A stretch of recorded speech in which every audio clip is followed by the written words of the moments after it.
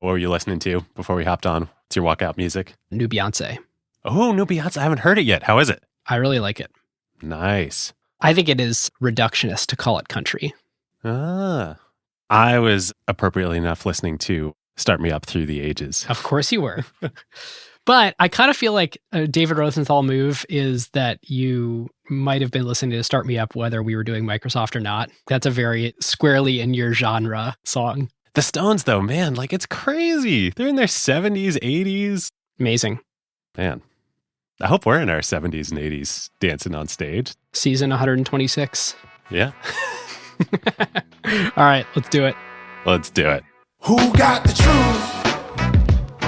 Is it you? Is it you? Is it you? Who got the truth now? Is it you? Is it you? Is it you? Sit me down, say it straight. Another story on the way. Who got the truth? Welcome to Season 14, Episode 4 of Acquired, the podcast about great companies and the stories and playbooks behind them. I'm Ben Gilbert. I'm David Rosenthal. And we are your hosts. We often remark that selling software is the best business model of all time. Well, today, finally, we tell the story of the company that created that business, Microsoft. Finally. We're like 10 years into Acquired here. We're finally doing it. It's been daunting. You know, we wanted to do it for a while, but it takes some chutzpah to tackle Microsoft. I'm so fired up. We're ready. It's time. Yep. Well, listeners, Microsoft today is sprawling and massive. It is the world's most valuable company, worth over $3 trillion. They have 49 years of history making software for consumers and enterprises, making hardware, gaming systems, gaming studios, Windows apps, iPad apps, Mac apps, operating systems, mobile operating systems, MP3 players, search engines, cloud computing, services on cloud computing, programming languages, development environments. The list goes on. But it did not start out that way. Today, we will tell the story of the desktop software company. Before the enterprise, before IT, before the internet, before being a trusted partner to governments around the free world, and really before people even knew what to do with personal computers. This is the story of a bunch of ragtag geniuses in their 20s pushing what was possible. Welcome to Microsoft, the PC era. Well, listeners, if you want to know every time an episode drops, you can get hints at the next topic and follow up. You can sign up at acquired.fm/email. Come talk about this episode with the community at acquired.fm/Slack. If you want more from David and I, you should check out our second show, ACQ2, where we interview founders, investors, and experts, often as a deeper dive into topics we cover on the main show. So with that, this show is not investment advice. David and I may have investments in the companies we discuss, and likely all of you if you hold any index funds. And this show is for informational and entertainment purposes only. David, where on earth do we start the Microsoft story? We're right down the middle on this one. We're going to start in 1955 in Seattle, Washington, with the birth of Bill Gates III, or Trey, as he's known. Yes. Growing up. It's so confusing because his dad is the second, but he goes by senior, and Bill is junior/the third/Trey. So Bill, in 1955, is born as the second of three children to Bill and Mary Gates. Now, Bill Gates Sr., his father, is from Bremerton, the Navy town just across the Sound from Seattle, where he grows up in a family that owns and runs a furniture store there. A long way from the software king of the world here. Now, Bill Gates Sr./the second, after high school, he joins the Army during World War II, serves during World War II, and then he goes, I presume on the GI Bill, to the University of Washington, where he's the first member of his family to go to college. And there he gets an undergrad and a law degree in 4 years, and then decides to stay in Seattle with his new family and become a practicing attorney. Now, I say family because at the UW, he meets and marries one Mary Maxwell. And Mary, I don't know how to put it other than that she is a force. Yes. So Mary's family had founded National City Bank, and her father was a senior executive at First Interstate Bank, which later became a big part of Wells Fargo. Now, Mary, despite being the daughter of a successful business family in that day and age, was not cast aside like so many other daughters we've talked about on the show. New York Times, Hermes, where it was sort of passed to the son-in-law to continue to run the business. That was not the case with Mary Maxwell. No. So after she graduates from the UW, she becomes first the president of the Seattle Junior League, and she starts joining nonprofit boards in Seattle as a very young woman. She joins the Seattle Symphony Board, the Chamber of Commerce, the Children's Hospital, the King County United Way. And she's such a force on these boards that she starts getting asked by her fellow board members to join their company's boards too, like the corporate boards. They're so impressed with her. So first she joins the board of First Interstate Bank, the bank that her family's a part of. Then she joins the board of Cairo Television in Seattle. She even ends up joining the Pacific Northwest Bell Telephone Board. That's right, part of the AT&T breakup. Yeah. Eventually, she joins the Board of Regents of the University of Washington and the whole entire National United Way Board. So she never works full-time in a corporate setting, but it is not an overstatement at all to say that Mary Gates became one of the most powerful business people in the Pacific Northwest, period. Absolutely. And Bill Gates Sr. was the prominent attorney in the region. And so it's quite the power couple. Ben, it's like you're reading my script here. Yes. We don't want to give Bill Sr. the short shrift here either. He becomes a superstar lawyer, and he becomes a co-founding partner of the firm Preston, Gates, and Ellis, which today, I didn't even realize this till I dug in the research. That is K&L Gates today, one of the largest law firms in the world. Yep. And another fun fact that you probably know about Bill Gates Sr., but we gotta, this being acquired, talk about. Do you know what corporate board he joined later in life? I do not. Costco. Ah, of course.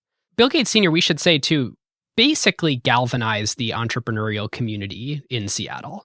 He started the Tech Alliance. He was a huge angel investor. He really did organize, angel investors, people who want to put high-risk capital to work into startups.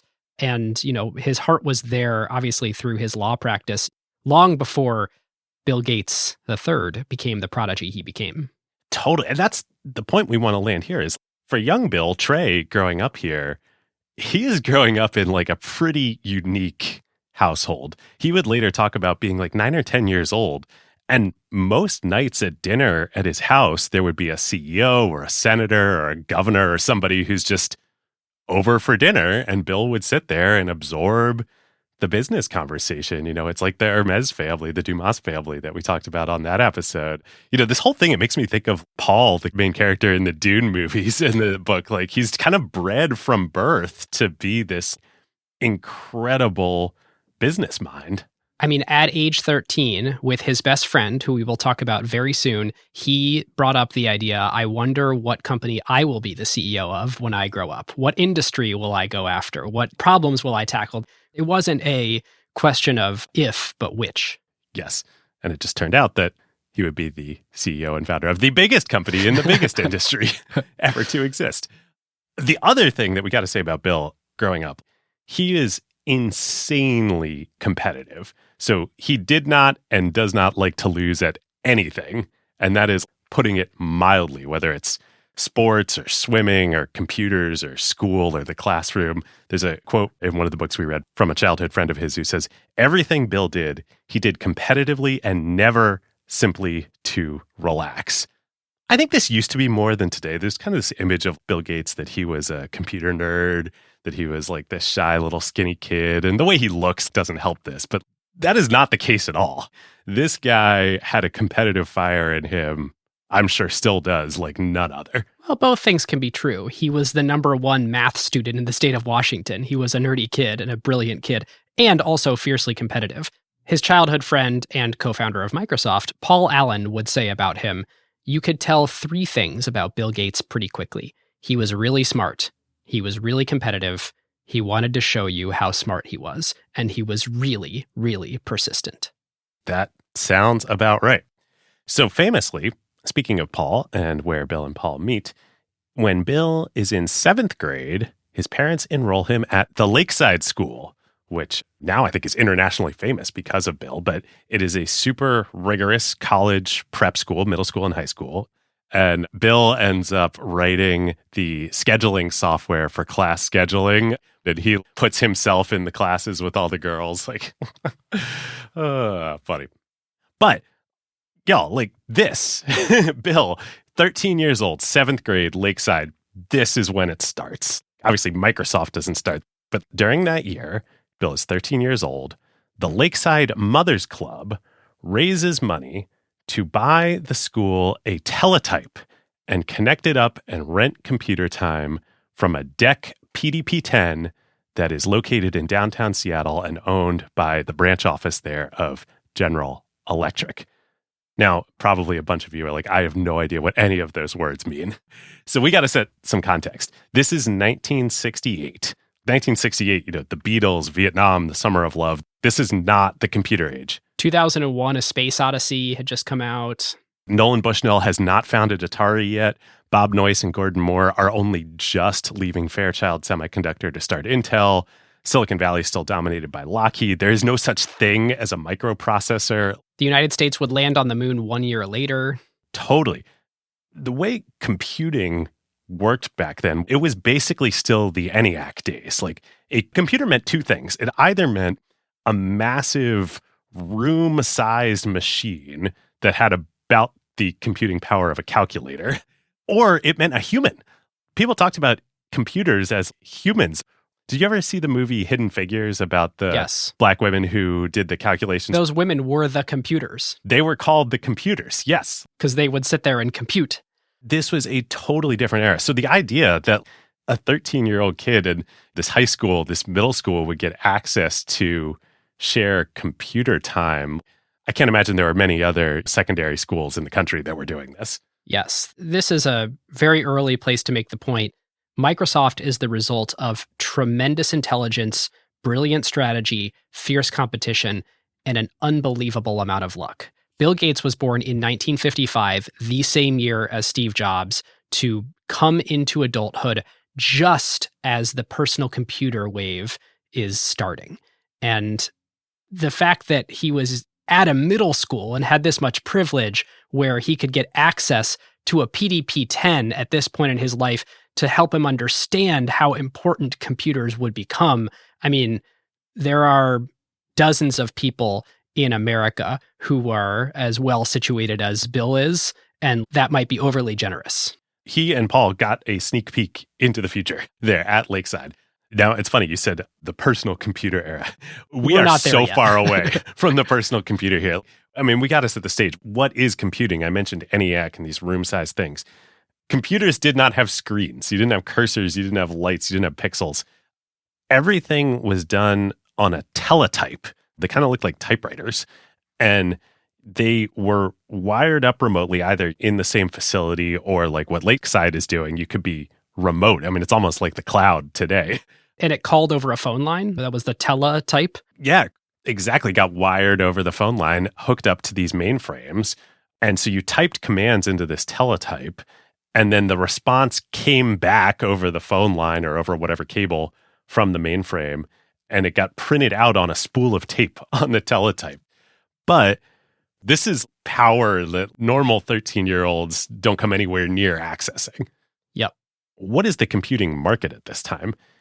It is pretty much, we'll come back to the pretty much in a minute, 100% dominated by IBM.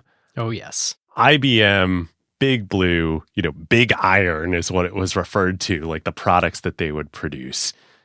They were the industry. Yes. Ben Thompson has a fantastic quote on this. He has an article called, "What is a Tech Company?" And here's his comment. 50 years ago, what is a tech company was an easy question to answer. IBM was the tech company, and everybody else was IBM's customers. That may be a slight exaggeration, but not by much. IBM built the hardware, at that time the System 360. They wrote the software, including the operating system and the application, and provided services, including training, ongoing maintenance, and custom line of business software. Yeah, System 360 was a line of solutions, I would say, offered by IBM, and it consisted of the thing, the room-sized thing, the mainframe, and the software, which was System 360, and the consulting and the implementation. You couldn't just call up UPS and forklift one of these things into a company and expect it to work. No, you got to operate this thing too. Totally. It's like ASML machines. You don't just go ship them off to TSMC and say, good luck making semiconductors. Exactly. It's a full solution, full service thing. But an important thing that was also happening this year, 1968, was that IBM was undergoing some antitrust scrutiny over that huge bundle that I just told you about. I mean, doesn't it smell like antitrust? They do everything from the hardware to the software to the operating system, the service, the support. They are the whole market. They're starting to get concerned. And so proactively, they unbundled hardware, software, and services, and they started selling those separately for the first time, which was not a problem at first, but what it did was it cracked the door for customers to say, oh, I can buy hardware from IBM and software from someone else. And other people were not exploiting this, but it was possible. Yeah, interesting. It cracks the door for Microsoft like 15 years later, 20 years later. Yeah. Yes. But this is where the seeds are sown of what is the exploitable opportunity when Bill Gates is ready to do something. Interesting. Now, back to the timing thing for Bill and Paul and Microsoft. I mentioned when we were setting this up that there's something else to talk about here. IBM was facing a disruptive force at this moment. I think probably for the first time in its history, certainly in the computing era of IBM's history. And that was the Digital Equipment Corporation, or DEC. Notice when we said earlier that Lakeside is renting computer time from the General Electric computer in downtown Seattle. I said it's a DEC PDP-10. It's not an IBM product. So what's DEC? They're the mini computer company. Mini in quotes. Yeah, mini, quote unquote. Mini meaning it was the size of a closet, not the size of like a room. It's all relative. DEC had been started by this guy, Ken Olsen from MIT. And what they did, he had this brilliant insight that would play out over and over and over again in technology, that I'm not going to go compete with IBM head on. I'm not going to make ENIAC. I'm not going to make mainframes. But computing has advanced enough that there's an opportunity to make something smaller, less powerful, more sort of toy-like. And there's enough demand out there that I think I can find some new markets for people who will buy those types of computers. And it's smaller businesses, but in particular, it's like branch offices of the big companies. So, I am sure General Electric bought lots and lots and lots of IBM mainframes and products at their headquarters. But the GE field office in Seattle, they're not going to truck in a mainframe. And in 1968, Seattle, I mean, this is like a provincial little town. I'm standing here right now. It's a, major city and a huge economy in the United States. But at the time, kind of a podunk, forgotten, sleepy, faraway place. Totally.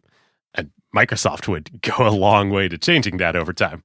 And we should say this is the classic low-end disruption playbook. I mean, this is what Clayton Christensen was talking about. Going from mainframe to mini computers, I'm going to make something that's worse for most things, but better for some new things that new customers and new markets are going to care a lot about. And IBM's going to look at it and go, that can't do any of the things that are important to our customers. And that's exactly why it works. And specifically, why are they not going to care about it? I don't know exactly what an IBM mainframe system 360, 370, whatever cost. I'm imagining tens of millions of dollars all in total cost, maybe hundreds of millions of total dollars to run a system like that and buy it. So the first DEC machine, when it comes out, the PDP-1 a few years before this time, it was priced at $120,000. So like an order of magnitude, maybe two below a system that you would buy from IBM. Obviously still a long, long, long way from the personal computer. People are not buying these things for their houses. But, GE will buy one for the field office in Seattle, or universities will buy them for research, for their students, for their professors. And so DEC kind of creates a new market for computing. And Bill, he's so studied in business history. The founder, Ken Olsen, Ken is Bill's hero. He totally looks up to DEC and what DEC's done. Now, the DEC and mini computer UI is still the same as the mainframe. You're still using a teletype. There's no innovation in terms of what the computing is or how you use it. It's just cheaper and more people have access to it. Yep. So back to Lakeside and the Mothers Club raising money for this access here for the school. Bill, remember, he's just started. He's in 7th grade, and Lakeside is a middle school and a high school. The high school is actually in a separate building. The computer room that gets installed with the teletypes, That's over in the high school. But Bill, like, he doesn't care. He gets exposed to it, I think, in a math class one day, and he's like, oh, I'm hooked. So he goes over, he's hanging out with the high schoolers, teaches himself how to program, and pretty quickly he becomes known as one of the very best programmers there. And he and 3 other kids form what they call themselves the Lakeside Programmers Group. And one of his buddies who he forms it with is, of course, the high schooler, I think the 10th grader at the time, Paul Allen. There is a fantastic photo, listeners, that we will tweet of Bill and Paul sitting in the computer room at Lakeside. And Bill, I think he's like 13, 14. He looks like he's about 8. I think on the wall there's this almost like printed out magazine thing that says The Bug Slayer that they've hung up over the wall. It's amazing. So these high school kids, they start the Lakeside Programmers Group. They call it the Programmers Group because they are programmers. This is another super important thing to learn. To use a computer at this time meant to be a programmer. Right. There was no packaged software that you bought. The software that IBM was selling was the operating system to make the machines actually function. And it was the programming languages that you could then program on, but you weren't clicking around and using Excel or like, pulling up apps. Everybody who used a computer wrote their own software. Right. There was not this multi-sided network of you've got developers making applications and then you've got users of those applications. No, everybody who used a computer was a programmer. So the goal of the Lakeside Programmers Group, remember Bill is this business prodigy, is to use their very valuable and very rare skills as programmers at this time to, make money. Yep. Do a business. So turns out at the same time, the coincidences here are just crazy. There is a local startup coming out of the University of Washington called the Computer Center Corporation, or C-Cubed. And the business plan behind C-Cubed was that they were going to get a bunch of decks, a bunch of PDP 8s, 10s, 11s, whatever, and they were going to be like AWS. They were going to just be a computer time-sharing company. So C-Cubed hires the Lakeside Programmers Group, these kids, to come in and find and document bugs in the system. And they're going to pay them directly in computer time. So when they come into C-Cubed, they learn Fortran, they learn Lisp, they learn machine language for the PDPs. Back at Lakeside, they were just using BASIC, the programming language. Which is reasonably high level in terms of how abstract it is. Like, you're not writing machine language. You don't have to know how to address memory and registers and all that. It reads kind of like English. You know how to add numbers together. It's not a elegant language, and it's a very verbose language. But if you sort of look at it with your eyes as a person who speaks English and knows basic math, you're like, I kind of understand what this program does. So there's a meaningful amount of translation done by a BASIC interpreter that takes you from the basic code you have to write to what is actually running on the machine. Yes, but BASIC, we don't want to give the impression that it is just BASIC or just for kids. No, it's widely used. It's going to become hugely, hugely important. Like, it is both the gateway programming language for everybody, but like, it's a real programming language and a lot of stuff is done in it. It's sort of the Python of its day. I think the way Python is now, where you sort of joke that Python is so flexible, you can like accidentally write a program by writing English, and it can kind of forgive a lot of mistakes, and it reads kind of like English. It's a reasonable parallel to draw it way back when with BASIC, where you say, look, you can understand it as a layman, but also it's used in a broad set of business applications. Totally. When Bill and Paul and their buddies come into C-Cubed, they're now getting access to learn real hardcore systems programming languages, including machine code for the PDP-10. They're becoming pretty prolific engineers here. They're handwriting assembly code. Yes. And they're getting mentored. One of the executives at C-Cubed is a guy named Steve Russell. Did you find this, Ben? Do you know about this? No. This is amazing. You're going to die.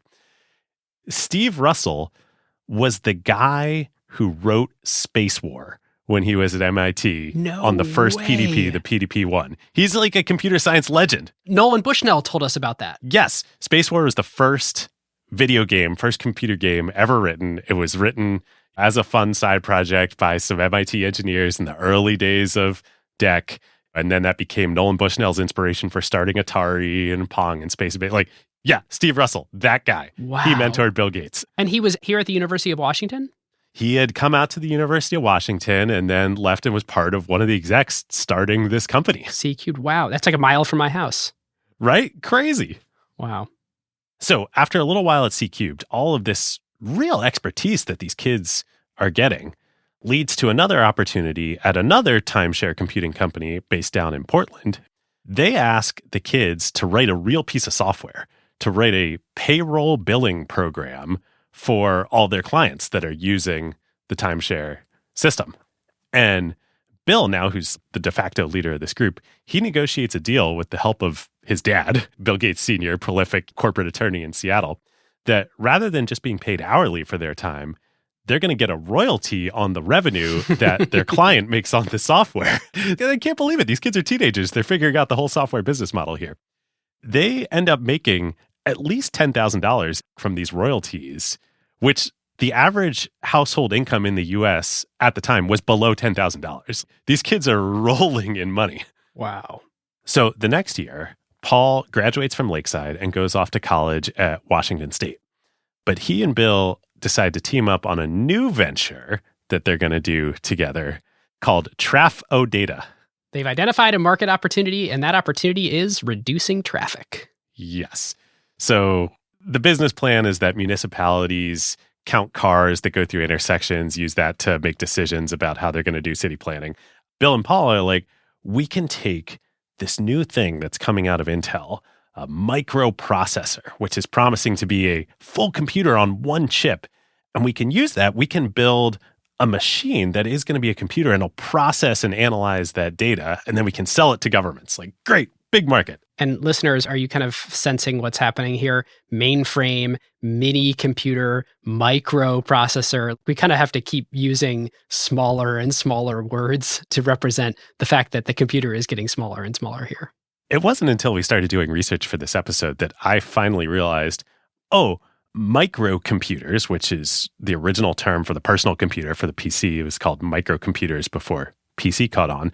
They're called microcomputers because they're based on the microprocessor. Yes, absolutely. It's not just that micro is smaller than mini. And it is funny that it kind of stopped there. The computers that are sitting on all of our desks are microcomputers. Right. Yes. So while they're waiting for the 8008, this new first microprocessor from Intel to come out, or at least for them to get access to it, they want to get a head start on programming their Traf-O-Data machine and programming this microprocessor. So Paul's like, I got this. I can find a way to make this happen. He takes the PDP-10 at Washington State and he writes a whole emulator program to mimic the instruction set for the 8008 from the manual. And they get a full emulator up and running and they can code even without the microprocessor actually being there and having access. It's just like NVIDIA, and like when Jensen was like, no, we got to build an emulator and simulate this, and then we're going to ship it sight unseen. They're doing the same thing. It's funny. In many ways, at this point in history, getting a manual was actually much more valuable than getting the processor itself, because the processor would arrive, and unless there was documentation, you would have no idea how to interact with it to take advantage of its power. But if you had a manual, well, sure, you couldn't actually test the stuff you wrote for it on the hardware.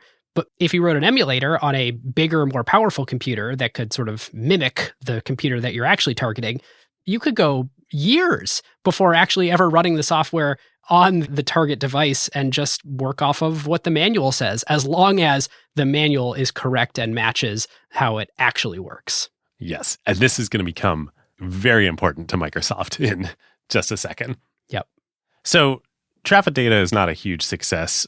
I think I read a few places they make about $20,000 in revenue from it. So like, again, great money for high school and college kids, but not world-changing stuff here. This is not what Bill aspires to for the company he's going to start. But Bill and Paul are getting experience with the microprocessor. Bill actually has the idea for Microsoft when they're working with it. He's like, this is a computer. Why don't I go off and write an interpreter for BASIC here?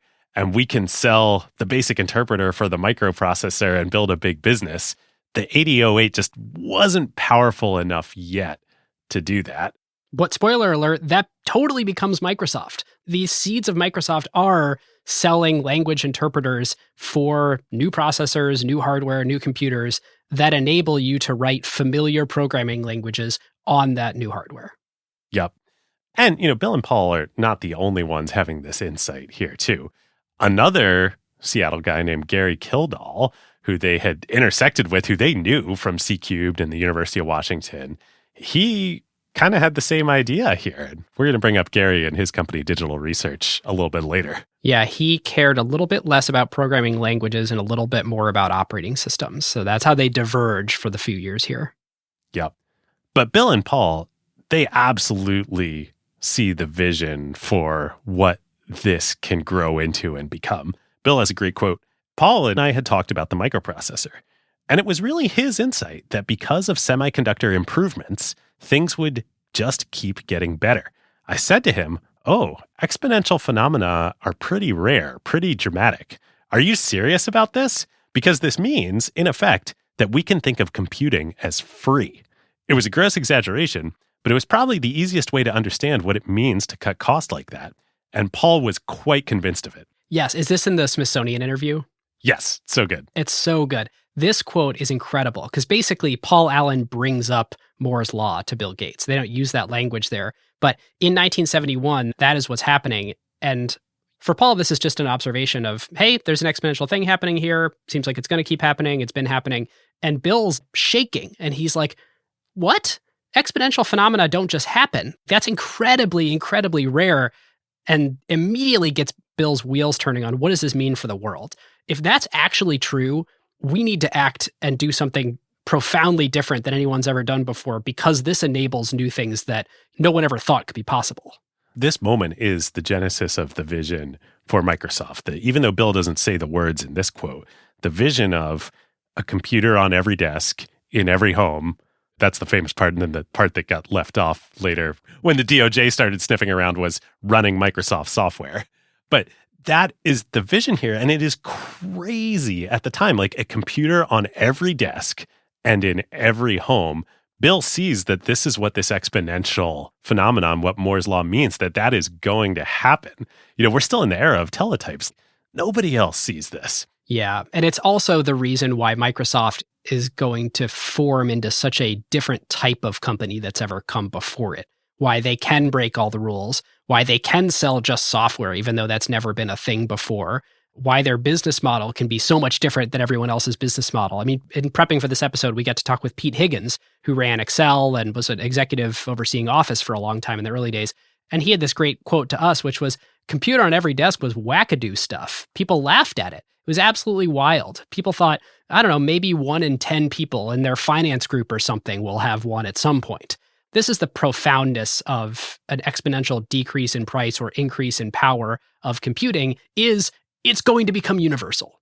So, all that said, even Bill and Paul know the 8008, it's not there yet. It's not powerful enough to really be a general purpose computer on a chip, but they know it's coming.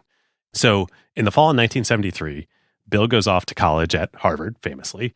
It's funny, at Harvard, kind of like Jim Simons that we talked about at MIT Yes. on the RenTech episode. Bill thinks he's going to be like a world-class mathematician and set the world on fire. It's literally a quote from Paul Allen. So Bill was the #1 math student in the state of Washington, and he gets there and he does this theoretical math class, Math 55, and gets a B. And Paul says, when it came to higher mathematics, he might have been 1 in 100,000 or better. But there were people who were 1 in a million or 1 in 10 million, and some of them wound up at Harvard. Bill would never be the smartest guy in the room, and I think that hurt his motivation. He eventually switched his major to applied math. Yes. So while Bill's at Harvard, he's also doing a bunch of the typical college kid stuff. He's playing poker, he's cutting classes, he's making friends.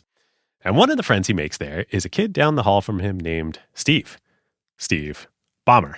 And Ballmer, even everybody knows Ballmer, he's kind of everything that Bill is not. He's super social. He's super outgoing. He's in a final club, which is like a big thing in the social scene at Harvard. He's gregarious. Anyone who's ever met Steve or seen a video of Steve, you are well aware that this man has presence.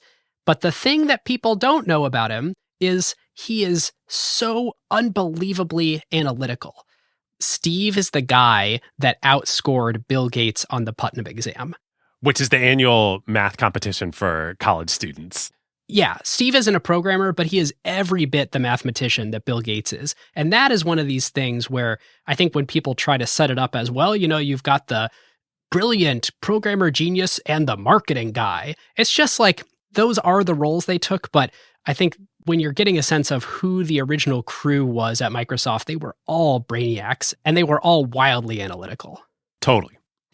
So then, in the spring of 1974, Bill's freshman year, Electronics magazine publishes big news about a new Intel chip, the next generation, the next turn of the crank on Moore's Law, the 8080. And in Bill's words here, all at once, we were looking at the heart of a real computer, and the price was under $200. We attacked the manual. I told Paul, DEC can't sell any more PDP-8s now. It seemed obvious to us that if a tiny chip could get so much more powerful, the end of big unwieldy machines was coming. Yep. And this is really where Bill Gates commits to computers to be his life's work. I think what's often lost in the story is Bill, even though he was good at computers and spent tons of time programming computers, he never fancied himself a computer guy until this moment in history. He went to Harvard because he felt like, hey, if I ever want to be a lawyer or something else, like they've got a lot of great programs there. And this was the moment where I think it really clicked for him that I'm just in the middle of the right place at the right time with the right skill set. And this is my way of having the most impact on the world.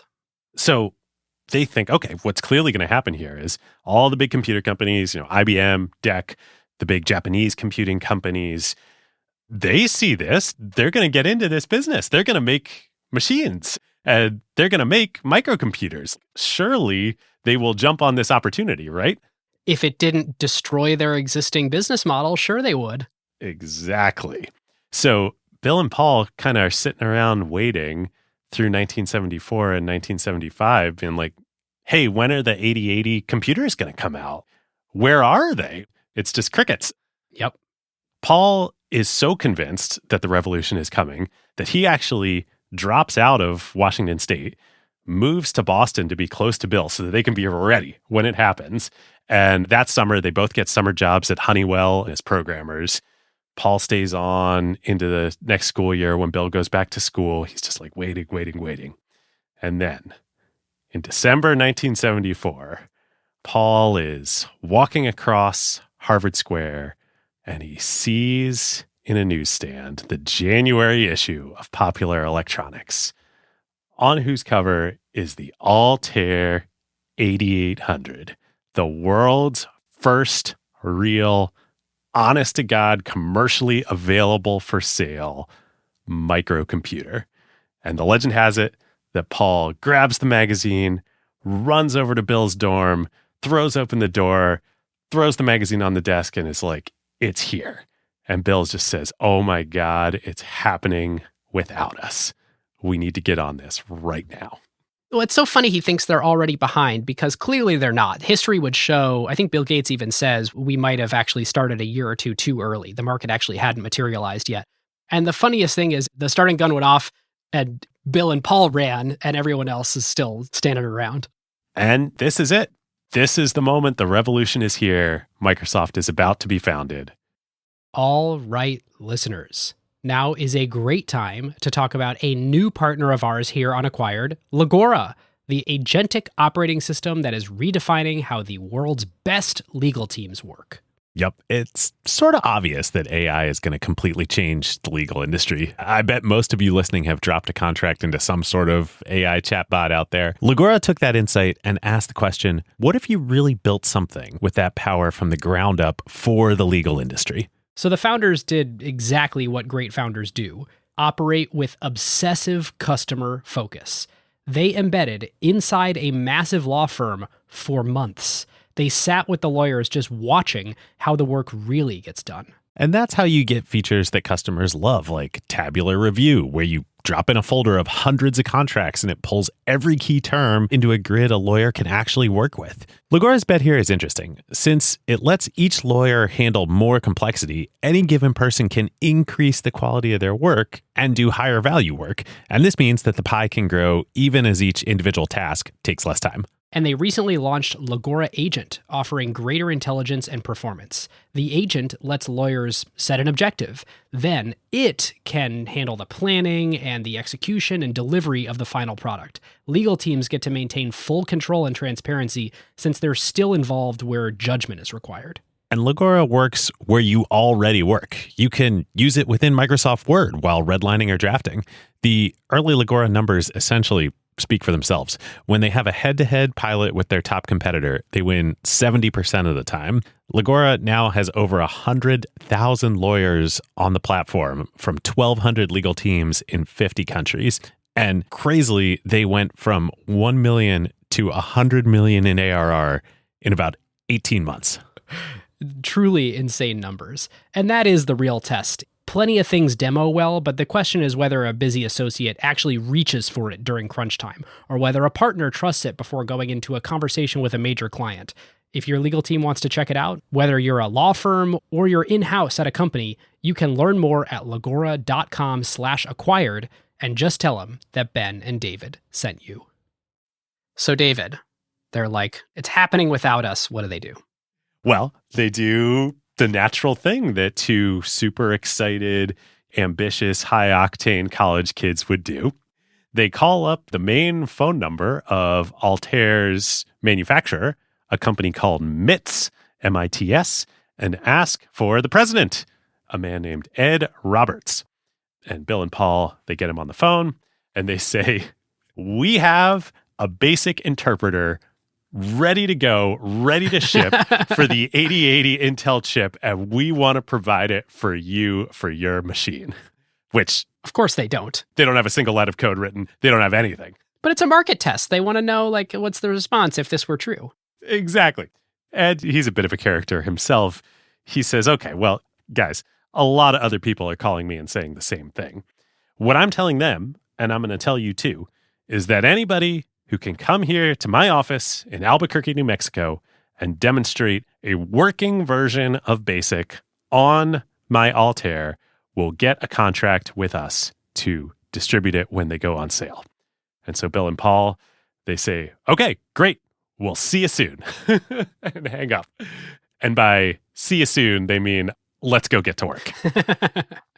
And this is a big deal for MITS too, if this works. Because right now, they've just announced a machine for which you can't really do anything on it. The hardware is powerful, but they're not going to have a lot of customers unless there's stuff you can do on the machine. And a basic interpreter running on it, you know, it's quite valuable to then make the claim you can program BASIC on our computer. So they're very excited about this, even though they're kind of playing coy. I was going to talk about this in a minute, but let's talk about what the Altair is. What did they just announce in the magazine here? The Altair is the first mass market commercially available personal computer. Again, no screen or anything. Yeah, does not have a screen, does not have a keyboard, doesn't have a display of any kind. What it does have is it has a set of 16 lights on the front of the machine, like Christmas lights, and 16 switches. And you can flip the switches to flip bits, and then the machine will respond by lighting up different patterns of lights. It doesn't come with any software. There's nothing. That's all it is. 16 lights, 16 switches. So in order to use it, you got to hook up your own teletype. You got to get the manual. You got to hope that the manual's right. And you got to code to the machine instructions, like literally the assembly language for the chip inside for the Intel 8080. Now, back to the Trafo data days and Paul writing the emulator for the 8008 at Washington State. Paul's like, we got this. I'll just write an emulator on the Harvard PDP-10 for the 8080 instruction set. So he does the same thing again. They get the manual and they have an emulator and they write it against an emulator. Yep. Bill writes the basic interpreter and in a couple weeks, they've got it working. And Ed's like, okay, come on out to Albuquerque. So Bill and Paul, remember, Bill still looks like he's 12 at this point in time. They decide that just Paul should go. And does Paul have like a rockin' beard at this point yet? Oh, Paul is super 70s. He is like into it. And as we'll see, he's going to fit right in at Albuquerque and MITS. So Paul gets on a plane, flies from Boston to Albuquerque, and, you know, in a total like epic legend moment, they didn't have a bootloader written for the BASIC interpreter. So they had the BASIC. It was all written. They'd done it on the emulator. And Paul's flying out with the tape, the computer tape with the code of the BASIC interpreter on it. But he's like, oh, shoot, we can't just feed that right into the machine. There's got to be a bootloader to load up this thing. So he writes the bootloader on the plane. On paper, by hand, he is hand coding octal, not even assembly language instructions. Like he's hand coding in pure octal the instructions to load their BASIC interpreter program into memory. Yep. So he lands in Albuquerque, drives out to MITS. They load the bootloader onto the prototype Altair there that loads up the BASIC interpreter, and it fails. It doesn't work. Paul's like, oh, shoot, let's try it again. Let's try it again. So they tried again. This is how early computing is. Like, it works the second. Like, who knows what the bug was the first time? They didn't change anything. It just didn't work the first time, and it worked the second time. So it loads up. Paul writes in the instructions, print 2 + 2. It spits out 4. And by spits out, I mean like the lights light up and say, 4. And both he and Ed, their jaws are on their floor. Paul's like, oh my God, the BASIC works. And Ed's like, oh my God, the Altair works. Like neither of them believed this was actually going to work. And Ed actually has more eggs in this basket than he sort of let on, because when Bill and Paul call and say, hey, can you give us the teletype instructions? He reveals they're actually the only ones who called about that. So everyone else who said they were writing a BASIC never got far enough to ask, how do we actually interact with your computer? Yes. So now is the time to say a few words about Ed and MITS. Like, what is this company? Bill and Paul originally thought that it was going to be the IBMs, the DECs, the Japanese companies who are going to make the first microcomputers. MITS is about as far away from IBM as you can possibly imagine. MITS basically was a model rocket company. Which Albuquerque is a great place to do that. Ed, Roberts, the founder, he had been in the Air Force and stationed in Albuquerque, and that's how he got involved in model rocketry. And the reason that they're introducing the Altair and they made this big splash in the magazine was this is a last-ditch gambit to try and save the company. So you got like a bankrupt model rocketry company. And their little gambit worked and got a couple of college kids to pounce. Totally. And like, why did it work? They had two things going for them that really Ed, I think, probably personally made happen. One, they got this splashy Popular Electronics magazine cover. That was through a relationship that Ed had.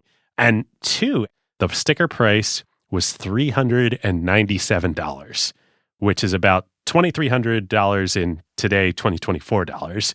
Yes, that's a lot of money, but the next cheapest computer that anybody could buy at this point in time was like a DEC, like $120,000 mini computer.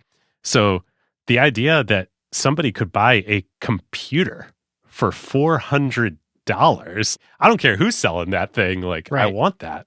So what, did they get some kind of sweet deal from Intel? Yes. So this is all Ed's doing.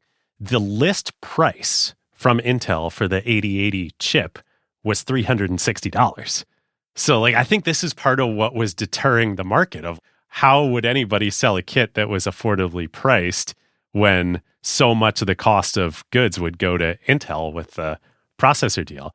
He managed to negotiate a volume deal with Intel to get 8080 chips at $75 a pop. Whoa. And that was the key unlock. That's like a 5x price reduction. Totally. Huh. I wasn't able to find how that negotiation went down or why like Ed Roberts in Albuquerque, New Mexico got this sweetheart deal from Intel. I mean, either the list price is like wildly wrong or they were cutting deals all over the place. Or one thing it could have been is just that, and I'm totally speculating, but chips are the ultimate high fixed cost investment, low marginal cost next to software. You could imagine maybe Intel had already put all the money into the fixed costs of spinning up the fabs and was expecting a certain amount of market demand, and they weren't seeing it. They were like, crap, we got to recoup our investment. I don't know, lower the price, let them just sell. Maybe we'll make it up in volume. I like that. I have no idea, but that's a totally viable, I think, train of thought here. Either way, he gets the sweetheart deal. And not only does it make computer history and enable and create Microsoft, it saves the company of MITS. So they were on the edge of bankruptcy. After the Popular Electronics article comes out, they get 4,000 pre-orders in the first month or two, which is $1.5 million in revenue, cash paid up front. That is pure cash hitting the bank account. That'll save a company. And also just proves, hey, 4,000 people just paid cash sight unseen for 16 lights and switches. There's a lot of demand for a home computer here. And at decent margins, too. I mean, if they're getting the processor for $72 and they're selling it for, what did you say? $397. Yeah. So, I mean, everything else in there is much cheaper than the processor. So, I don't know. Depending on how much they have to give to the sales channel they're selling through, if it's retail or distributors. I think they're selling direct. I think people are just sending money orders. Yeah. So it's decent margin business. Unlike what the PC business would become over time, they managed to have nice margins. So Paul and Ed, they kind of hit it off. Paul decides to move out to Albuquerque to be close to the action here. And he actually joins MITS as their vice president of software. Now, he's vice president of a software department of one. He is the software department here. Yeah, software department of one, but he's got his buddy Bill Gates, who is not employed, but Bill's definitely working on software for the Altair as well. Yes. So Bill stays at Harvard, but keeps cranking on enhancing the BASIC interpreter and adding more functions and functionality to the version of BASIC that they had just written for the Altair. And then once the school year is over, he comes out to Albuquerque too for the summer. Now, the Altair is getting ready to ship with the BASIC, the Microsoft BASIC included in it. Bill and Paul kind of need to set up a company. But Paul is an employee of MITS at this point. So what do? They set up a partnership. So the founding of Microsoft, at this point, Micro-Soft, is a two-person partnership between Bill and Paul. And as we record this, that was 49 years and 1 day ago. So we are sitting here on April 5th recording. That was April 4th, 1975. And it is very funny to look back at some of the original signatures when Bill writes on letters. It's Bill Gates, the general partner of Micro-Soft, which is great. I think it's actually a Paul Allen name where he wants to put together microcomputer and software. And Bill's like, that's perfect. We're immediately just going to run with it. As it was a partnership, originally they were going to call it something like Allen and Gates. And then they ultimately are like, no, Microsoft is perfect. Microsoft has become like Kleenex. But no, it's like Microsoft means microprocessor software. I will say, it's a nice clarifying North Star because it really draws the line in the sand and says, we're in the software business. And Gates makes this really clear to Paul Allen, who is often tempted to do hardware stuff. And Bill is very hardcore about saying, no, what we're uniquely good at in the world is software, and we should stick to that. I also suspect Bill is starting to realize there's an amazing business model here if we can pull it off, where we don't have to make the hardware and we can charge for every copy of the software sold. But that insight, I would say, has not yet fully materialized. Yeah. Oh, okay. Well, let's talk about business model here in 1 sec. First, though, on the partnership, again, we've been saying all along that Bill is clearly the leader here. They set up the partnership. Initially, it's 60-40 ownership. Bill is 60%, Paul is 40%. Later, it gets changed to Bill is 64% and Paul is 36%. So yep, Bill is the leader here. Yep. And Bill's case that he makes on that to Paul is, hey, you took a job and you were doing this on the side. I was all in. And Paul's an agreeable guy, and 36 is still a nice percent. And so he says, sure. In the long run here, everybody gets really rich. So Yes. It's all sort of a rounding error. But to that point, back to the business model. So once the partnership is set up, they sign an exclusive licensing arrangement with MITS. This is super important. This is a big lesson that young Bill and Paul are going to learn here. So MITS gets exclusive license to the BASIC interpreter, to the BASIC, as they call it, for the 8080. And MITS is the one that can then decide whether to sublicense the BASIC out to other companies or not. Huh. Essentially, this is a distribution deal with MITS where MITS becomes the exclusive seller and distributor of Microsoft's BASIC. Microsoft doesn't have any direct sales control here. And it's going to become a big, big, big issue. And the terms of the deal are Microsoft is to get $30 for each copy of BASIC that MITS sells, plus 50% of the revenue that comes from these sub-licensing deals that MITS may or may not do with other companies who want to use the BASIC. Which, why would they ever do any sub-licensing deals? Like, why would you give it to your competitors? Well, that is a really good question, Ben. So let's just round that part of the revenue to zero. Yeah, this is a big, big, big diverging of interest between Microsoft and MITS. And the kicker on this contract is that the total amount of lifetime revenue that Microsoft can make from the BASIC it's capped? From MITS is capped at $180,000. Huh. So Ed and MITS really have the upper hand in this deal. Or phrased another way, it's we will give you $180,000 for you to hand over exclusive rights to all that cool BASIC stuff you just wrote to us. But if we sell fewer than X machines, we're actually going to pay it out to you on a prorated basis at $30 a pop rather than giving you the full $180K. Yeah, that is another way to frame it. So definitely a great deal for MITS. On the other hand, what are Bill and Paul going to do here? Right. Kind of a great deal for them, too, given the position they're in. Right. MITS is the industry. Yeah. Now, there is one very, very important clause in the contract, though, protecting Microsoft's interests. And that clause is that MITS must use its best efforts to license, promote, and commercialize the BASIC broadly in the marketplace, and that any failure to do so by MITS would be grounds for termination of the contract by Microsoft. Thank God Bill's dad is a lawyer. Indeed. Indeed. So the Altair comes out for sale later in 1975. Microsoft does $16,000 in revenue that year from their $30 a pop, the BASICs that are getting sold with the Altair, which is great, especially the first year that they're starting. And the next year in 1976, everybody's so excited about this new market, the vision that's happening, the demand, the Altair, the sales, that Paul Allen resigns from MITS to join Microsoft full-time. Bill drops out of Harvard officially. He moves to Albuquerque. They're all in on this.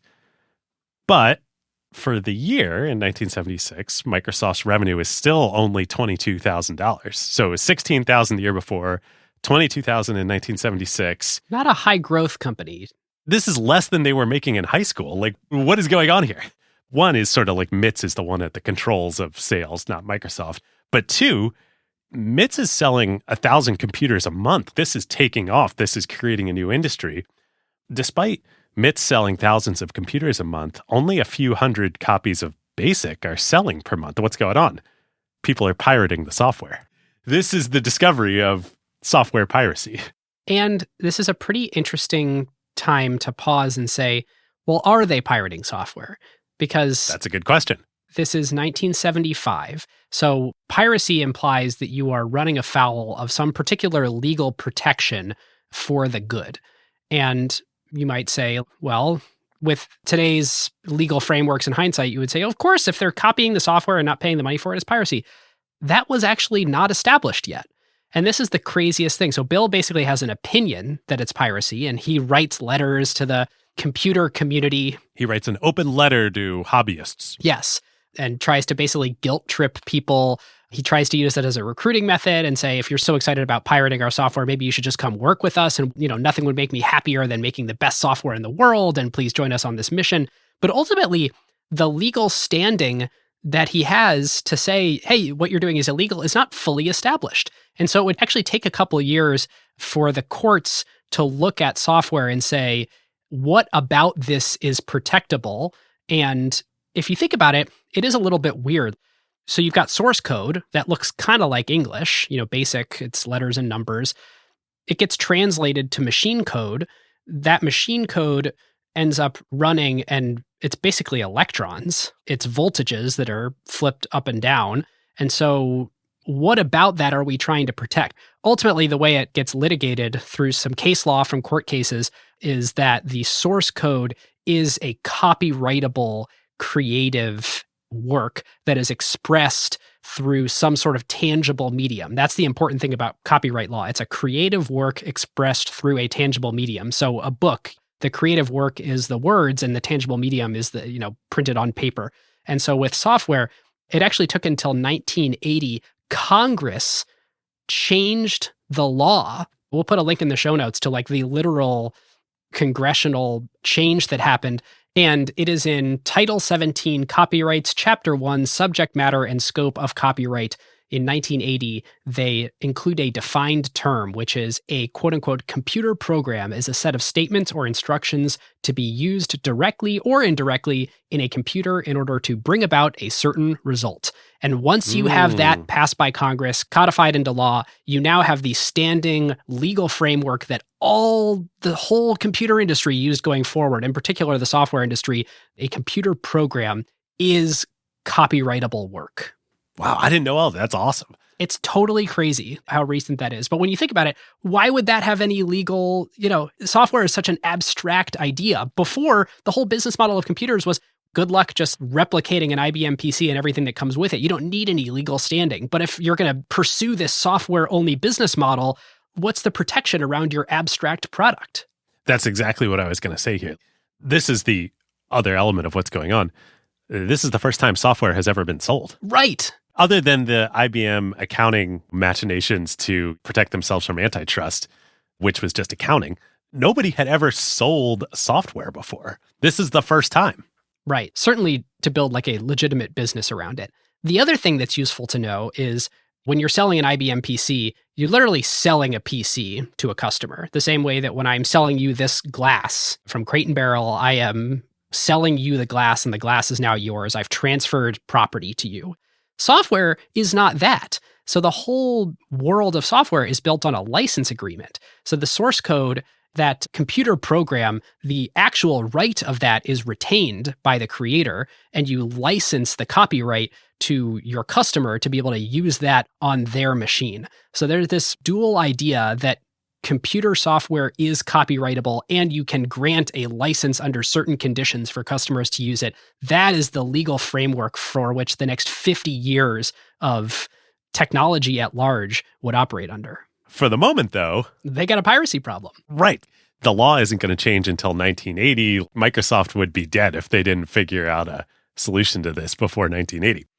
So this is when Bill ultimately kind of realizes, shoot, we did the wrong business deal with MITS here. MITS has to sell and customers have to make the decision to buy our BASIC is a key critical part of the value of the computer. It's like the whole thing. It makes that machine useful. Right. Without it, it is not useful.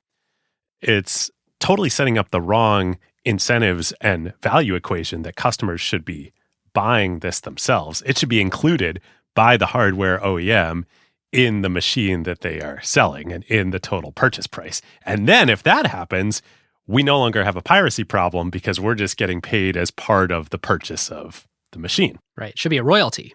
Right. The problem is that is not the deal that they had with MITS. Right. Or framed differently, instead of saying, hey, consumer, do you want to buy something else too and make a new purchase decision? They should be saying, hey, computer manufacturer, we make your thing actually useful, so pay us for it. Yes. So during 75 and 76, MITS pretty much had this new microcomputer market all to themselves. There were a couple other competitors who sprung up, but nothing made. Like the Altair and MITS was the microcomputer company. All that changes, though, in a big way in 1977 when what Byte magazine calls the 1977 Trinity hits the market. And that is three machines: the Radio Shack TRS-80, Tandy/Radio Shack TRS-80, the Commodore Personal Electronic Transactor, or the acronym PET, and the Apple II.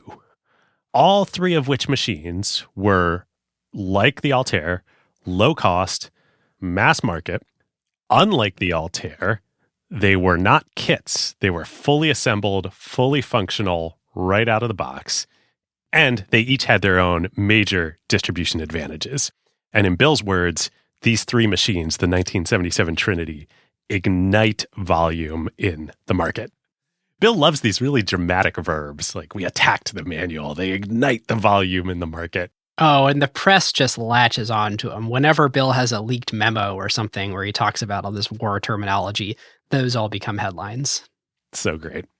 Now, earlier, during 1976, Microsoft had started getting approached by a few of the bigger computing companies like NCR, National Cash Register, GE, Control Data Systems. I want to license Microsoft your BASIC for the 8080 microprocessor here so that we can experiment with these things. And each of these deals would have been revenue to Microsoft of like $100,000-ish. But Ed and Mitz, they keep dragging their feet on negotiating these. They've got the exclusive license. Everything's got to go through Mitz. And most of them they're turning down because, Ben, like you said, they don't want anybody to come in and compete with them. Yep. There's the misaligned incentive. There's the misaligned incentive, and there is the clause that Bill and Microsoft, and I presume Bill Sr., put in the original agreement. Is Mitz using its best efforts to commercialize the BASIC and gain adoption in the market? And you can make a pretty strong argument that they're not. So Ed, though, unbeknownst to Bill and Paul, he has another reason that he's dragging his feet on these deals, which is that he's about to sell the company. So in May of 1977, Mitz gets acquired by the tape drive manufacturer Pertec for $6.5 million. And Ed kind of rides off into the sunset. And Pertec, they know about this dispute with Microsoft, and they sort of come in and they figure, like, who is this Bill Gates? He's a 21-year-old kid, a college dropout. Like, we're a big company. We can deal with this. And Robert says an amazing quote later. He says, Pertec kept telling me they could deal with this kid. It was a little like Roosevelt telling Churchill that he could deal with Stalin. Oh, my God. Oh, boy. And I also don't think they realized that this kid's dad is one of the best corporate attorneys in the country. Yeah. Well, Bill Gates was just constantly underestimated, which kind of worked to his advantage in those early days. Yes, totally. This is the thing about Microsoft. People kind of forget how insanely young Bill was. He was just 20. And to put that in context, he's only 7 years older than Jensen Huang. But they feel an entire generation apart since Microsoft was started almost 20 years before NVIDIA. When you start bending your mind around like, oh, Bill Gates is still pretty young considering what an institution Microsoft has become in the world. Right. I mean, Microsoft next year is going to have its 50th anniversary. And I believe that'll also be the same year that Bill turns 70. That's wild. Yeah. So that fall in 1977, the dispute between Mitz/Pertec and Microsoft goes to arbitration in Albuquerque.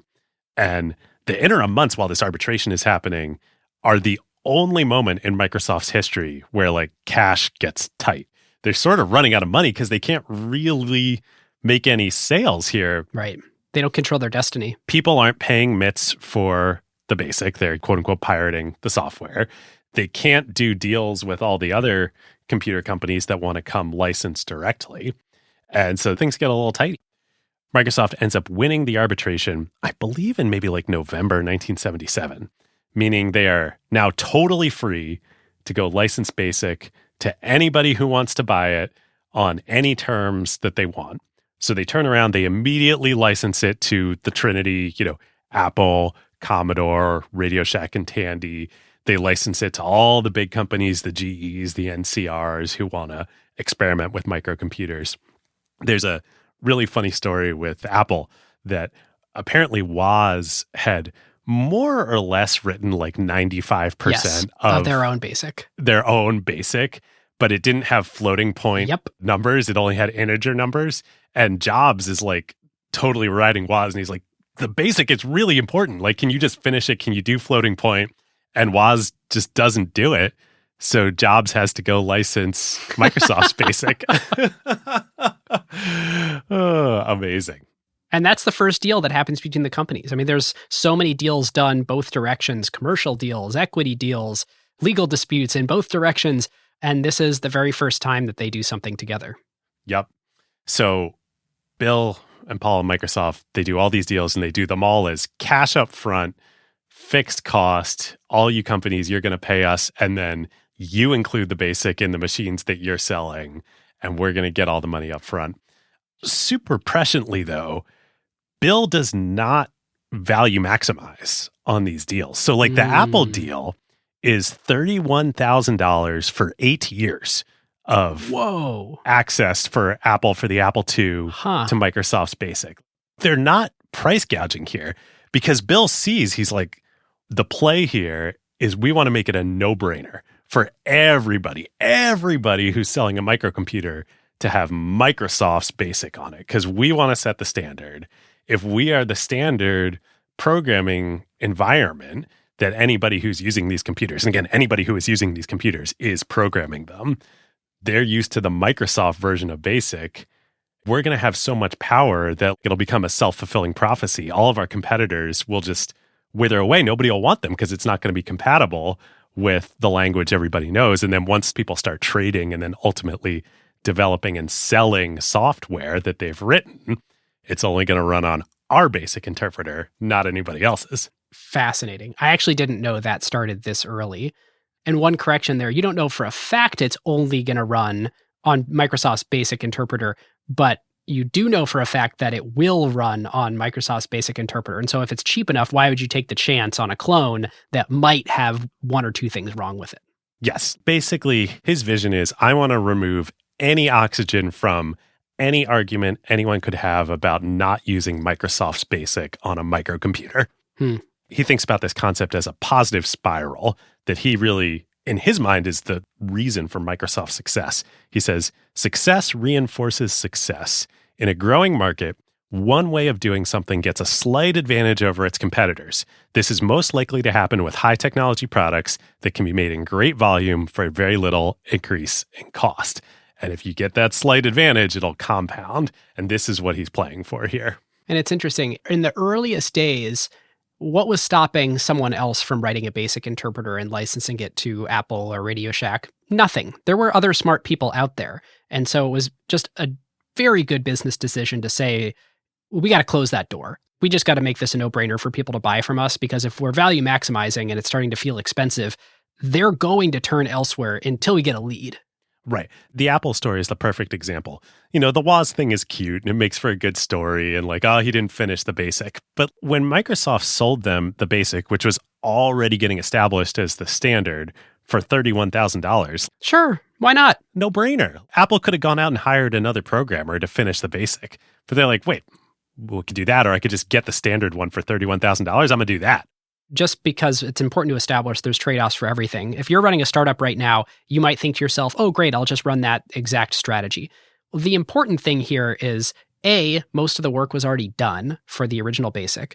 B, Bill was doing it himself, Bill and Paul. So the importance of technical co-founders, and their overhead was crazy low. And so they could do these deals where they don't make very much money because they were, I think at the end of 77, they were 5 employees. So their overhead was just so unbelievably low that they could take a really long lens. So yeah, even though it takes until the very end of 1977 when the MITS dispute gets resolved and Microsoft can actually, make money again, they end 1977 with $381,000 in revenue, despite zero for the first 11 months of the year. They're just rolling in cash. This is when Bill famously goes out and buys a green Porsche 911 and is motoring around Albuquerque, getting all sorts of speeding tickets and, hilarious stuff. This is when he got his mugshot, right? Yeah, I think that's right. This is the classic Bill Gates holding up Yeah. Yes. Amazing. Because he got, I think, 3 speeding tickets in one day, 2 of which were from the same police officer. Yeah. And there's funny stories of the Albuquerque police thought this, how is a kid driving a Porsche 911? He must be like a drug dealer or something. Because even when he was, 2021, he looked 17. Right. It's like, do you even have a driver's license? Wild. But back to what you were saying, this is a really, really important point. To make this dynamic work, you need to be able to afford the investment in the fixed cost for the software, for the technology, to make it that little bit superior, like Bill's talking about, the slight advantage over the competitors. And at this moment in time, the industry is completely brand new. Like the software industry is brand new.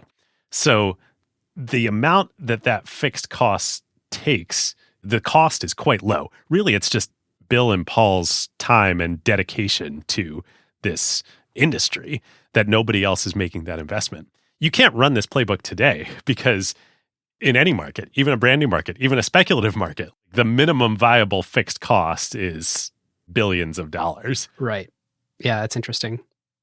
I also think this moment galvanized something important, which is Bill and Paul could sort of look around and see there is going to be so much value created by microcomputers and by software. They really found religion around software as magic.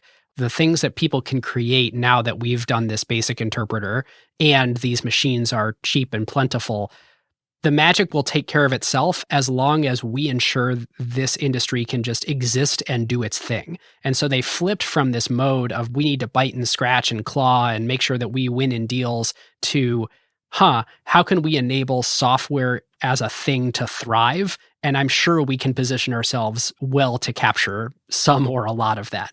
And I think they became almost stewards of the software industry and evangelists from this point forward. Yes. They also do another really prescient thing the next year in 1978, which is they go global. Yes. Nobody else was going global yet. And the way that this happens is so fun. Bill gets a call one day. Also, how crazy is it? You've got 5 people. You're operating out of Albuquerque. You just finally expanded from having 1 customer. And you're like, you know what we should do this year? Let's open in Japan and become an international company. Yes. Now, the way this happens is one day Bill gets a call from a guy named Kazuhiro Nishi, or K. Nishi, who's a computer enthusiast in Japan, has gotten a hold of Microsoft Basic, totally shares the same vision as Bill and Paul. He doesn't have a Paul, nor is he technical himself. He's like, I'm going to bring you guys to Japan. I'm going to bring you to all the big computer companies. They agree that K will become Microsoft's exclusive distribution partner in Japan.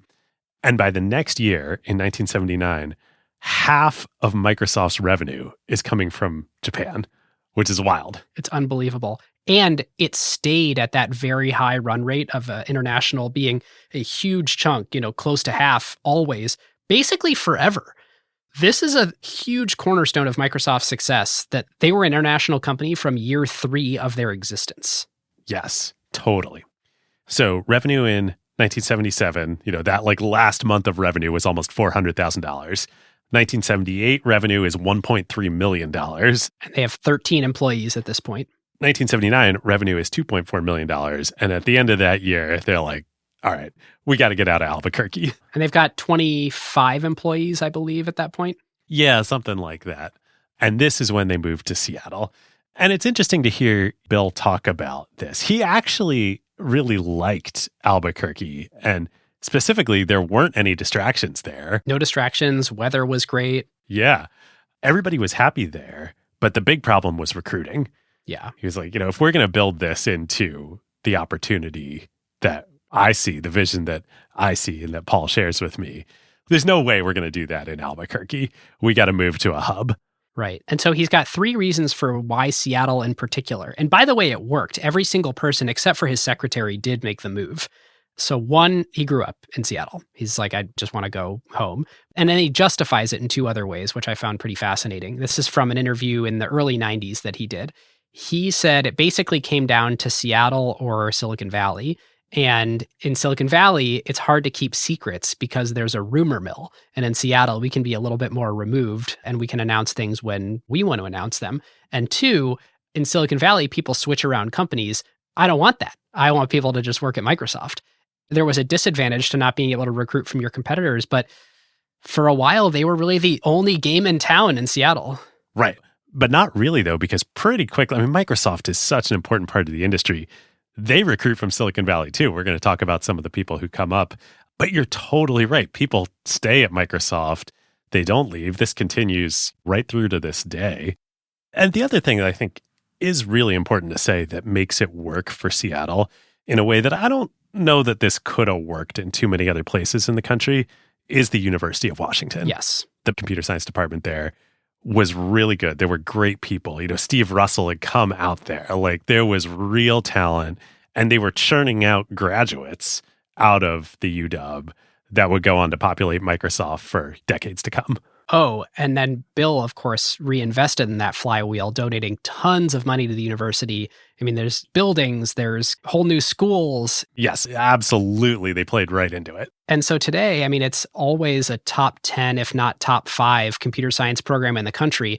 But unlike other top computer science programs, it's a state school, so it just has huge volumes. I think more students come out of the University of Washington and go to big tech than any other program in the country. That has stayed this amazing advantage. Yeah, I think the only thing even close to it is Berkeley in the Bay Area with a lot of the same dynamics. But there's Stanford there too. So it's kind of like a dual university system in the Bay Area. But yeah, you cannot overstate how important the University of Washington was to this decision and an ultimate success of coming to Seattle. Yep. So this brings us to 1980, in the beginning of the year when they move to Seattle, just in time for, I think you can make a very strong argument, the single most important deal ever done in the history of technology. Absolutely. The Microsoft IBM, I mean, it's crazy to even say it now, the Microsoft IBM PC partnership. It's crazy. You have this absolute behemoth partnering with someone that's not really relevant. And if you're standing here today, it sounds like I'm talking about Microsoft partnering with IBM. But at the time, it was IBM partnering with Microsoft. It was the only computer company that mattered in the entire world, got themselves into a particular situation where they came to Microsoft looking for help. It's the craziest set of events that made this possible, and I can't wait to dive into it. All right, listeners, now is a great time to tell you about a longtime friend of the show, Vanta. AI has scrambled the whole security picture. It used to be that you proved that you were secure once a year, an audit or a static PDF, then everyone would nod and you're done. But in an AI-first world, that doesn't hold up anymore. Yep, your risk surface changes every week now. A vendor turns on an AI feature or someone writes in a new model without telling IT, and your posture is different than it was last week, let alone at your last audit. Vanta's own research found that around 70% of companies have this quote-unquote shadow AI running with no security review at all. Right. And that's where Vanta comes in. They're the leading agentic trust platform, meaning they've built the thing that closes the gap. And the way that they close that gap is Vanta Agent. Think of it as a GRC engineer, that's governance, risk, and compliance, except that it's software and it doesn't sleep. It finds the issues, drafts the fixes, and cuts the time that you'd spend on vendor assessments in half. In half! Which is exactly why more than 16,000 companies today run on Vanta. Companies like Ramp, Cursor, and Snowflake all stay audit ready and catch the risks that crop up between audits across every vendor, every AI tool, the whole environment. And that's the real value. Trust has to be continuous now, which is why Vanta automates your security, your compliance, and the work to earn and prove trust. We're huge fans of Vanta over here, and literally hundreds of acquired listeners have become Vanta customers at their companies over the years. So you can get $1,000 off Vanta at vanta.com/acquired. That's VANTA.com/acquired for $1,000 off, and just tell them that Ben and David sent you. So the IBM PC. Why is IBM getting into the personal computer here in 1980? A fun quote we heard in our research was that IBM was the sun, the moon, the stars of the computing industry, and that meant the hardcore enterprise mainframe computing industry. Yes. David, are you going to attribute that quote, or are you going to leave listeners just hanging? All right, I think it's time. We talked to probably 10 early Microsoft people in research and preparation. And one of those folks was Steve Ballmer himself. And he used those words in describing IBM. Yes. And it's hard to imagine a better person to get their perspective on what IBM meant to the world at this point in time, because 1980 was also the year that Steve joined Microsoft. So literally at the same time in 1980, you've got the management team coming together with Steve and Bill and Paul Allen. and you've got the IBM thing going on, and you've got them moving to Seattle. And we haven't even talked about Charles Simone yet, but this was the year he joined. This is the year. Yes. I mean, every year for Microsoft until this point is the year, but like 1980 is big. Okay, so why is IBM, the sun, the moon, and the stars of computing, why are they getting into this PC? It's way cheaper than anything else they sell. It seems to be like a totally different business strategy, a different customer set. What's going on? So all the early microcomputers we were just talking about, the Altair, the Apple II, the TRS-80, these are all 8-bit machines. They're running the Intel 8080 processor or competitor making a similar 8-bit processor. The problem with an 8-bit processor is that the maximum data size for a given instruction cycle in the processor, this is called a data word in computer science terminology, is 256, 2 to the 8th. You can't represent any number greater than 256 in any given CPU clock cycle in an 8-bit machine. Right. It's effectively a bandwidth limitation where if you're in a single clock cycle trying to do some particular instruction, it's a very, very small amount of data that you can move through the arithmetic logic unit or that you can move through the processor in that clock cycle. Totally. You could think of it like an hourglass or something. There's like all the data sitting there in memory at the top of the hourglass. And then there's the small little, funnel that it goes through. That's the processor. And then it comes out. That's a good analogy. It's going to take forever. Yeah, into the application of the software that the user sees. You're just not really going to process it that fast. Very primitive machines. Yes. And so for a company like IBM, they eclipsed the 8-bit computing cycle a long, long, long time ago. Mainframes, even mini computers with DEC, all these machines are at least 16-bit, if not 32-bit computing machines. So 8-bit it's just not interesting. Which is why they only cost $375 or whatever for an Altair. Right. In late 1979, Intel announces that they're coming out with the 8086 processor, which is a 16-bit microprocessor.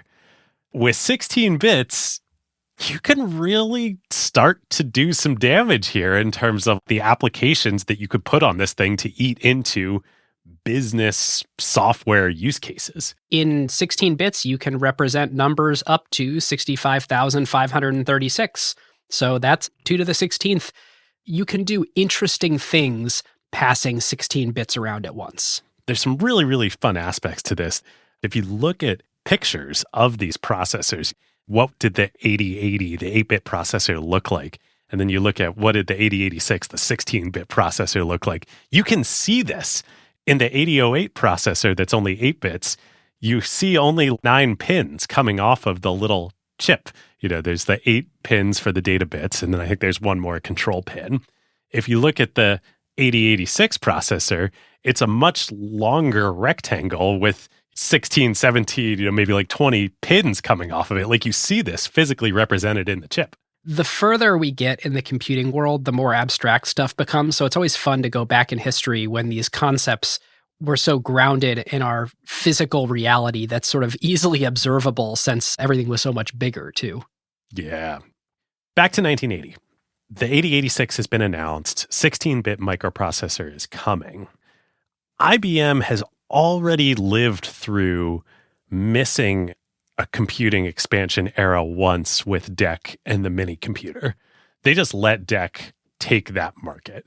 Of course, that didn't really hurt IBM, but man, it would have been nice to also have that market too.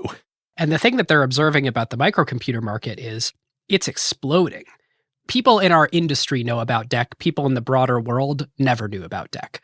But I think it's a very different rate of adoption and rate of demand with microcomputers, where IBM started to kind of look at it and go, oh, this might be like a real market, like a really big computer market for people. They're finally observing the same thing that Bill and Paul did, all the way back in the Trafo data days of this is an exponential cycle. Like Moore's law, this is exponential, and exponential gets real big very quickly once you get a few years in. Yep. And the mini computer cycle never was that.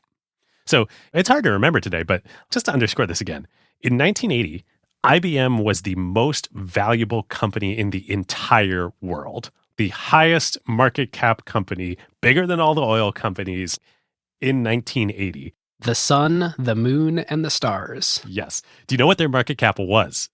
In 1980, 150 billion. You are almost an order of magnitude off. $34 billion. That was the most valuable company. It is wild what a different world we live in today. Yeah, even inflation adjusted. It's interesting that the rate of growth of the most valuable companies in the world in terms of market cap has far outpaced inflation. So that company, the most valuable in the world, they're going to tiny little Microsoft that's just moved to Seattle for this partnership. What's going on here? So what IBM decided, this is just so amazing. Like, they deserve so much credit here. They got the Clay Christensen disrupt yourself, disruptive technology thing intuitively decades before Clay writes any of this stuff. The way that they decide to compete is they're like, all the things that Clay wrote about are working against us here. What we need to do is we need to create essentially a Skunk Works division, just like our Lockheed episode. We need to do something outside the company, completely removed from the politics, sure, but like the business incentives not to disrupt ourselves, and create a new division they call the Entry-Level Systems Division. Actually, it may have existed before, but they repurpose it. This is in Boca Raton? In Boca Raton, Florida. Very nice place. We were just there a couple months ago, but not a technology hotbed in the world. And they create a secret project called Project Chess, secret from the rest of the company, the whole world. And the goal is to develop the IBM microcomputer, or the personal computer, as people are starting to refer to microcomputers. Yeah. And this is wild. They're going to do it in secret with a small team with no other IBM resources. And so that means this small team, the only way they can do it is to use all off-the-shelf components from technology providers, basically play on the same level playing field as all the other microcomputer manufacturers out there. And, oh yeah, one more thing. IBM leadership tells this team in Boca they have to ship the PC to customers within 1 year. It's a crazy constraint. It is a total crazy constraint. A couple quotes on this. Don Estridge, who was one of the leaders of Project Chess, he would later say that the company realized that if you're going to compete against people who started in a garage, obviously a reference to Apple here, you have to start in a garage yourself. And then Lou Gerstner, who later would take over IBM, would describe this whole Boca project as, quote, the way you get an elephant to tap dance.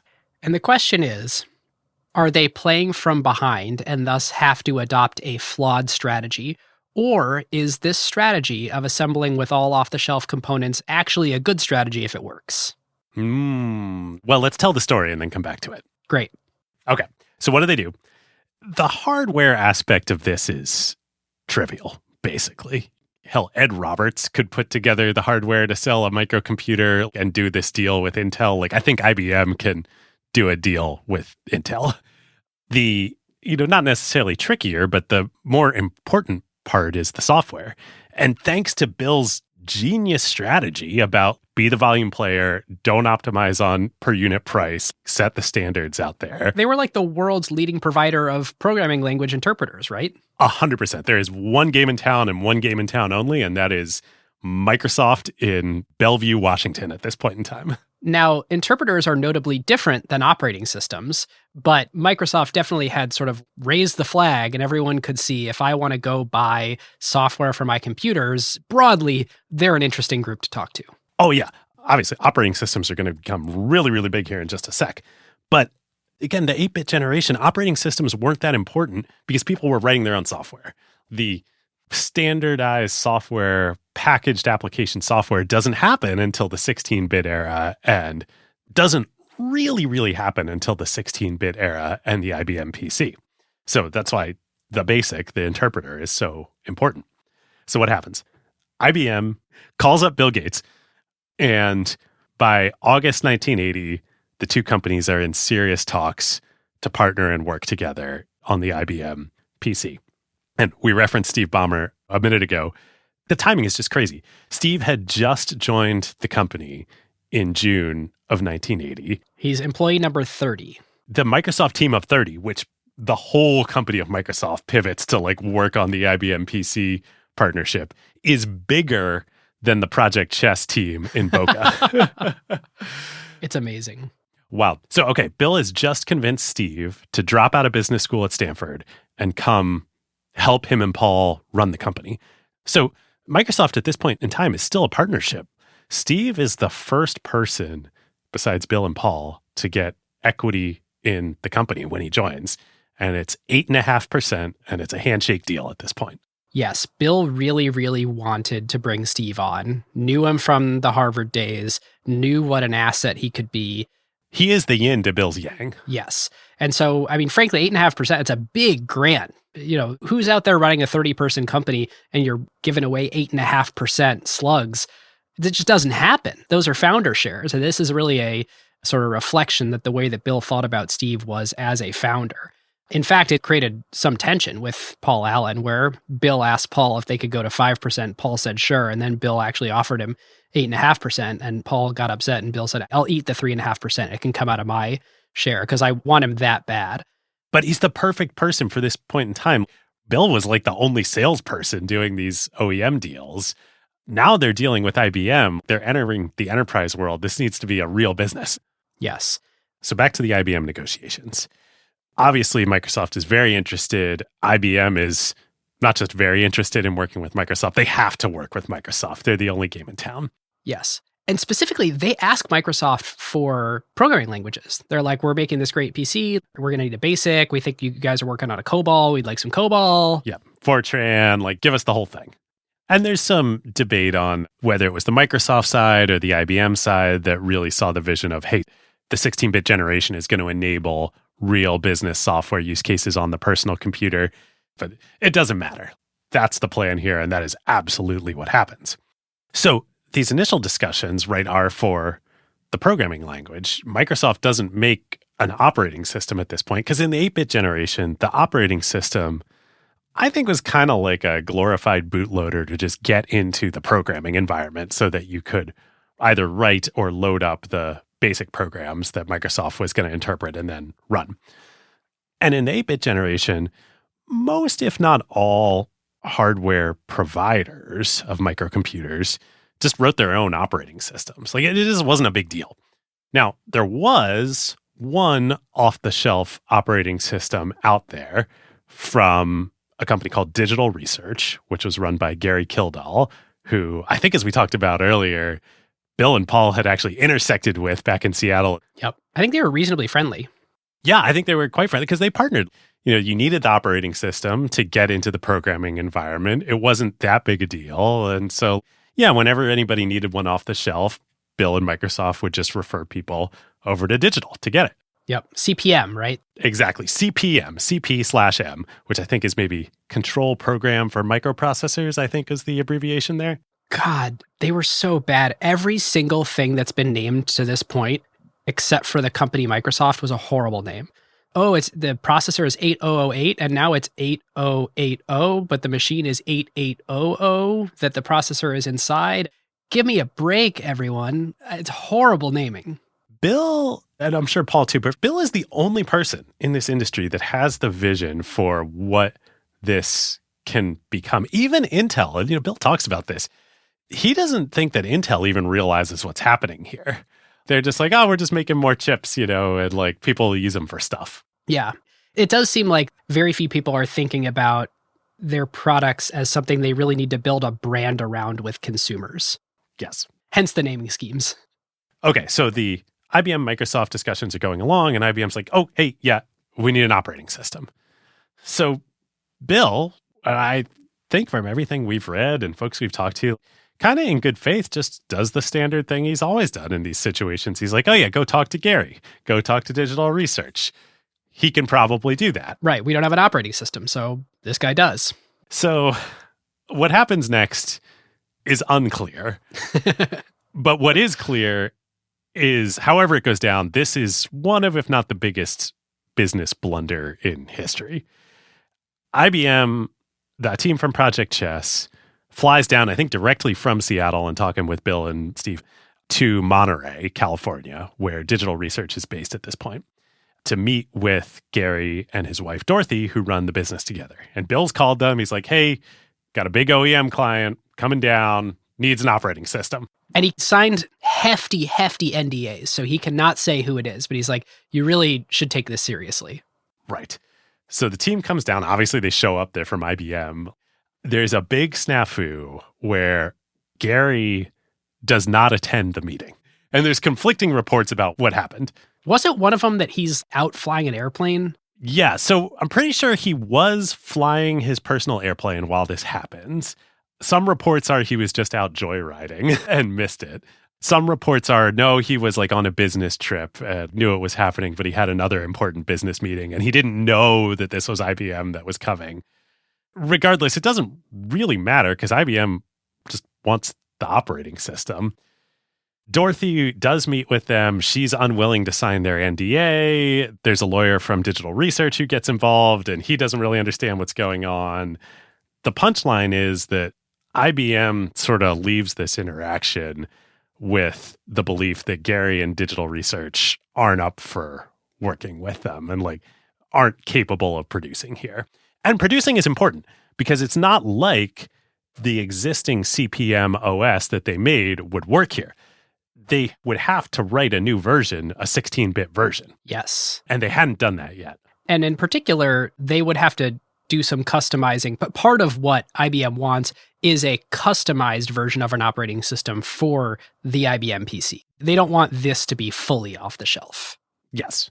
And just to add one more stir the pot of history here, there is another version of this story where Gary does actually have a conversation with IBM, and it blows up over licensing terms. That what Gary really wants is a significant royalty of every IBM PC sold, and IBM walks over that. So whether that happened or whether it's just an NDA issue, either way, I think we all know the IBM PC did not end up running the CP/M operating system. Oh, that's amazing. I didn't know that. We'll talk about that when we get to the business terms of the Microsoft IBM deal in a minute. Yes. But for the moment, there's no deal yet because an operating system needs to be provided here. So IBM goes back to Microsoft and they're like, hey, this guy you referred us to ain't going to work. The way that I read some quotes from the IBM people here were like, we just threw the problem back in Microsoft's lap of you guys deal with this. You source an operating system. Yep. Well, I'd like to say that Bill and Steve and Microsoft, you don't need to give them an opportunity twice. In this case, you kind of did need to give them an opportunity twice because they almost flubbed it and sent IBM down to see Gary. This time they don't flub it. They're like, okay, we'll get you an operating system. And so enter Seattle Computer Products. Yes. So it just so happens that right down the road from Microsoft in the Seattle area, I think they, despite being named Seattle Computer Products, I think this company was actually based in Tukwila, Washington. A programmer named Tim Patterson had just written a 16-bit operating system for the 8086 that Intel had just announced, and he was calling it the Quick and Dirty 16-bit operating system, or QDOS for short, and had it ready to go. Now, why had he written this? What was this company, Seattle Computer Products? Why did they have an operating system? They were a component provider to microcomputer manufacturers. They essentially made motherboards. And so when Intel now has announced this new 16-bit processor generation that they're coming out with, well, Seattle Computer Products, they want to sell motherboards and have them ready for 16-bit. They kind of need to test and play around with these things, and their customers are asking for it.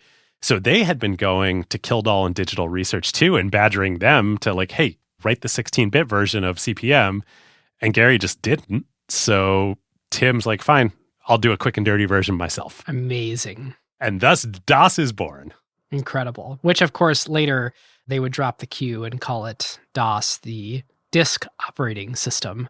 Something about dirty didn't have a ring to it when you're selling it to IBM. No. So Bill and Paul and Microsoft, they've learned about this. They know Seattle Computer Products. They know Rod Brock, who's the guy who owns the company. They get in touch with him and they say, hey, can we license QDOS from you and Tim? We've got a big OEM customer that wants a 16-bit operating system.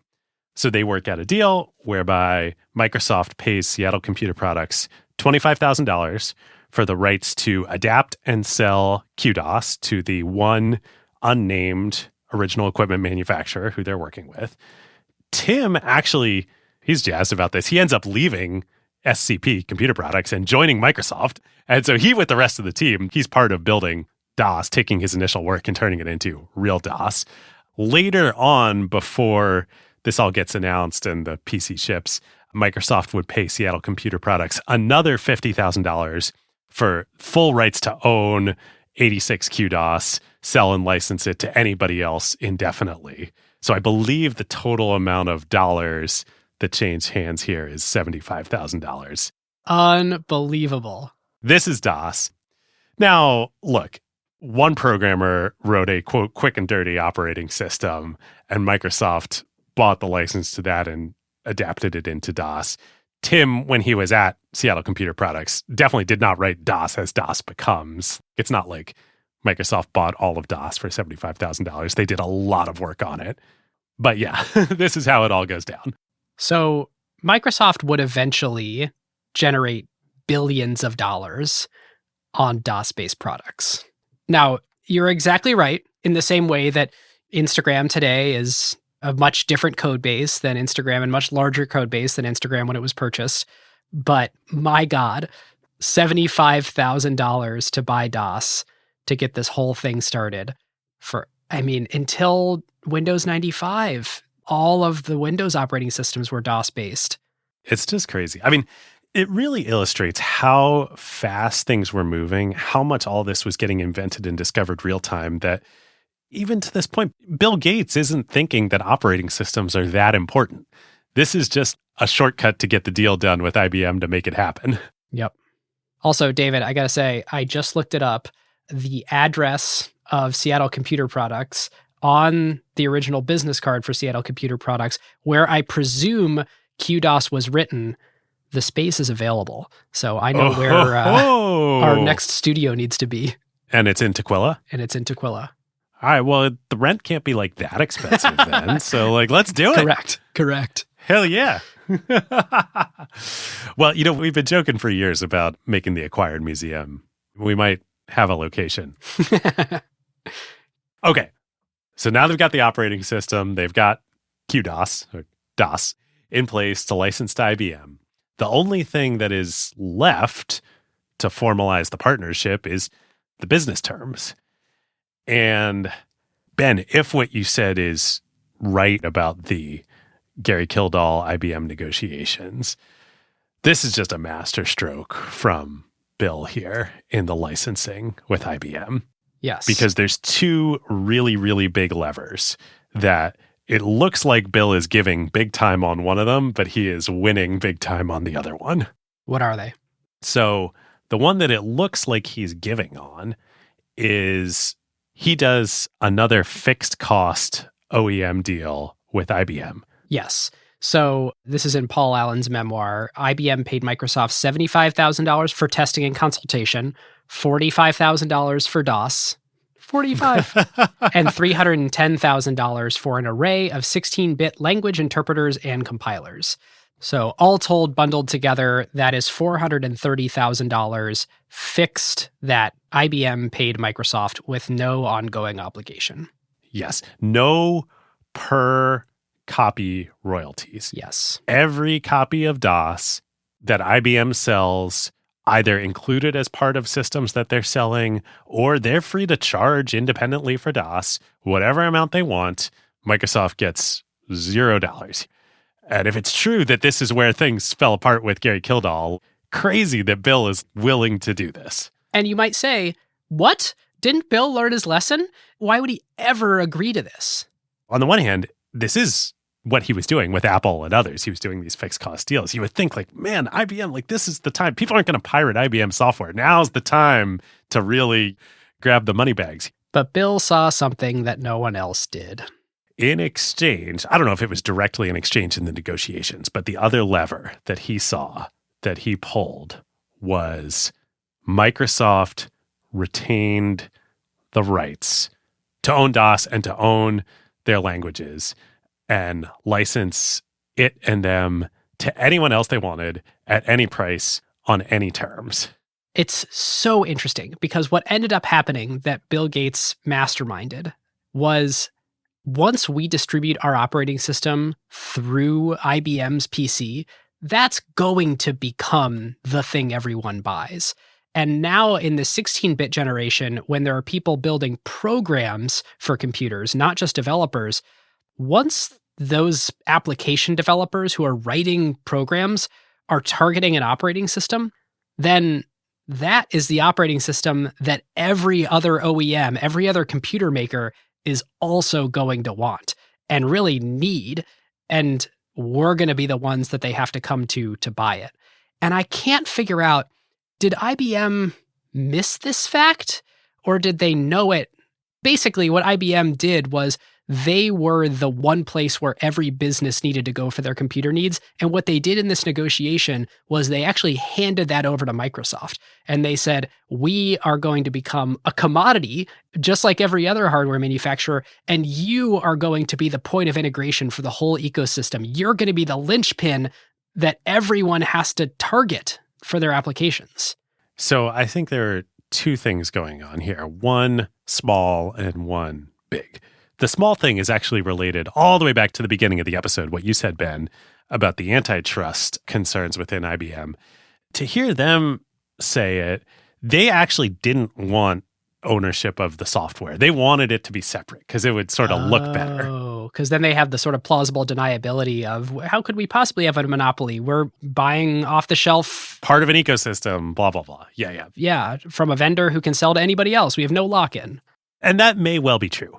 I think the bigger thing that just wasn't in their consideration or mindset was they, I think, assumed that once they entered the PC market, IBM was going to be the dominant player. So it didn't matter. Once IBM is selling PCs, who's going to buy a PC from anybody else? IBM is going to win this market. Just like they have in every other line of business they've been in. And what Bill saw was he really made a bet that the same dynamics that played out with the Altair were also going to play out with the IBM PC, that there would be a million hardware manufacturers, flowers blooming here. Building to the same spec. And building to the same spec. Using the same processor. Which, of course, they could because it was all off-the-shelf components. And IBM either didn't see or didn't believe that that would actually happen. IBM failed to see the value of software, and they certainly failed to understand what a software platform business model would be. Which makes sense. I mean, why would they? Right. It's almost like their experience. They are the computing company. Yes. Their experience in selling mainframes with everything bundled in was the wrong experience to go off of in understanding the way the future would unfold. And Bill's very modest experience watching the Altair and all these sort of Altair clone type machines, or even if they're not Altair clones, just more microcomputers that need more software, that actually was the useful experience to pattern match off of what does the world of microcomputers look like and how is that fundamentally different than the world of mainframes. Totally. And in a way that, the mini computer generation, like we've been saying, it was like a half generation. It wasn't actually fundamentally that different, other than DEC gained a foothold. Yeah, the deal that Bill Gates made with IBM for the IBM PC is the greatest deal in at least computer industry history, if not all business history, full stop. Right. So let's say a little bit about why. I mean, maybe it's obvious, but here now is IBM, most valuable company in the world. They're going to come out with the PC platform. They are going to build the market. And Microsoft is going to own the linchpin, sort of in Hamilton-Helmer terms, like where the power is in the market. And they're going to be free to license it at whatever terms they want to any other player who wants to enter. So they signed this agreement in November 1980. The IBM PC ships in August 1981. Just incredible. Almost exactly a year, a little more than a year from the time Project Chess starts to when they actually ship the PC. I mean, truly incredible they pulled it off. Truly incredible. It changes the world. Like, I mean, that's such a trite thing to say, but like everything that everybody's imagining happens. IBM was right that it was by far and away the most successful personal computer on the market as soon as they released it. Totally. They sell 13,500 IBM PCs within the first couple months after they announce it. Over the next 2 years, they sell 500,000 of them, makes them unquestionably the largest personal computer, microcomputer manufacturer, market leader. Everybody at IBM is celebrating. The clones haven't arrived yet, and maybe they won't. It'll play out like they think. Not exactly. Now, before we talk about the clones, this is really just a footnote because, of course, all the incentives are aligned for IBM to push DOS as the operating system for the PC. I mean, they've done this whole deal with Microsoft. They have a royalty-free deal with them.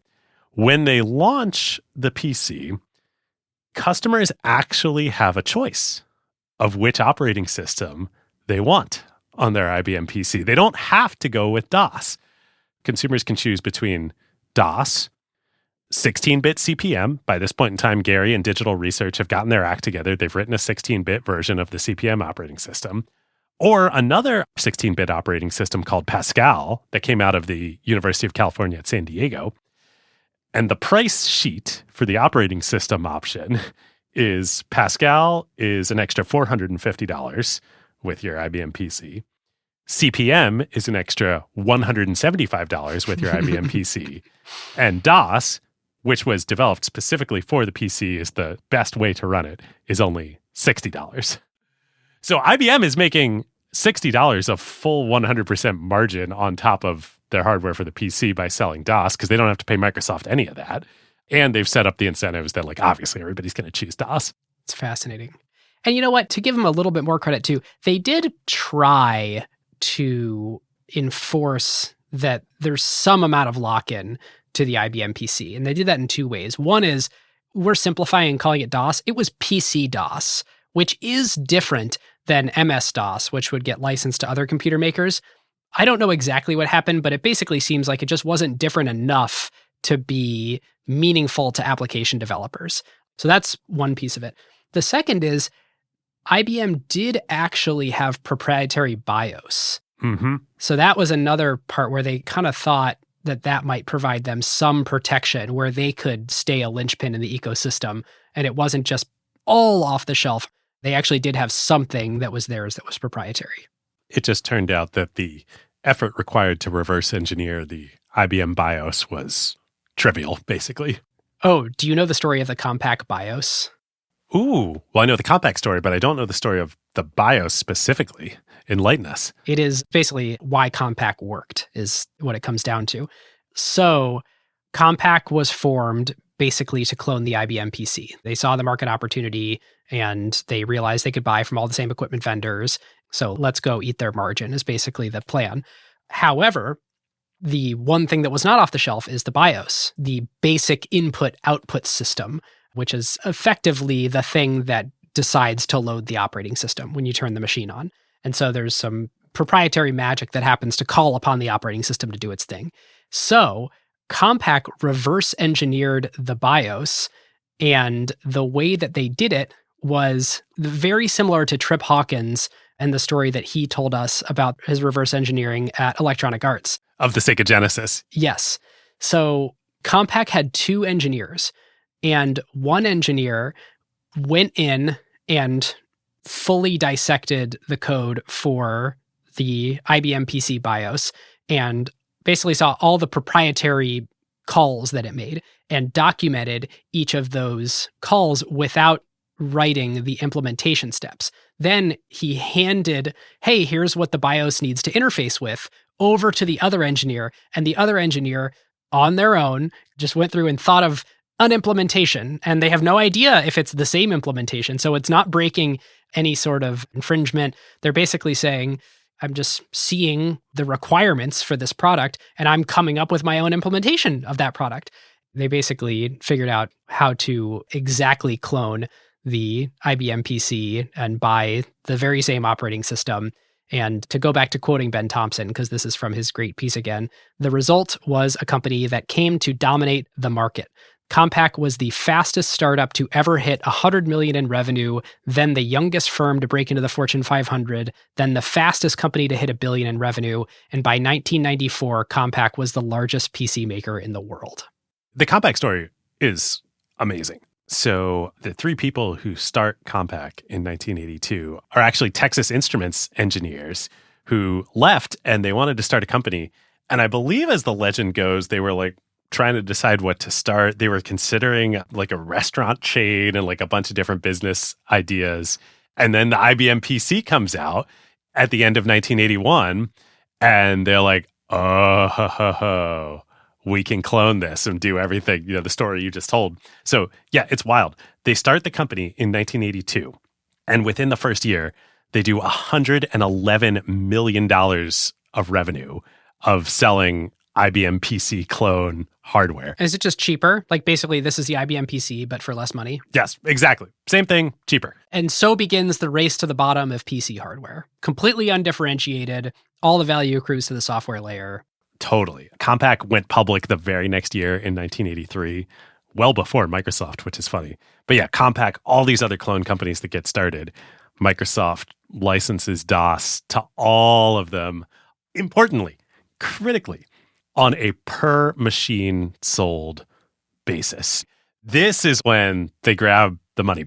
The operating system is so deeply embedded and needs to get shipped with the computer itself. Yeah, consumers can go buy operating systems to upgrade and whatnot, but no hardware manufacturer is going to ship a 16-bit PC without an operating system.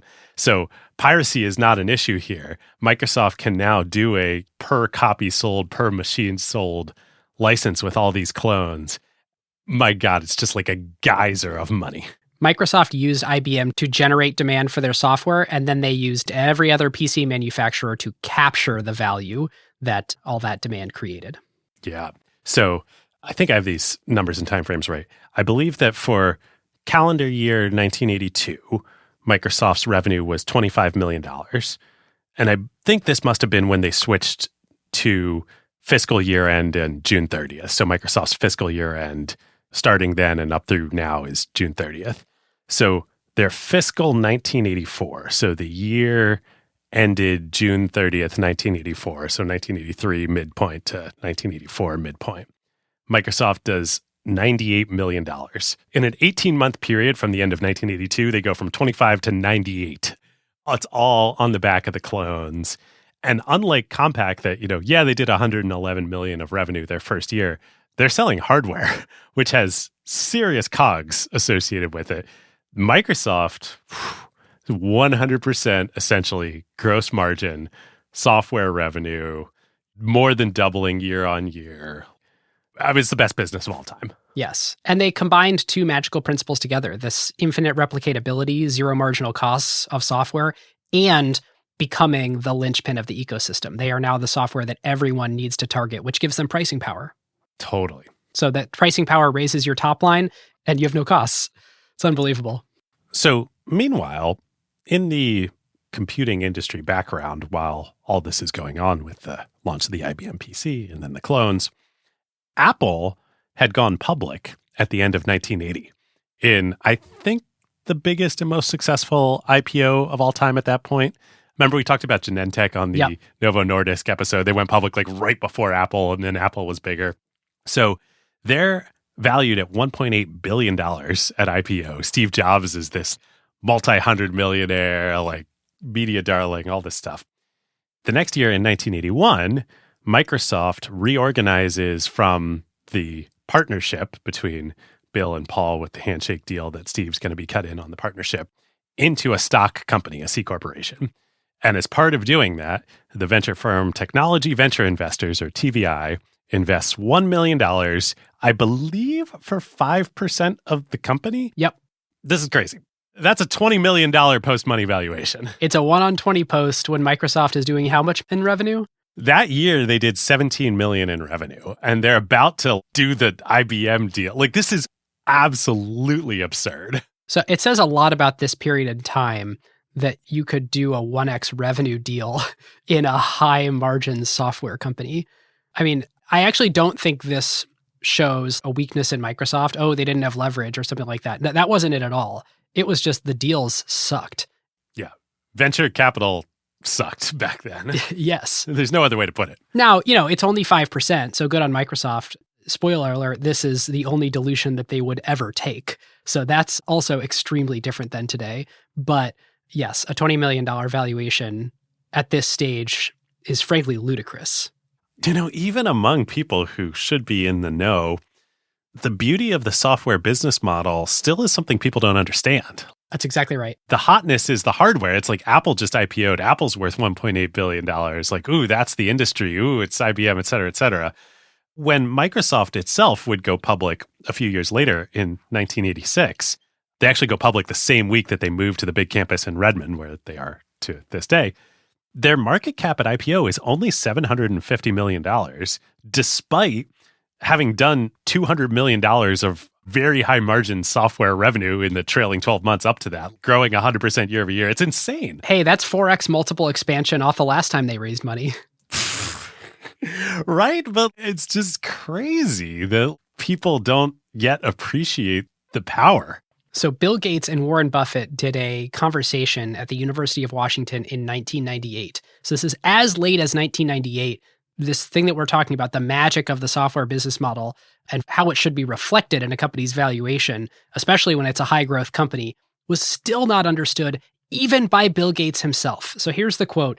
Bill Gates says, "I think the multiples of technology stocks should be quite a bit lower than the multiples of stocks like Coke and Gillette because we are subject to complete changes in the rules. I know very well that in the next 10 years, if Microsoft is still a leader, we will have had to weather at least 3 crises." So Bill Gates is essentially making an argument. Now, granted, this is in the middle of all the antitrust stuff, so he's very prime for this. And the internet. He's basically making the argument that disruptive forces come at you so fast in the technology industry that even though you can grow extremely fast and it's this extremely scalable thing, distributing software at zero distribution costs, and even though the margins are unbelievable because you have zero marginal costs, they still shouldn't be valued as highly as like a CPG company, which is so different than the way that people think about it today. Well, it's funny. I've thought about this a lot, and I actually watched that interview years ago. It's so good. There are elements of truth to this, too. And I think it's that for most technology companies, that is totally true. Yep. And then for a few technology companies that have true power and true scale, the exact opposite is true. Microsoft is still the most valuable company in the world today. Companies that are less susceptible to disruption, more predictable in terms of high growth, high margin revenue, deserve a premium. But Gates is basically arguing everyone else doesn't. So let's flash all the way back to 1981 and talk about this venture capital investment, this 1 on 20 that TVI does.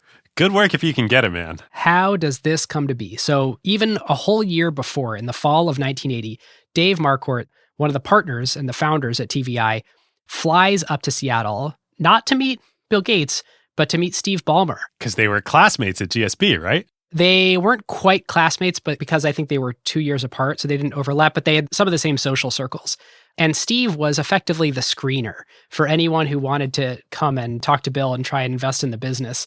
TA Associates had been up, Sutter Hill had been up, Hambrecht and Quist had been up, Xerox Ventures, and all of them only ever got to meet with Steve Ballmer and never got passed on to Bill Gates. Steve would basically just bounce him off. And I know all this because there's a great oral history from the Computer History Museum where this whole thing's in a transcript with an interview with Dave Marquardt kind of recalling the whole thing. So Dave flies up to meet with Steve, and Steve says, "You're asking really interesting questions. You're thinking about our strategy the right way. You don't just want to do a transactional deal. Like, you really think this is something special. Why don't you meet with Bill?" Bill, of course, doesn't have any extra time in his schedule. He says, "But I am going to the UW Arizona football game at Husky Stadium. Why don't you come and talk to me there?" So, of course, they go. Bill doesn't pay attention to the game at all. He's just laying out the strategy and grilling Dave and talking about software the whole time. So this is fall of 1980. So that's a whole year before the deal gets done. And Dave's remarking at this point in 1980, they're doing $5 million in revenue, $2 to $3 million in profit. They don't need VC money. And yet he was able to get in. So here's the quote.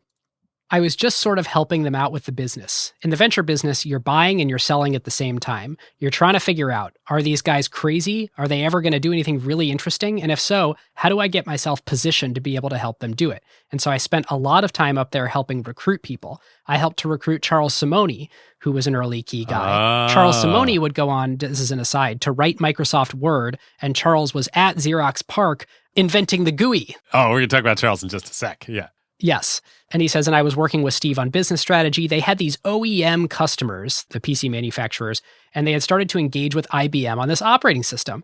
And then are we just going to become a low-cost contract programming shop for IBM, an outsourced sweatshop, or is there some way we can build a business out of this? Which led to the fixed fee to IBM, the retention of the code, which then we could sell to other people. And that's what created the PC industry, basically. So that is his recollection of the whole thing, that he was sort of very helpful in this transformative time for the company. Now, at the same time, you have to look at everyone else's incentives. How can I be helpful, Ben? So Dave is only 29 years old, but everyone else is like 23. And so he actually is kind of adult supervision. At the same time, the partnership was still just a partnership and there was a handshake deal for the equity. And so if you're Steve Ballmer at this point in history, it would be nice to have a forcing function to actually turn this into a corporation so that we can get some shares granted here. So there's a little bit of incentive to say, hey, if we take on an outside investor, we're going to have to restructure. And that's what I had always read about the TVI investment. Yeah, obviously Microsoft didn't need the money. They liked Dave, but also a big part of it was this was a catalyzing function to do the conversion into a C Corp. Yes. So this would create a little bit of board and governance, so it's not just Bill all the time. Now, Bill, of course, I think is still the controlling shareholder just by the amount of stock that he owns. But there's a board, it's Bill and it's Dave and it's Kei Nishi. It's a 3-person board. Yeah. We should say too, vis-a-vis Paul, tragically, in I believe it was 1982-83, he's diagnosed with Hodgkin's disease and he ends up taking a leave and then fully leaving the company. I think he did go on and off the board at various points in time. Yeah, that's true. But yeah, he's no longer a full-time member of the company after his diagnosis. Yep. So on this venture investment, it's pretty fascinating. None of these are terribly compelling reasons other than like, I guess it would be nice to have a little bit of capital associated with us formalizing the corporation, but they don't need money at all. They're printing cash. They've been printing cash ever since that one tight period in Albuquerque. Dave charmed them. I think that's kind of the answer. And I've always heard wonderful, wonderful things about Dave. And I think everybody really did love him and see his value. But man, to be a venture capitalist in the 1980s and 1990s, like, oh man, you couldn't lose. It's pretty crazy. I think part of it too had to do with the fact that Microsoft was up in Seattle. So the VCs just weren't traveling. Right. And Dave was young and he was single. Oh, Don Valentine famously had the rule they didn't invest in any company that you couldn't bicycle to from Sand Hill Road. It's crazy. Dave Marquardt, I think most weekends is flying up to Seattle to hang out with Bill and Steve. It was a real sell. And he said, I was young and I was single and I had nothing better to do. And it was really fun and intellectually interesting. So I did it. I bet. And that resulted in, depending how long TVI held, one of, if not the best venture capital return in history. Whew, hard to argue with that one. Okay, back to the story. There's a couple more really, really key things that happen in the PC era. And particularly now, once we're into the IBM PC era and the clones, the 16-bit era. And let's start with applications. So, kind of like we've been saying all along, the 8-bit era, applications, packaged software aren't really a thing. In 1979, kind of at the tail end of the 8-bit era, 2 programs come out for the Apple II, VisiCalc and WordStar. VisiCalc is the first software spreadsheet application, and WordStar is a word processor. These applications, by today's standards, are super simple, like Stone Age type stuff, but they're the first of their kind, particularly VisiCalc and the spreadsheet. They sort of established the potential for business applications on personal computers. There's a joke at one point in the industry that the Apple II was a quote-unquote VisiCalc accessory for small businesses. And I think that is part of what IBM is seeing and why they're deciding to now get into the industry with the personal computer. Around this time, Microsoft starts the quote-unquote consumer products division to compete and make application software themselves. And it's quite telling it's called the Consumer Products Division to make applications. Even though they're competing to make these applications that today we would view as business tools, spreadsheets and word processing, that is not how they referred to it. Right. So one of the first people that they hire into this new division to get it going is an engineer, Ben, who you referenced just a minute ago, named Charles Simoni. And they poach Charles, perhaps with Dave Marquardt's help, away from the legendary Xerox Palo Alto Research Center, or Xerox PARC. And I think this is one of the great misconceptions in technology history. Yes. Hopefully we can set the record straight a little bit here. Yes. If you ask anybody in our ecosystem, save for the 1% of people who actually know this, what happened at Xerox PARC, they will tell you they invented the mouse, they invented the graphical user interface, and then Steve Jobs walked in and he saw it all and he said, oh my God, we have to have it. And then he went off and he made the Lisa, which had a graphical user interface and a mouse. And then that failed, but what succeeded was the Macintosh, and it's a wholesale ripoff of Xerox PARC that lives on today in Apple. And that is the story that you will hear from basically everyone. I've heard it characterized as something like Xerox hosted a picnic in Silicon Valley and Steve Jobs attended and dined lavishly at the feast. Which all of this is true. Which is true. That is true. All of that is true. But it's half the story. He was not the only person who dined lavishly at the feast. Microsoft did just as much directly from Xerox, and Charles was one of the main vectors by which this happened. So here is the list of things that were invented or basically invented at Xerox PARC. The graphical user interface, the desktop, the mouse, object-oriented programming, Ethernet, laser printing, along with a whole host of other things. Like, this is everything about modern computing invented there. Who were the people who were at Xerox PARC? Well, there was Alan Kay. There was Bob Metcalfe, who would go on to found 3Com. He invented Ethernet. Metcalfe's law. Yeah, the value of a network scaling proportionally to the square of the number of inputs. Yeah, Bob Metcalfe, Xerox PARC. Larry Tesler, who would join Apple. John Warnock, who started Adobe. Eric Schmidt worked at Xerox PARC. Everybody was there. It was a lavish picnic. And Charles Simoni. Now, the thing about PARC and the computer that they built there to instantiate all these concepts, which was named the Alto, is it really was a research center. So the Alto, go look it up on Wikipedia, go look at pictures, it's the Mac. The Alto is the Mac. It's the Mac with the monitor turned on its side. Yes, it's a vertical Mac. It's a 3x4 display, not a 4x3 display. Now, they start making it in 1973. So you might be like, wait a minute, what's going on here? The Mac doesn't come out till 1984. 11 years earlier. How on earth is Xerox making the Mac in the pre-8-bit era, the pre-microprocessor era? Well, it's not a microprocessor. The Alto is not a microprocessor architecture. It's a mini computer. So what you see when you look at photos of the Alto is you see the Mac. What you don't see is under the table or behind it is a mini computer. Oh, I never realized that. So it is not a personal computer architecture at all. It is a 16-bit, essentially mini computer that costs tens of thousands of dollars to make each one of them. Huh. It's a science project. Right. So you should have a little bit more generosity for the East Coast management at Xerox for failing to commercialize this. Totally. The time was not right. It was not possible. It wasn't even conceived of in the microprocessor architecture because the microprocessor basically didn't exist when they made it. Interesting.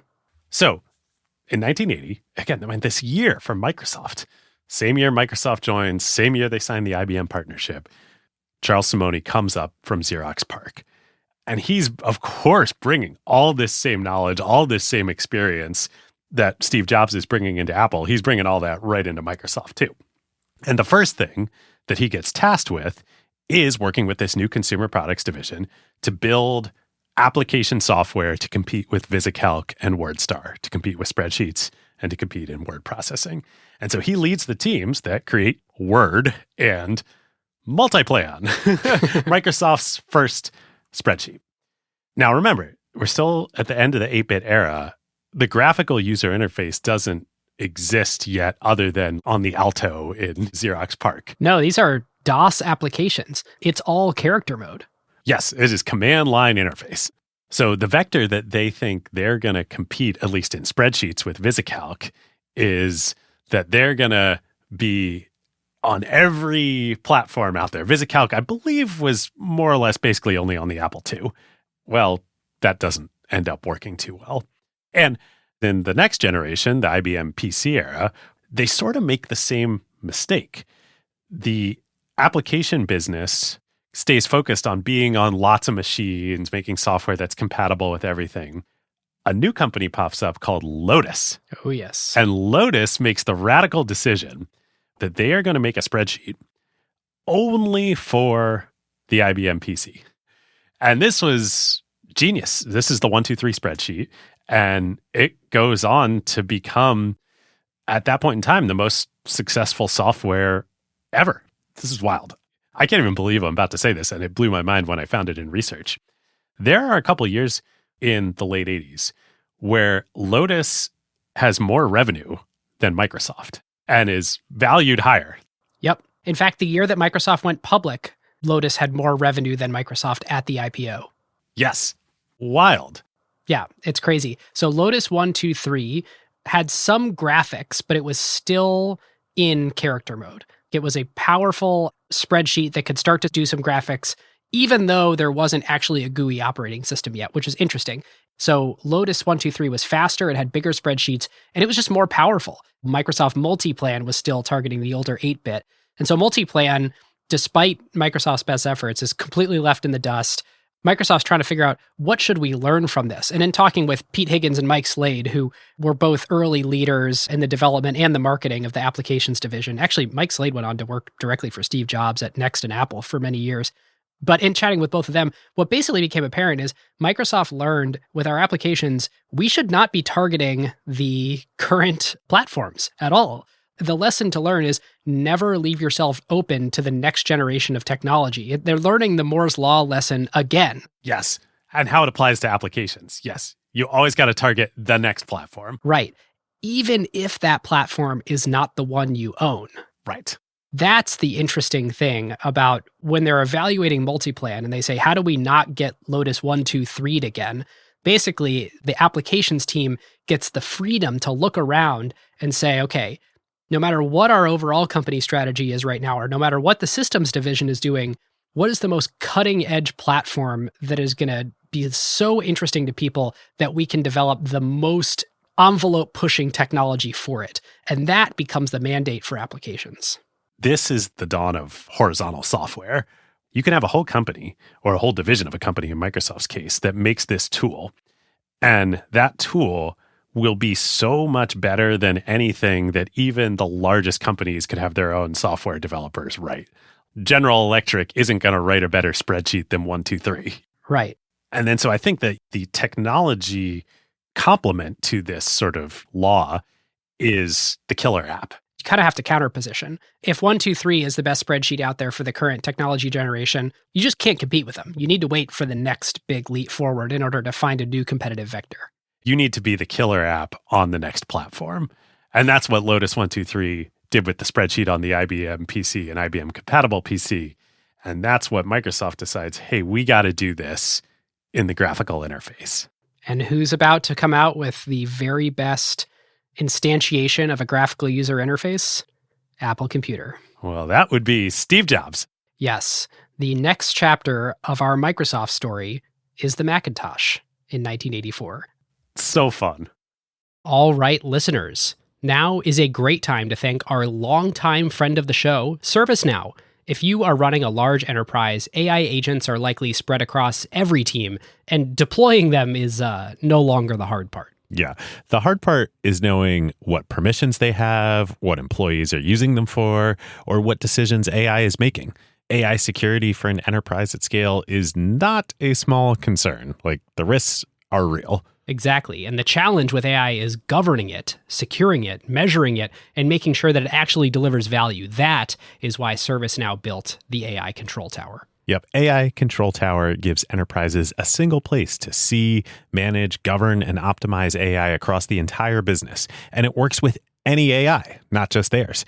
Every device on your network, every permission across every system, every AI agent visible and secure in one place. And ServiceNow can do this because they've spent more than 20 years building the operational backbone of the enterprise, the workflows, governance, approvals, security controls, and institutional knowledge that power how work actually gets done across IT, HR, customer service, finance, and security. ServiceNow already runs more than 100 billion workflows annually and trillions of transactions for more than 85% of the Fortune 500. So when companies need a place to govern AI at enterprise scale, they're building on a platform at the center of how their business already operates. And in a future that isn't going to be one AI, it's going to be thousands of AI agents working across every function of the company. But the question is, who's managing them all? So if you're trying to turn AI ambition into real business outcomes and make it work safely, securely, at scale, go check out servicenow.com/acquired and tell them that Ben and David sent you.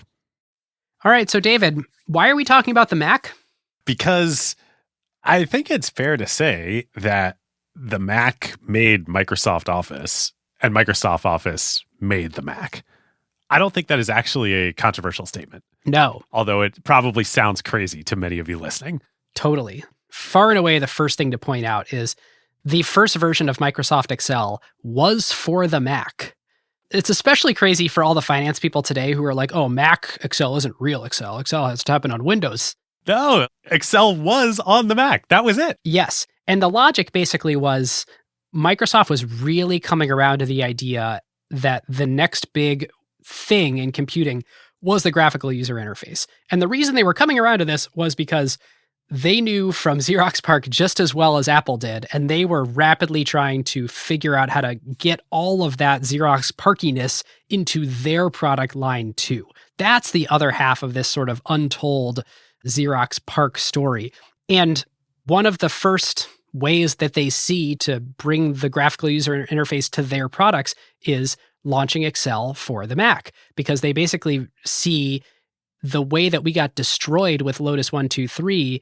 We can't compete with Lotus on the IBM PC, so we're going to shelve multiplan and kind of start over, and Excel is going to come out in the graphical user interface. And we're going to try to be first and best on the GUI.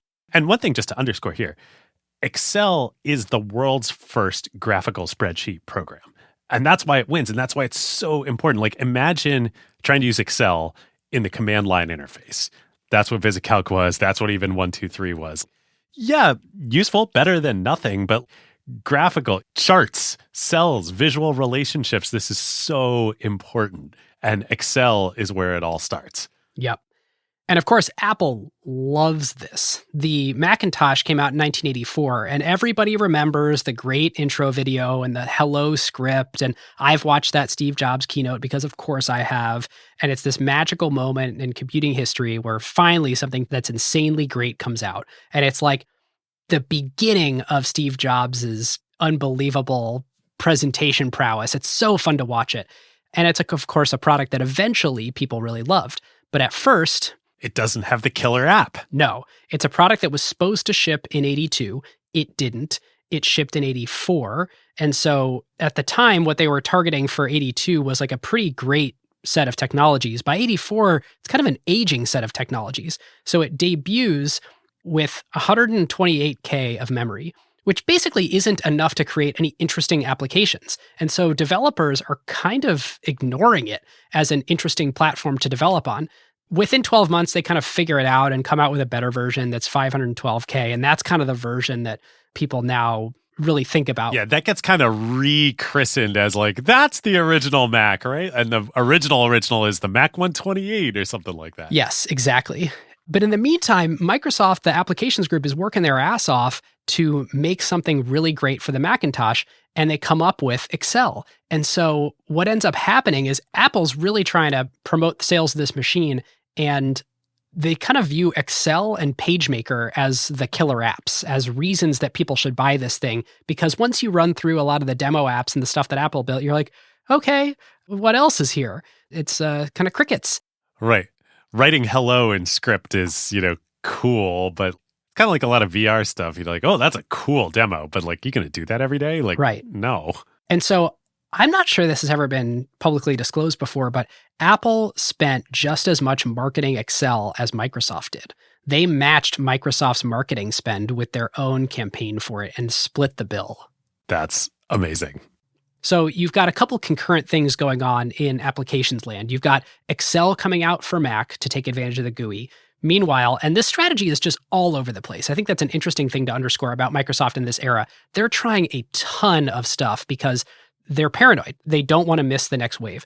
Meanwhile, also in the applications group, Charles Simonyi has written Word. This is about a year before, in 1983. Microsoft Word comes out for DOS. Right. And they ship it with a mouse. Yes.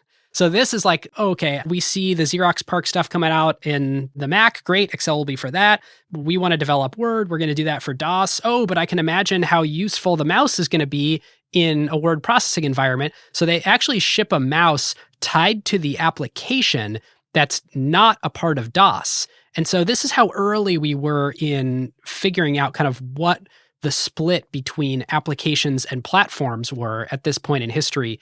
Microsoft thought maybe a mouse makes sense just for this one application, even though it doesn't do anything else for the rest of the command line interface. Right. Yeah, it was all being figured out.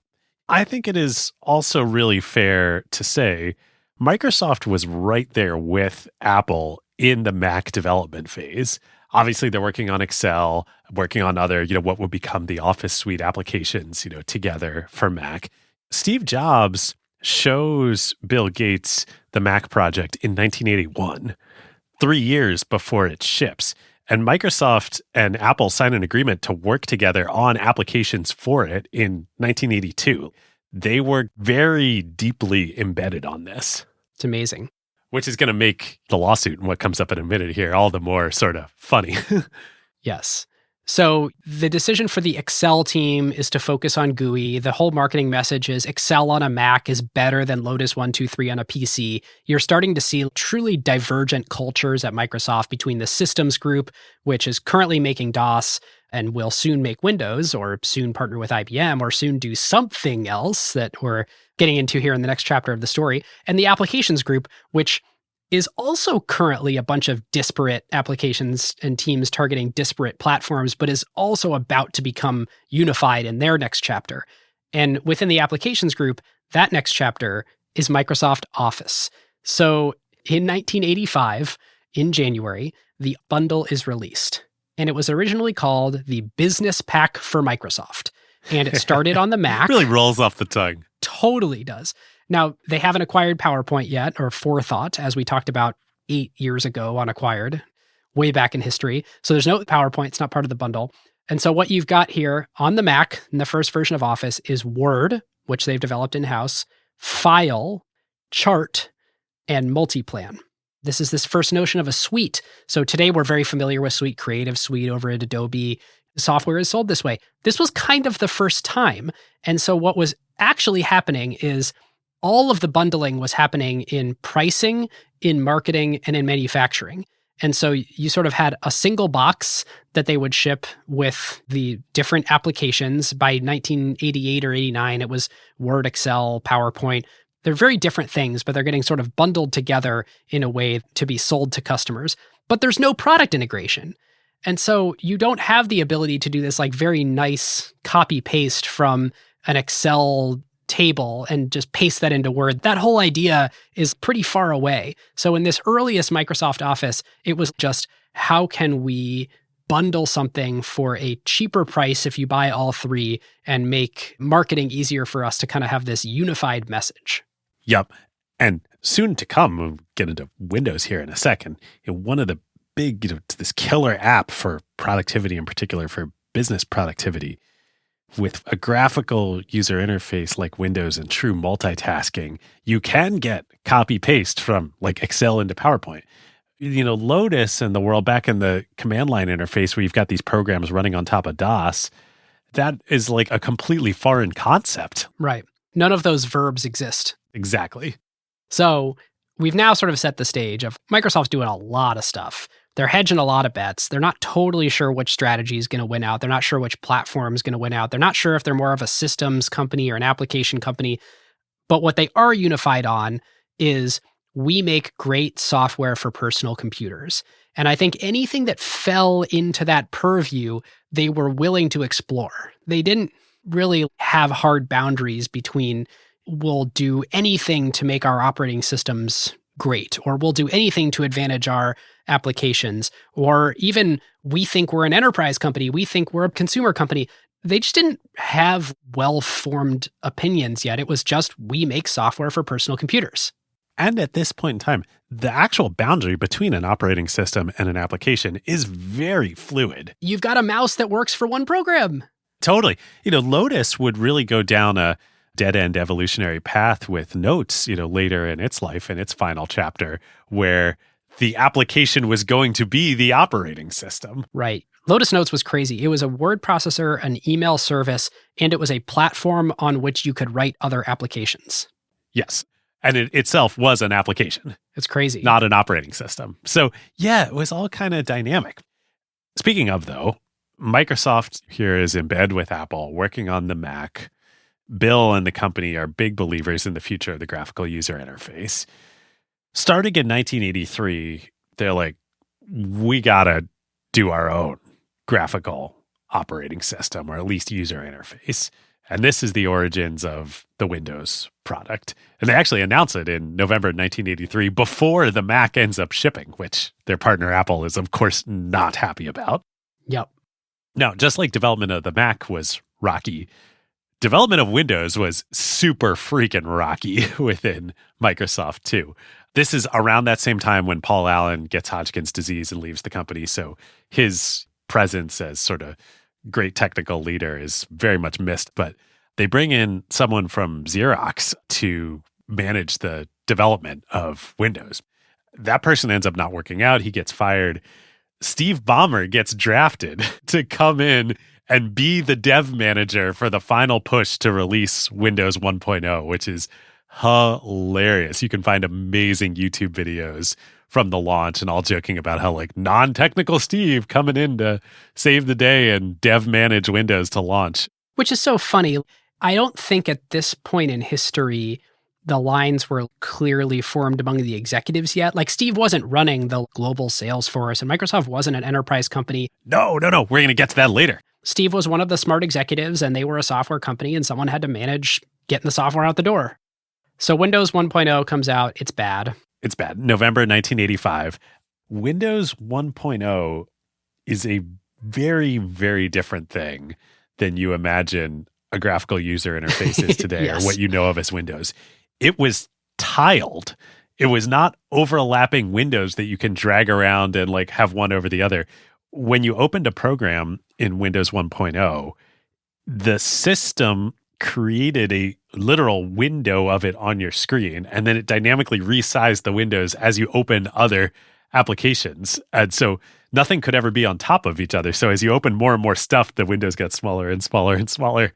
It's very bizarre. Yeah. The idea of windows overlapping on top of each other, that was a sort of uniquely Mac thing, and a thing that smart engineers at Apple figured out how to do that in a performant way that offers good user experience. I would classify Windows 1.0 as a half step between command line and an actual graphical user interface. Yes, 100%.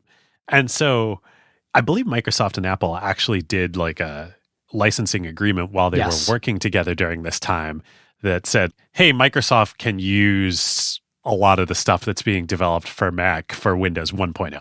Yes, that's right. Apple does do a deal to license a lot of quote unquote their intellectual property, which of course came from Xerox, to Microsoft.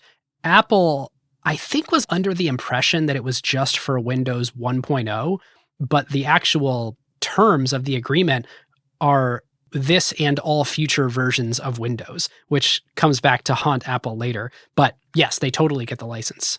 Also, by the time that this agreement actually happens, I think Steve Jobs has been ousted. And so it's Scully who does this agreement. And people in Apple would look back on this for years and be like, this was a huge error. The other important thing about Windows during this sort of awkward teenage phase is it's not an operating system. It's just a graphical interface on top of DOS. Yes. The original name for Windows was Interface Manager. Isn't it crazy? In all of their early marketing, they referred to it as Windows, a graphical operating environment that runs on the Microsoft MS-DOS operating system. Yes. And actually, it was not until Windows 95 that Windows was its own operating system. It was in Windows 1, 2, 3, 3.1, and Windows for Workgroups. It was a graphical operating environment. Yep. But here's the question. Why is Microsoft doing Windows? Obviously here, Microsoft knows they need to evolve DOS. They need to figure something out for the graphical world. And so, David, are you telling me that Windows is the widely agreed upon future of the company and it's just a straight line? Well, obviously that's a setup there. Here's the other thing that's happening in the company at this time, and it's the bigger thing. It's the next phase of the IBM relationship. Yep. Windows, the Mac, all of this, these are hedges for the company. Microsoft, and Bill in particular, were masters of hedging their bets in an uncertain technology future. He was so great, the company was so great at making sure that whichever way the apple fell from the tree, as Jetson Huang put it to us in our interview, Microsoft was going to be positioned to catch it. A lot of people, including Bill and Microsoft themselves, believed that the way the apple was going to fall from the tree here was IBM and OS2. Well, I mean, the IBM PC was such a big deal last time around. You would think that whatever IBM wants to do next is a pretty good way to ally yourself. Right. So what's going on here? IBM, obviously the PC was a huge success, but losing dominance of the ecosystem to the clones, this was bad. And so IBM wants to find a way to evolve the PC ecosystem back to being more IBM proprietary. And they're going to make Microsoft come along for the ride here. And the way that they're going to do this is with the next generation of the PC ecosystem, they are going to make a whole new modern operating system. They're going to get rid of DOS. They're going to make this operating system in partnership with Microsoft, and it's going to be called, fittingly, OS2. And they are going to lock Microsoft up that they can't license it to anybody else. OS2 is going to be proprietary to IBM hardware, just like the Mac operating system is proprietary to Apple hardware. Banana. Banana. And as powerful as Microsoft's become here, they're still the little brother to IBM. And this is not great news for Microsoft. On the other hand, it's much better for them to be like on the inside here with IBM working in bed with them than it would be to be on the outside looking in if IBM's vision comes true and they recapture control of the PC ecosystem. Yep. So Bill and Microsoft and the company, and Steve too, as sort of the manager of the account with IBM, commit themselves to Microsoft is all in on this vision of the future of OS2, and IBM is our horse in the race. This is such a crazy part of the story to me because we just talked about how Microsoft discovered this amazing business model, and with everyone needing to license DOS from them, they're taking over the world and they're becoming the standard development platform. Why on earth, if all that is true, are they going to develop some software that's going to be locked to IBM computers? This is a re-centralization attempt.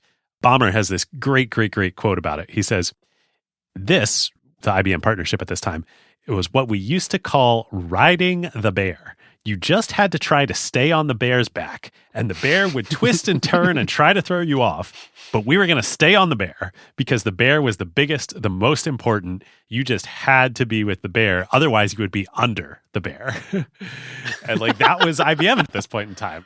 I mean, really, I think it was IBM essentially putting a gun to Microsoft's head and being like, well, you can be in bed with us on this future that we're going to re-centralize everything, or you can be like everybody else and not be, and you'll lose. And so even though Microsoft's doing all these little hedges, you know, Windows, this tiny little team that's what I think it's 30 people or something. Yes. It's not the most prestigious place at the company. The people in the applications division may as well be on another planet by this point from the systems division. They're trying all kinds of crazy stuff. And the company kind of motto at this point is the next big thing is OS2 and IBM, and we are the software vendor for that. And certainly Bill, and I think Steve too, they needed to toe the party line politically of expressing that, nope, OS2 is the future. And what we're doing with Windows and with the Mac is, those are small things within the company. It's a super bizarre period in history. But IBM had also kind of made a bit of a power play too with the later generations of the 16-bit era, a product they called the PC-AT. They used the Intel 286 chip instead of the Intel 386 chip. And the 286 chip, this was an intentional decision on IBM's part. The 286 chip was good, but it wasn't great. Well, you say it was good but not great. Bill Gates said it was brain dead. Yes, Bill Gates called it a brain dead chip. So I think you might be being charitable. I mean, I think it certainly was more powerful than the 8086, 8088, but it was nowhere near what the 386 could do.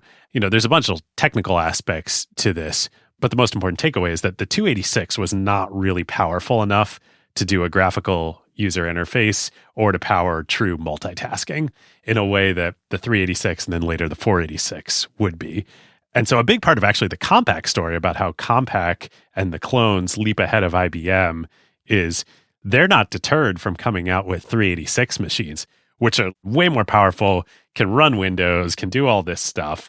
And so that's how they start to separate from IBM. That's right. That was like a bet the company move where Microsoft was like, hey, Compaq, go make 386 stuff because we're going to make really great 386 software. And we need someone to be all in on that because IBM's not.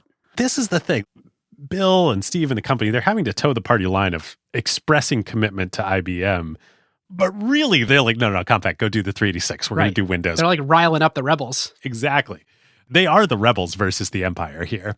So anyway, IBM, of course, sees all this. They made the decision not to go to 386 and to discourage it in the marketplace because they didn't want PCs to start creeping into the core enterprise, mainframe IBM workloads, their core business. If that was going to happen, they wanted it to be IBM proprietary closed system. So I think that was a big part of the impetus for this OS2 initiative. I see. This is the Empire Strikes Back here. They're basically trying to co-opt the PC movement back into IBM proprietary land. Yes, exactly. So when OS2 finally does come out in December 87, predictably, as you can imagine here, it's not very good. The market does not like it. Thank God for Microsoft. And I think, again, this probably was Bill's strategy all along, that they hedged with Windows, with the Mac. That's clearly the future. Like, the market is not going to accept OS2 and a re-centralization on IBM. Microsoft's just crushing it on the revenue side, even though OS2 is a failure. I mean, DOS and the applications were both great businesses by 87.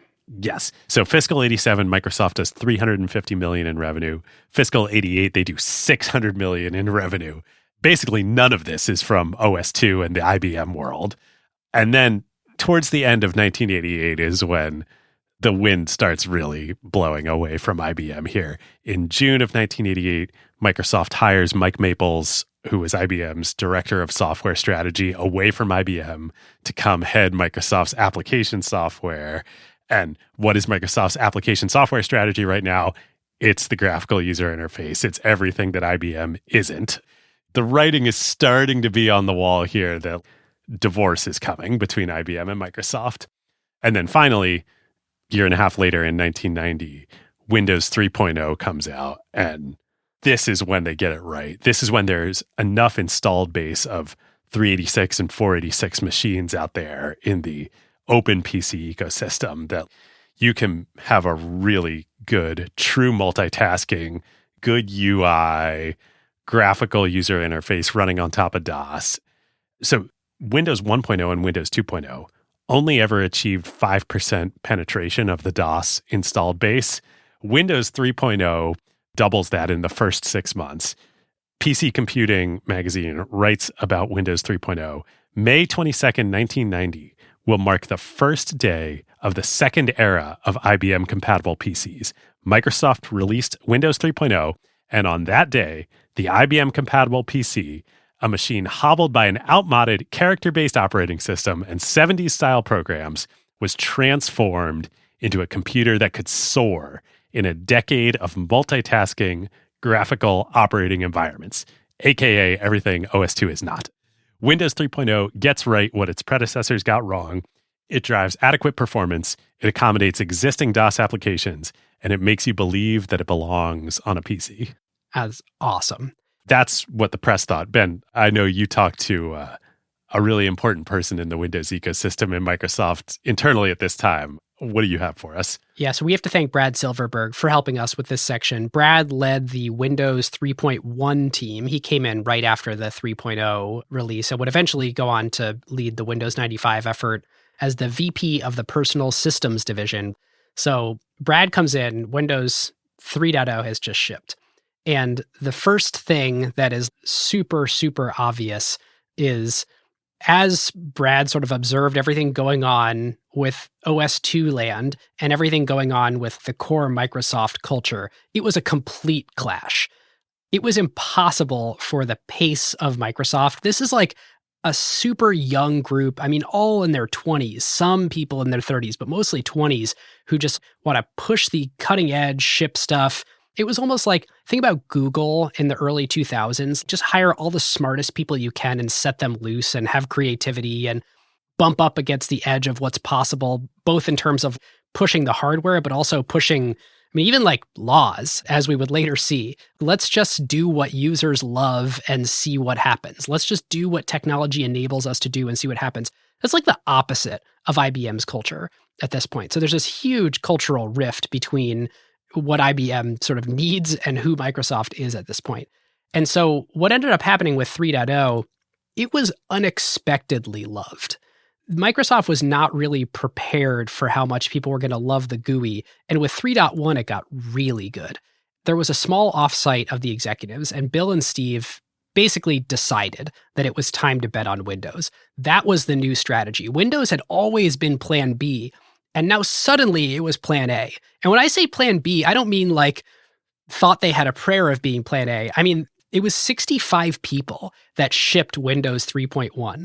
These were like the misfits. It was not prestigious. I mean, the prestigious thing to work on at Microsoft was OS 2 and eventually Windows NT. But the Windows team in the Windows 3 era, it's almost like the Mac team over at Apple. They were sort of flying the rebel flag. They valued creativity over bureaucracy, even if it meant they weren't working on the prestigious thing.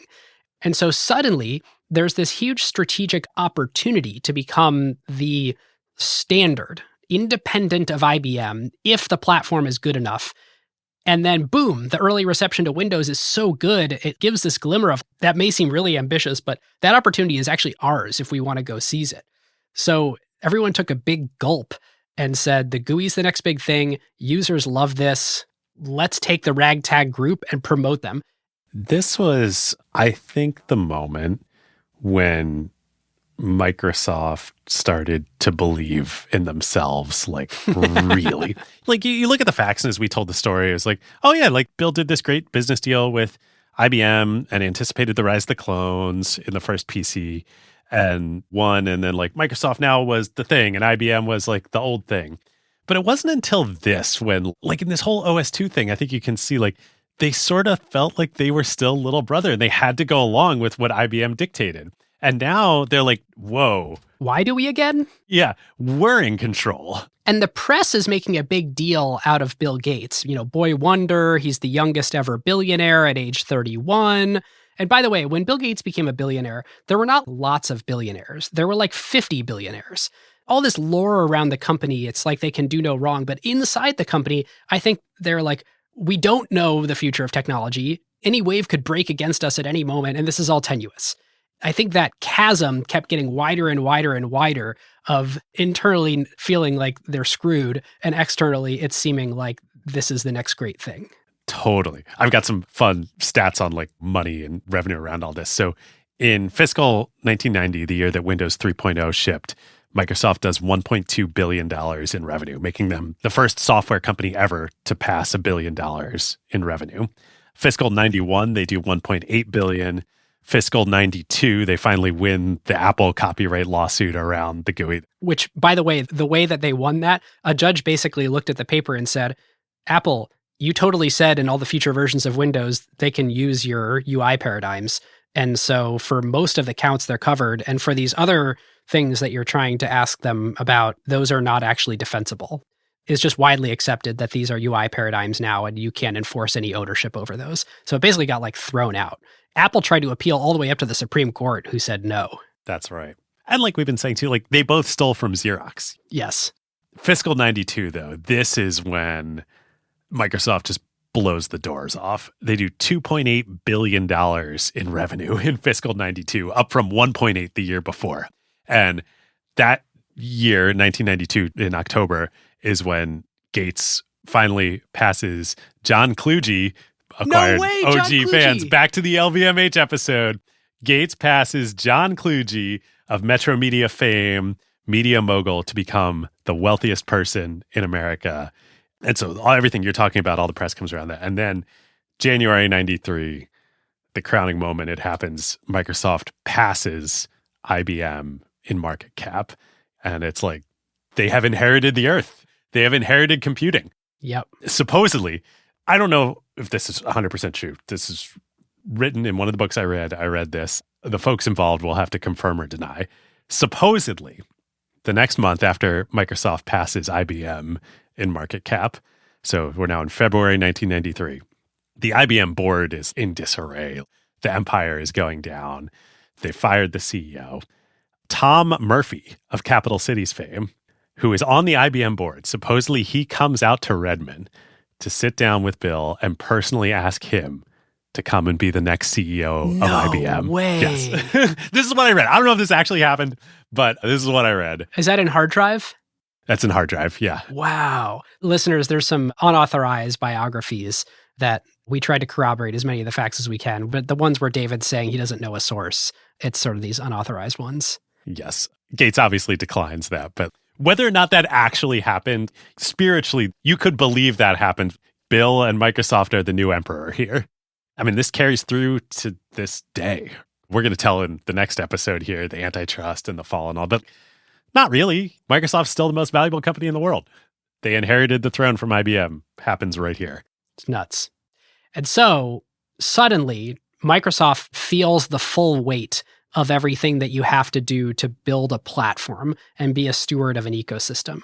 So suddenly this huge effort began to try and make developers successful. That's how Windows would be successful, if it was a great platform for application developers to thrive on. So Cameron Mirvold led the developer relations group basically to try and figure out what do people want out of a platform and how do we provide the APIs for them and the support and everything in order to do that. All the documentation, all the help, everything. And at the same time, Microsoft basically knew establishing a platform is brutal and requires bootstrapping a multi-sided network of developers, users, and PC manufacturers. And so 3.1 had users excited, but it was still very early. They could have lost that throne. Developers were not really yet targeting Windows. Microsoft sort of had to show we make great applications for Windows too. So the applications group really had to start doing Windows 3.1. Right. Because developers were targeting DOS at this point. They were probably preparing for OS 2. Some of them were targeting the Mac, like Microsoft itself, but nobody was targeting Windows. Exactly. So you've got this big developer relations group effort that spins up. Meanwhile, there's a huge push with OEMs to get them to install Windows. At this point, they were still installing DOS, or some people were actually installing nothing and requiring users to put operating systems on. So there's a conceited push to get the OEMs to install 3.1. Well, yeah. And there's some people installing nothing. We should mention here, around this same time, this era, they move a lot of their OEM deals to a per processor licensing fee arrangement, which gets them in a lot of hot water with antitrust a few years later. Okay, so this happened from 1988 to 1994. David, explain the per processor licensing agreement. Well, here's how Microsoft, I think, would position it to their OEM partners. You could pay us, a license fee for every machine you ship with DOS installed on it, or DOS and Windows. And, you can offer other OSs too. But rather than that arrangement, we'll give you a cheaper per unit deal because you're going to ship DOS on everything. DOS is the standard, and we want Windows to be the standard, and Windows is going to be the standard. We'll make it more economically attractive to you, give you a lower per unit rate if we just kind of change the terms and say, instead of every unit you ship with DOS or with Windows, every machine you ship, period. Every microprocessor-based machine that you ship, no matter what operating system is installed on us, just pay us a per processor rate. So if you do that, you'll be paying us for every machine, whether you ship DOS or Windows on it or not, but you're going to ship DOS and Windows anyway. So you may as well take the cheaper rate. May as well take the cheaper option, right? And obviously, what effect does this have on competition? Well, there's now a very, very, very strong incentive never to ship any other operating system. Yeah. Basically, you're going to pay for two different operating systems, even though you're only putting one on if you ever load a different operating system on. So yes, it very strongly incentivizes you to never, ever, ever ship any other operating systems on your computers as a company. Now, this is, of course, the way that regulators would look at it in 1994, and that would get Microsoft in some hot water, and they had to agree to stop doing this practice. The way Microsoft would look at it is, we're just helping our customers. Do you really think that these companies want to keep a whole separate ledger of what machines they shipped DOS on or Windows on versus what machines they shipped, period? Wouldn't it just be easier if once a month or once a quarter, they could just report to us their total shipments like they have to report to their investors anyway, and then we'll just send them an invoice for all their machines? Totally. And while antitrust and the government would seize onto this as like a smoking gun, like I think the reality is this was kind of irrelevant in terms of the forces that made DOS and Windows the winners. They were already the winners by the time they started doing this. So, right. If this had happened earlier, you could see how this would be more of a compelling way to get market share. But by the time they started doing it, they were already sort of running away with the market. Yes. Now, speaking of this sort of new customer-friendly, buyer-friendly business practice from Microsoft, which I think is how they thought about it. Totally. They wanted to make the stuff that people wanted to use the most, and that's how they would win. Their goal was make the very best products, the best software we possibly can in the ways that people want to use and buy software, and then we'll make a bunch of money. Yep. As this changing of the guard is happening from IBM to Microsoft, I think part of this new self-confidence from Microsoft is, wait a minute, why can't we go win the enterprise too and take that from IBM? We don't have to get in bed with them to sell to the enterprise. We should sell to the enterprise. And the thing they were sort of realizing is, well, we have made software that people like to use, so they're using it in businesses. They always kind of wanted that to be the goal, but now it was happening. People are doing their work in Excel. People are bringing PCs to the office. Maybe businesses are buying their PCs, but people are actually buying them themselves and using them in the office. And so it just made them that much more efficient. And so Microsoft really had to figure out how to sell to businesses, but we actually have no idea how to do that. And it sounds crazy today. The Microsoft you know today, as late as the mid-90s, really had no idea how to sell or build software for businesses. Totally. And then this is the first half of the original Microsoft vision statement coming true. A PC on every desk and in every home. Desk means work, means enterprise. Yeah. And this era, everybody we talk to gives 100% of the credit to Steve Ballmer. Steve took it on his shoulders at this point in time when Microsoft is passing IBM to say, I am going to build and we are going to learn as a company how to sell to enterprises. And Ben, like you're saying, it's impossible to imagine now Microsoft not like this, but there's so much that they needed to do that they didn't have. In part because prior to this, personal computers were not used by enterprises. It was just not an enterprise tool. So now that it was happening, Microsoft had to figure out how to be the ones that would benefit from it. Yep.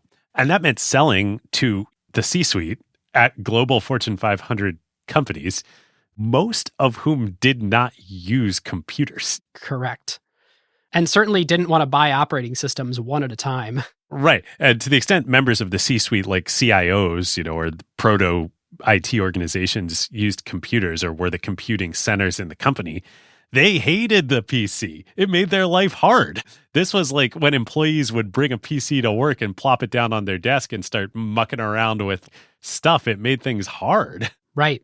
And there really isn't yet a business server that couples nicely with the PC on the desk. And so you have this weird thing where there's a mainframe that is where the company's like real enterprise applications run, but people are bringing PCs and those PCs don't actually communicate well with anything else yet. They just are there for the employee to do their own work on a spreadsheet or something, print it out, because finally 3.1 had printer drivers, and then deliver that. But it wasn't like a system that operated with other systems in your enterprise.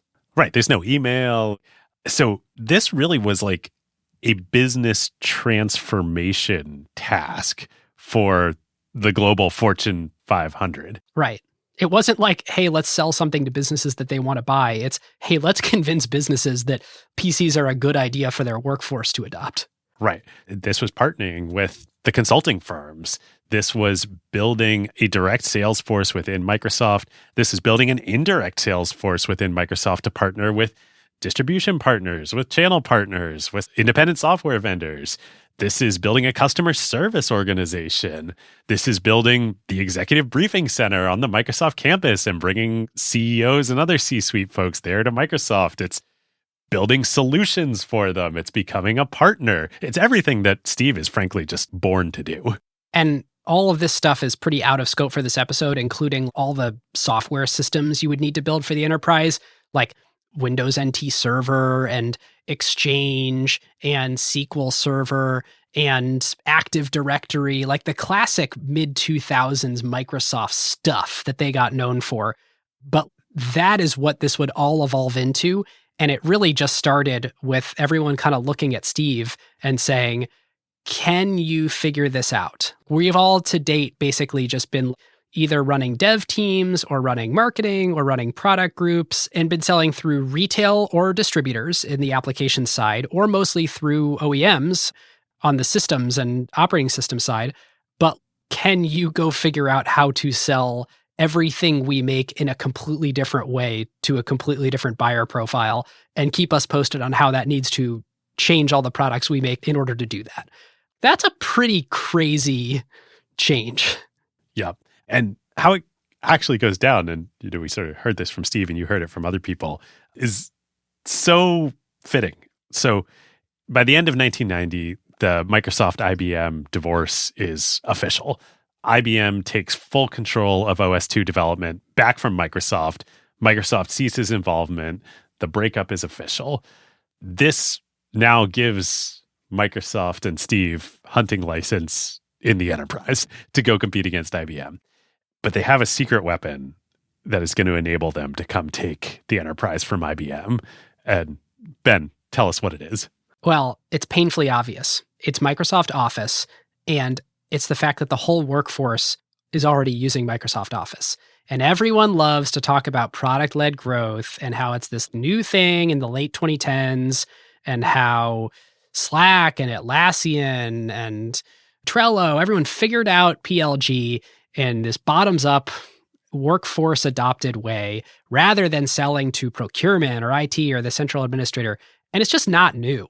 No, this has always been the case, and Microsoft invented it. All the employees wanted to use Excel and Word, and they just had to they were doing it anyway. And at some point, Microsoft needed to figure out how to take advantage of selling it centrally and how you do business with other businesses rather than selling a zillion retail copies of people who are using it kind of illegally for their work. There's so many things that are beautiful about this. One, it's the legacy of this bet on the Mac, bet on Excel, and, then on Windows, shortly thereafter, that enables Microsoft to go into the enterprise because, yeah, even though they've just broken up with IBM and OS/2 isn't going anywhere, it's not like Steve can just go knock on the door of some banking CEO or, C-suite and be like, I'm Microsoft, come talk to me about how you're going to use Microsoft products in your organization. But rather, it's like, hey, thousands of people in your organization are already using Excel. Right. Let's have a conversation about how we can make that work better for your organization and what else Microsoft can do for you. Yep, absolutely. And next episode is going to be all about the enormous success of becoming an enterprise company and the enterprise agreement and cloud and everything that sort of came after that. But we have 2 chapters left in this episode, and they happen concurrently within the systems group by 2 very, very different teams, and that is Windows 95 and Windows NT. So David, let's start with NT, and then our little cherry on top can be 95 to close us out. How did Windows NT happen? Perfect, and it's intertwined with the beginning of all this enterpriseification of Microsoft. Okay, so Windows NT. Remember, IBM's whole goal with OS2 was that they saw the trajectory of the PC was going to eat into traditional mainframe type applications in the enterprise. And they wanted to re-centralize and own the PC enterpriseification of workloads. NT is, after the divorce, Microsoft being like, screw that, we're going to do the same thing and eat your lunch. And so the initial work kind of starts out of the work they had been doing on OS2 with IBM. But then in October 1988, as they're heading towards divorce, Microsoft hires Dave Cutler away from DEC. And Dave is an absolute just beast and legend. Like, he's still writing code at Microsoft today, which is amazing. Isn't that crazy? It's like in his 80s. Amazing. Dave at DEC wrote the whole operating system that DEC ran on, VAX. And so poaching him away to come work at Microsoft, both like he's the guy that's going to build an enterprise-ready, take share away from the way traditional enterprise computing is done onto the PC. You know, like, he's got the chops to do this. He's also got the credibility to do this. He's written a widely deployed enterprise operating system. Yes. Him coming to Microsoft, him leading and building this effort gives Steve and the sales force so much legitimacy when they're going in and talking to the C-suites and the CIOs and the IT departments at enterprises. Even though they don't yet have an enterprise product to sell. They've got DOS and early Windows, which is essentially consumer targeted. But now they've got this guy, Dave. Yes, now they've got Dave. And we should say, Dave, this is really the first time they brought in someone who had real industry experience. I mean, in 88, Microsoft was 13 years old, so Bill Gates would have been 33. Everyone is in their like late 20s and early 30s, and Dave's like mid 40s. You know, he's like, I've seen a few things. I think it was Dave and also Mike Maples coming from IBM Yes. too. And Mike obviously wasn't a technical leader, but you know, on the business and strategy side too. Yep. So NT, we'll talk a lot more about it on the next episode, but spoiler alert, it is the vision of what IBM wanted OS2 to be, but it's Microsoft's version of it. Right. It enables all of your desktop computers at the company to join and network together in a compliant way. It enables an internal server that everything communicates with. It enables a directory of all the devices on the network and all the people in your organization. Yeah. Soon with the internet coming, it'll enable servers that face externally from your company. The punchline here is that NT becomes the seeds of Windows Server, the business line, which become the seeds of Azure today. So the other important takeaway on NT is it was going to take a long time to build. It was going to take a long time to test. It was going to take a long time to sell and deploy. And it was going to have really strict requirements for what it could work on because it's a power-hungry operating system built for enterprise IT administrators. And so that is not your short-term product strategy. That is a long-term bet that a team is going to work on concurrently while you're figuring out what to do after Windows 3.1. So in 1991, Bill Gates sums this up in a memo where he says, our strategy is Windows, one evolving architecture, a couple of implementations, and an immense number of great applications from Microsoft and others. And every word in that sentence does a bunch of heavy lifting. So you got one architecture. Okay.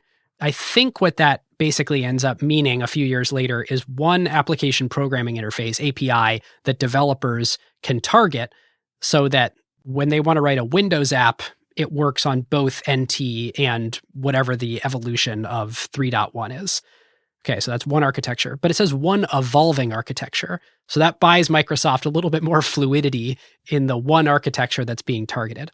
Then you hear a couple of implementations. So this basically says, even though developers are targeting what became the Win32 API, with one way that we write applications, there's two different implementations. And so for many years, they would display very differently on NT systems versus, spoiler alert, Windows 95, the successor to Windows 3.1. Oh, by Windows 95, you mean Windows 4 that was supposed to ship in 1993? Yes, I do.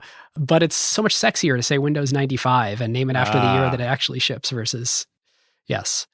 But yes, an immense number of great applications from Microsoft and others. That sort of sheds light on the DRG, the Developer Relations Group strategy of we got to go out, be massive evangelists, and everyone in the systems group is looking over at the apps group going, did you see that? Bill Gates just said our strategy is Windows. We're now the Windows company, and that includes great applications from Microsoft and others. And so what does that mean, applications group? Like, let's go first and best on Windows, get to it. I just think that sentence kind of says it all for what we're looking at 1991 through, call it 2000 or so. Yep. And, we just spent a bunch of time talking about the enterpriseification and all the amazing enterprise stuff that the seeds get sown for Microsoft at this point in time. This era is also the heyday of the consumer PC, right? 93, Jensen starts NVIDIA, graphics cards are becoming a thing, PC gaming is becoming an industry. That goes all the way back to, you can even look at Minesweeper as being a seminal moment in terms of the consumerization, these devices, these personal computers becoming companions to people's lives like the phone is today. I mean, you've got CD-ROM technology, multimedia, Encarta. The heyday of the consumer PC is here in this era. Totally. I mean, even before Windows 95 shipped, they had 75 million Windows users. This is even before you get plug and play or multimedia or networking. Like, this is on Windows 3.1. Yeah. Crazy. Okay, so we've been leading up to it. We've been building hype. Windows 95. Or should I say Chicago? So the Chicago name, for those of you out there who were like paying attention, when this was under development and you were all excited about what Windows 95 would become, and it's probably 1% of our audience or something who knows the Chicago code name. They wanted to create an OS for the everyman, one that was easy to get to, a nice quality of life when you're there. It was affordable. Chicago is the perfect name in every way. And it is also kind of a contrast to what was going on in a different part of Microsoft, where there was the code name of Cairo for a very ambitious next generation operating system. Now, mind you, NT had already come out in 1993. So Cairo is sort of this general bucket of maybe it's post-NT, maybe it's part of NT, but this is like a really sophisticated, crazy set of technologies that we're going to eventually bake into an operating system. It doesn't really have a release date. No one really believes in any of the release dates that are proposed. But the Windows 95 team, the Windows 4 team, the Chicago team loved contrasting this idea of like a far-flung land that's really ambitious and who knows what it'll actually be like with this Chicago, something we know quite well. You get on I-90 from Seattle, you drive for 3 days and you're there. And that is sort of like the goal. That's the spiritual thing about Windows 95. Pizza, the Bears, the Cubs. 100%. We should say Cairo never shipped. So there's a lesson in that. Might as well have been called Oz. Or Longhorn. Yeah, right. Okay, all right. You're getting ahead of ourselves. We are getting ahead of ourselves. So, okay, Windows 95, let's start with the launch event itself. It was a huge, ridiculous, insane day in Redmond, Washington. They set up tents all over Microsoft's campus. They flew in journalists, beta testers. There was a movement around Windows 95 in a way that you would not believe. It was an operating system launch, and Jay Leno launched it. It wasn't like Jay Leno did some stand-up. It was like Jay Leno for 90 minutes in a tightly scripted environment, co-hosted with Bill Gates all of the fanfare and festivities. There is no other word to describe the Windows 95 launch besides glorious. I am so glad that this stuff is preserved on the internet and on YouTube and that we could experience it ourselves over the past month. It might be like the peak moment of pure joy to celebrate technology before a lot of the sort of skepticism came in and the tech haters. The DOJ, and yeah. Totally. It was unabashed celebration of software is probably the best way to put it. Microsoft licensed Start Me Up famously from the Rolling Stones. Which is amazing. A software company licensed Start Me Up by the Rolling Stones as the official theme song of an operating system. Yes. The idea that this would be happening, certainly back in 1975 when they were moving to Albuquerque, but even just a couple of years earlier, This is breaking new ground. Totally. The other thing that's happening in 1995 is the internet hype is starting to build, but we will table that for next episode. Right at this point in history, only 14% of Americans had internet access. It was still very early, so there was no guarantee that any story posted online would actually reach the masses. And so Microsoft had really relied on traditional broadcast coverage of this event and brought in all these journalists and all these print magazines and all these newspapers to kind of build the hype.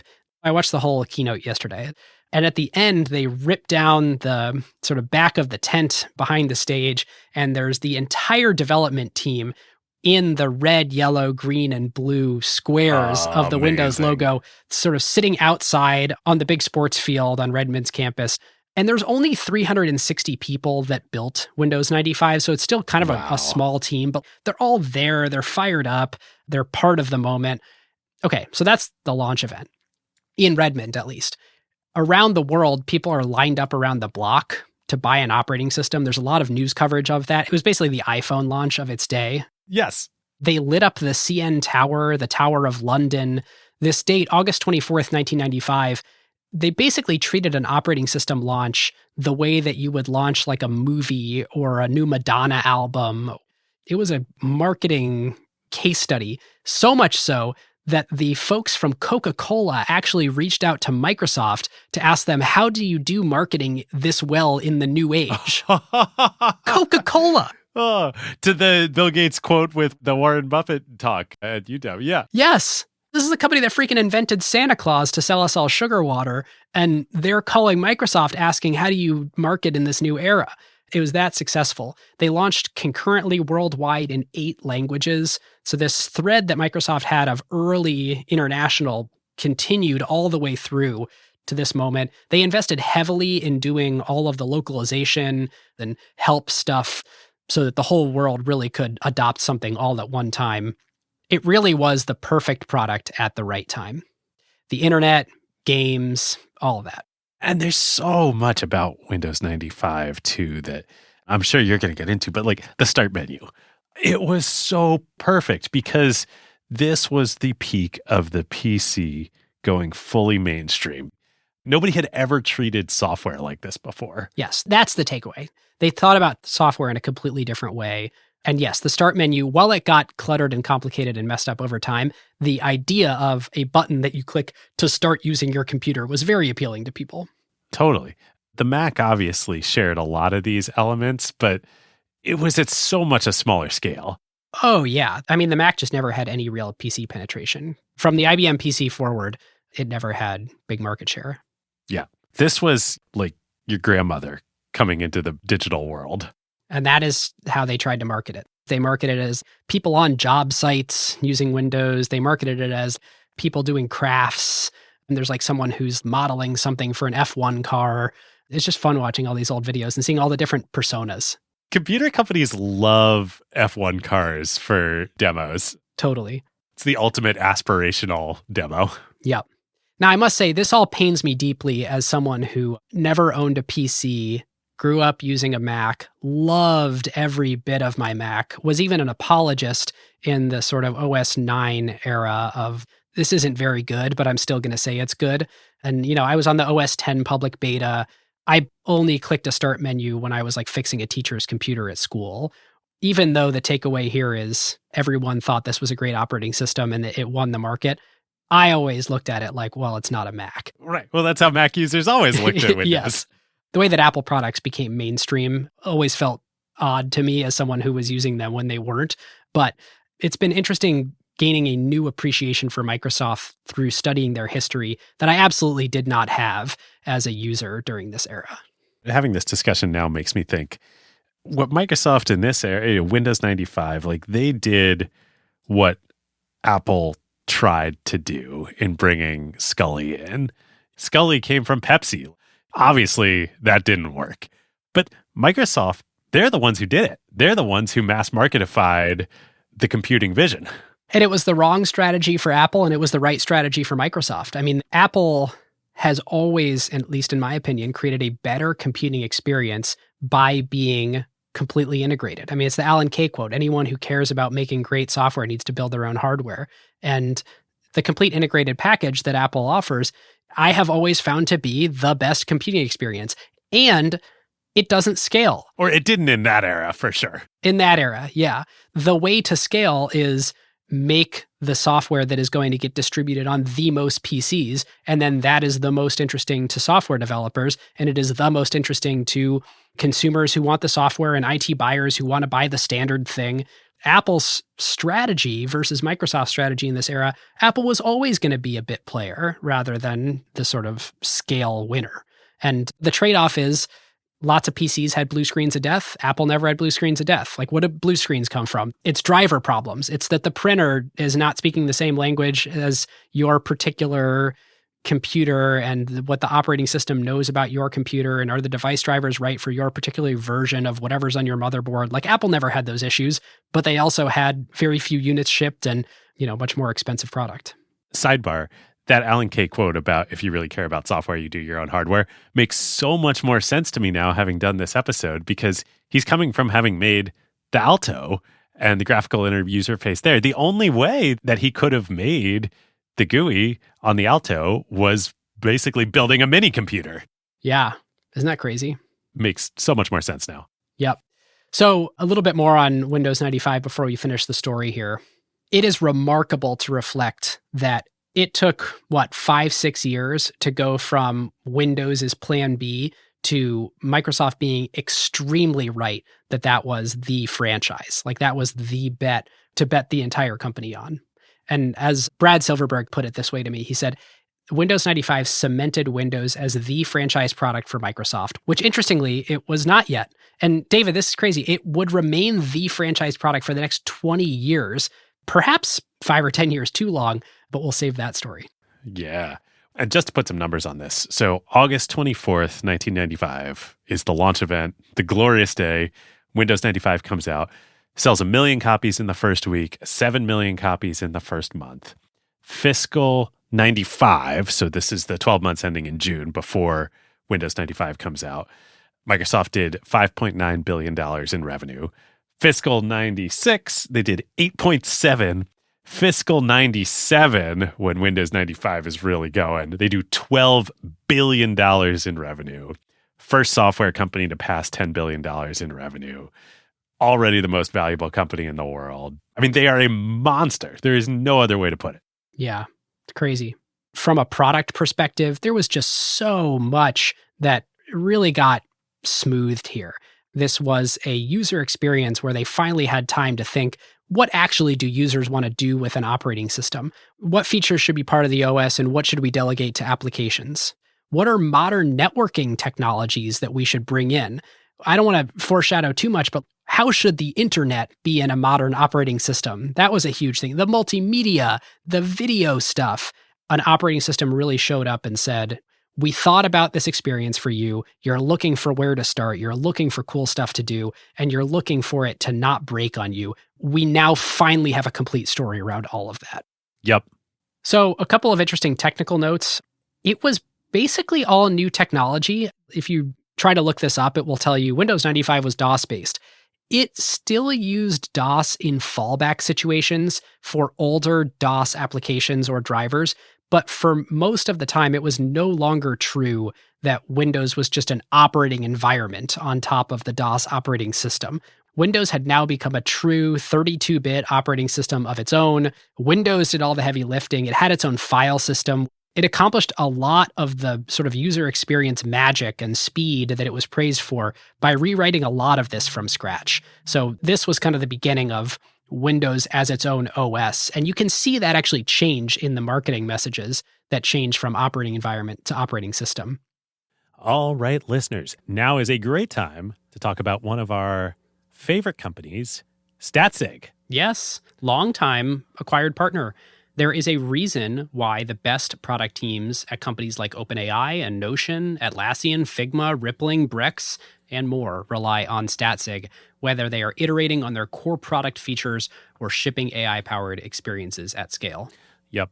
In the crazy speed of today's AI world, shipping fast is just table stakes now. It's basically trivial to build and deploy your app constantly. The real advantage is how quickly you learn what changes actually created value for customers and how fast you can use that signal to guide what you ship next.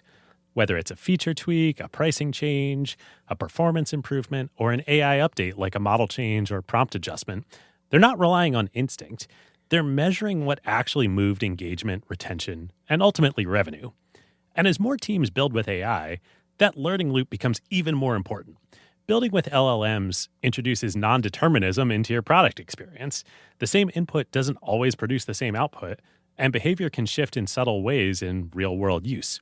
So doing offline evals will give you part of the picture, but you can really only understand the impact once your product is live with real users, and then you can measure how their behavior actually changes. It's very different than the way that you would ship features in a pre-AI world where you knew exactly what the software was going to do in production. Yeah, exactly. So this is where StatSig comes in. It brings experimentation, feature flags, and product analytics into one unified system so teams can ship safely, test rigorously, and directly link what they changed to how users actually behaved. The result is a tighter feedback loop and learning that compounds over time, so you don't just ship more, you ship better. So if you want to make learning your competitive advantage, whether you're building new AI experiences or just evolving your existing core product, go to statsig.com/acquired to get started. So David, that brings us to the end of our chapter 1. We've got plenty of analysis here to do, but my God, what a first 20 years for the company. I mean, we knew this was going to happen, right? This is why we waited 10 years into Acquired's life to cover Microsoft. It's the most important company in the world, still, today. Yeah. It was so fun researching, going back and doing all this because, A, there's so many different perspectives and so much has been written. But I don't know if we've gotten it right here, but I feel like every other major attempted storytelling at this has not gotten it right. And so getting to go talk to all the people who were part of this. Well, yeah, living in Seattle is quite helpful. Yeah, like we really got that sense of like, there's still a story to be told here. And it's never been more relevant again than, today. All that to say, I'm glad we waited 10 years. Right. And there's all this stuff we missed. Like I didn't mention Microsoft Research. Microsoft Research was a lot of people and a lot of money. Right. Microsoft tried to buy into it too along the way. That got canned. Actually, the start of research is interesting. I'll just say this real quick. In 91, Nathan Myhrvold started Microsoft Research, and the logic is fascinating. Basically, everything Microsoft had done until that point was taking things from mainframes and mini computers and adapting those tasks, those jobs to be done for personal computers. And at some point, they kind of looked around and said, all right, well, we did it. All the personal and business applications can now be run on personal computers. So we have to come up with uses for future technologies in order to continue to drive the ecosystem forward. There's no more low-hanging fruit. And I thought that was an interesting thesis of why to spin up a research division at that point in history. Yes. Let's move into analysis. Okay, great. So Playbook, the big interesting one that I want to start with, and it actually involves a chapter from the story that we just sort of glossed over, is capital efficiency allows founders to control their own destinies in a way that you just don't get when you're selling off huge chunks of the company in order to accomplish your mission. Oh, yes. I love this. Let's just talk through the cap table over time and how the company went public. So we talked about the partnership being 64% Gates, 36% Paul Allen. 1980, Steve Ballmer comes in and gets 8.5, 8.75, something like that, percent of the company. So dilutes Gates and Allen down. Then in 1981, just a year later, they take the VC investment for 5% of the company from TVI. This also, I'm guessing around 5%, trying to reverse engineer some of the numbers. They also created an option pool where they were then creating opportunity for basically rewarding management, which is how there were 10,000 millionaires created in the Seattle area from Microsoft. Right. That's the amazing thing. The option pool doesn't get created until 81. So late in Microsoft's life. All those Microsoft millionaires only came from that, whatever size that was, 5% of the company or whatever. Right. Yes, at IPO, so even with all this dilution, so you've got the Ballmer dilution, the VC dilution, and the option pool dilution, Bill Gates still owned 49% of the company. I mean, that's pretty unprecedented. And he wasn't the only one with a big chunk. Paul Allen owned 28% of the company. Steve had 7.5% of the company. This company was basically owned by the three more or less co-founders, a little tiny option pool, and then a VC who ended up with 6.1%. I think Dave got some more shares from being on the board. You just don't see companies that look like this anymore. Yep. This is Bill's company. This is their company in a way that no other company is these days. No venture-backed company going through the modern era is like that. By the time you get to be public, you may still be the largest shareholder as a founder or CEO, but it's not your company. Far from it. Yeah, absolutely. I'm trying to figure out why they were able to be so capital efficient. Is it just that software was such an unbelievably good business model compared to everything else that existed? Like they didn't need a lot of working capital, everything was high margin, they could grow really fast, or it was just an era before much competition. And so they didn't need to outraise their competitors. Once they got a little bit ahead, there was really no way for anybody else to close the gap, assuming that they executed well. I totally think it's the latter. And I think it's that the minimum fixed cost threshold to be that, in Bill's words, slightly better than your competitors and get the positive spiral going was low enough that it could be paid for just in Bill and Paul's time and effort. And it was that unique moment at the beginning of the software industry where that was true, and that would never be true again. That's so insane. And there was no one else really with the knowledge either. Even if someone else came in with a big $1 million check and gave it to a competitor, in 75, like how many people could really write these language interpreters? You couldn't buy the experience having written emulation software for microprocessors that Paul had. They had an obsession and an obscure skill that turned out to be one of the most valuable in the world in an area where there was a freak law of nature in play with Moore's law that was so unintuitive that you had to think from real first principles to understand the impacts of it. Yeah. Well, I think there are two freak laws of natures. One, there was Moore's law that they were benefiting from. But then two, there was the zero marginal cost of software. Yeah, that's true. It's this like complete perfect storm that enabled them to build a highly defensible business without really any investment ever. This is the largest company in the world, the most valuable company in the world that was entirely bootstrapped. Yes. Even though they raised money, not a single dollar of investment actually happened at this company. No, I mean, in 86, when they actually did go public, they raised $45 million and they never spent that because they generated much more free cash flow than that year. Right.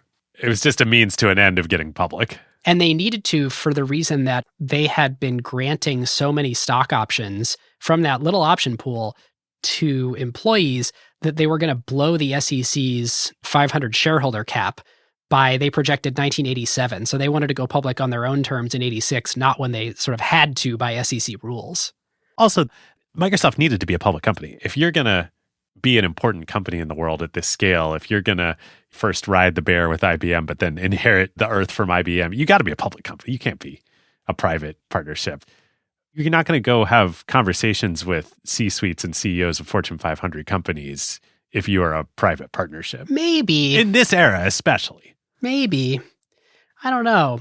I'd agree with you if you had a bunch of short-term capital interests that owned your company.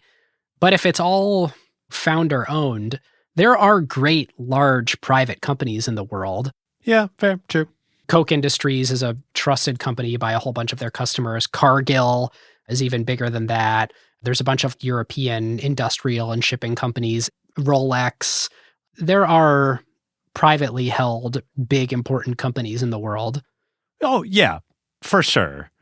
But none of those companies are Microsoft. That's true. That's very fair. Especially getting to the stage that they eventually got to, being the trusted partner to governments around the free world. That requires being a public company. Yeah. It's funny, this playbook theme, this was a moment in time and a set of factors where this worked. I mean, I guess the lesson is find an industry in its infancy and be capital efficient and run the table. That has like unique economic conditions that have never existed before to create these magical businesses you could never fathom before this new technology thing existed. It's an impossible thing to wish for. Like, it may never happen again. We may never get another Google either. That's what I was going to say. It did happen again. It happened with Google. But how many things can you collapse to zero? I think that's the question. With Microsoft, they were able to collapse their marginal cost to zero, but they still had distribution costs. And then Google collapsed distribution costs to zero with the internet. So what's a big cost that a company has now? Like maybe AI will collapse. You no longer need 50,000 employees. You can have 5 employees. Maybe it can collapse that to zero. But you need something of that scale, which is like, where does a company spend most of its money that suddenly it can spend no money on? Right. I suppose actually it is on the human capital. You just look at big successful companies and look at what they spend money on, and those are the candidates. Good point. Still unlikely we'll ever find another Microsoft opportunity. Yep. Other fun things on the IPO. Do you know who IPO'd the day before Microsoft did? Ooh, no. Oracle. Aha. And Oracle had a nice pop, which actually helped Microsoft price a little bit higher in their IPO. That is another episode we have to do. Another thing adds yet another layer to the insanity of everything that we've been talking about, of why they were able to build such a successful company on such little capital. I don't think there has ever been a tailwind in history like the one that Microsoft had with the secular growth of the personal computer wave. And the only thing I can think of that is comparable is Amazon with the growth of the internet, sort of powering their early growth. But here's the stat. From 1975 to 1986, 11 years prior to their IPO, so founding to IPO, PCs grew at a compound annual growth rate of 98%. It grew from 4,000 units per year to 9 million units per year shipped. You can almost not mess up when you have a tailwind like that. Yes, especially when you are like the linchpin player. Right. They managed to make themselves the point of integration for the whole industry. Yes. So oftentimes I find myself, when we're looking at these companies that are like among the most successful in the world, or like Microsoft, the most successful in the world, it's basically like a multi-dimensional multiplication problem where you're like, okay, they had this unbelievable 1 in a zillion thing going for them, which you can sort of multiply by this other 1 in a zillion thing. And so it's the like zero marginal cost, zero distribution costs, unbelievable secular growth of the PC, Moore's law happening. They're the single choke point for the whole industry. It's just crazy how many things you multiply together. And of course it should end up in a number over 3 trillion. Yeah. Which I'll jump in with a playbook theme that we referenced a little bit in the episode, but we really got to highlight here. Bill and Steve and Paul and everybody at Microsoft, they were incredibly talented, incredibly smart. They saw the future in a way nobody else did. But they also were willing to hedge their bets. It's not like they just got everything right. I mean, they were going to get things wrong with OS 2, but they hedged the bets with Windows. I think that is such a key lesson of when you're in a really dynamic market like this. In our ecosystem right now, in tech, venture capital, startups, whatnot, people put so much value on conviction. I have conviction. This is what the future is going to be like. And I think the Microsoft story is the opposite of that.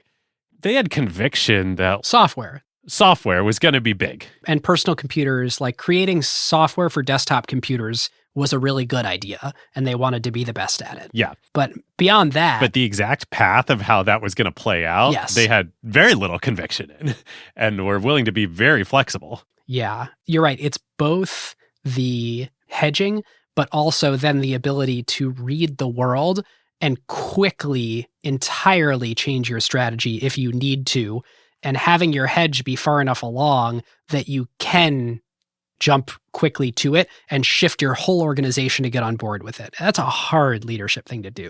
Totally. Ooh, I can't wait in the next episode to talk about the internet tidal wave memo. Yes.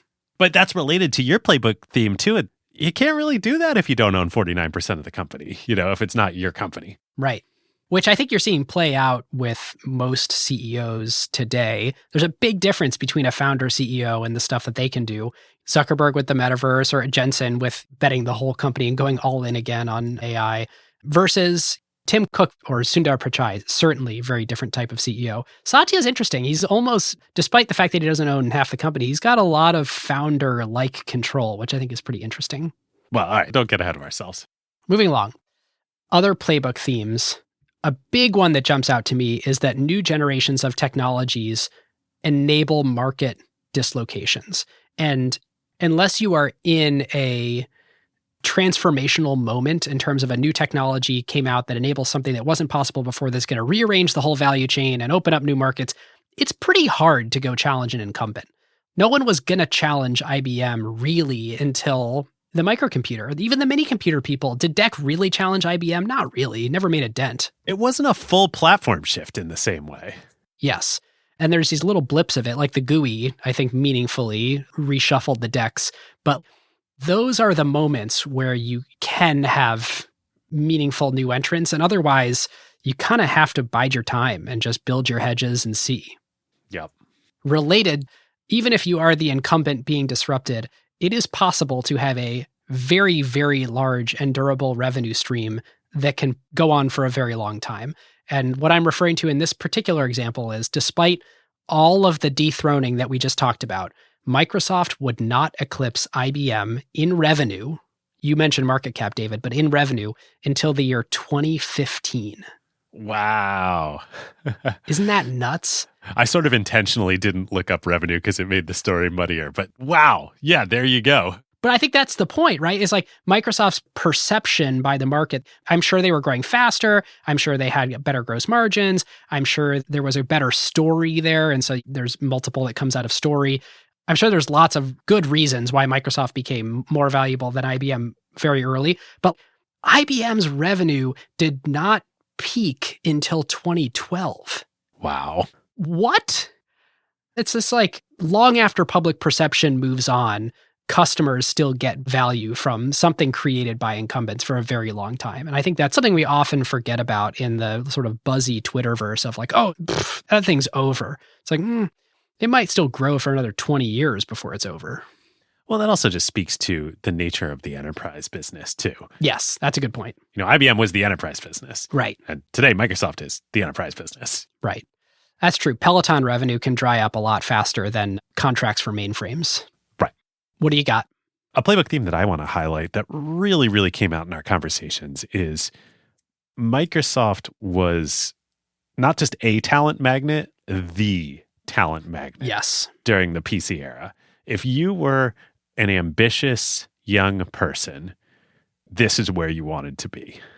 And it was on every dimension. If you were an ambitious young technical person, that's where you wanted to be.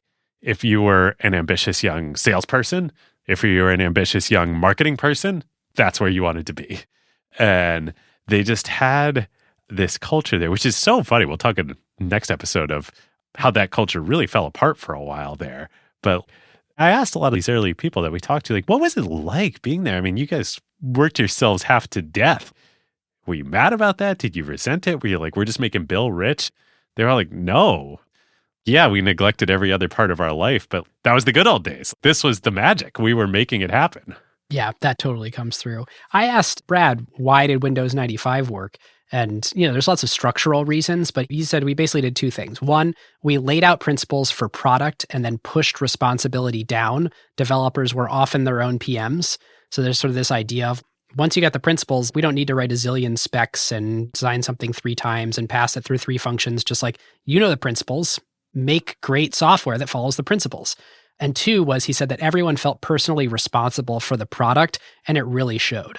Anybody you talk to from this era at Microsoft, this was their life's work. No doubt about it. Yep. Something we touched on a little bit is the benefit of scaling with OEMs. This was sort of the contrast against Apple, where I said Apple was sort of always going to be a niche player by the way that they designed and built and packaged everything themselves. Apple is in many ways like the Amex, where Microsoft is the Visa. Yes. Yeah, on our Visa episode, it just became so clear that Visa could sort of quickly take over the world, and MasterCard, by being an open network where they didn't have to do all the work to scale themselves, they could distribute to a bank, partner with a bank, and then boom, each of the banks that was on their network could independently scale at their own rate, which created, obviously, compounding effects for how fast Visa and MasterCard could scale. The same can be said of Windows. Totally. The OEMs, yeah. I think the Microsoft OEM team for Windows was like 20 people or something. Before the enterprise, in this era that we're talking about, the group of people responsible for go-to-market for Windows was really small. They sold some retail, but the team was just about, hey, make sure HP and Compaq and Dell and Gateway. Exactly. That was their go-to-market, and it makes your scaling like unbelievably efficient. Dude, you're getting a Dell. Dude, you are getting a Dell. Similarly, I think the fact that they went international early was this very powerful constraint where it meant that every time they shipped software, they had to make it globally ready quickly. And so that meant that if there was any sort of network effects to your software, like anything becoming a standard, Microsoft was just way better positioned to become the standard than anyone else was. And on top of there being network effects, there's also scale economies. A word processor is a word processor. And so the extent that you have customers in every country who can buy your one piece of software, you can amortize the development costs over a huge user base so much more quickly. 100%. The fact that they forced themselves to be international early meant that every product after that also had to figure out how to do all the localization and training and all of that to get all those effects too. I mean, no matter how much time and money and resources you have to spend to localize Microsoft Word into kanji, it's a lot less time and resources and money than developing Microsoft Word. Yes, exactly. And they just realized that so early. They also realized that most people who were doing some sort of localization would do a shoddy job. They would think about it as lesser than the US market. And so they just did a good job at localization. They just cared. They thought of it as like, this is a strategic pillar that in every country, everyone experiences our software to the same quality because it's our brand everywhere. And I don't know, I just think that is not how the rest of the industry thought about it. Definitely not. On top of all of this, the way that they executed it through subsidiaries was pretty genius. Redmond did not control international.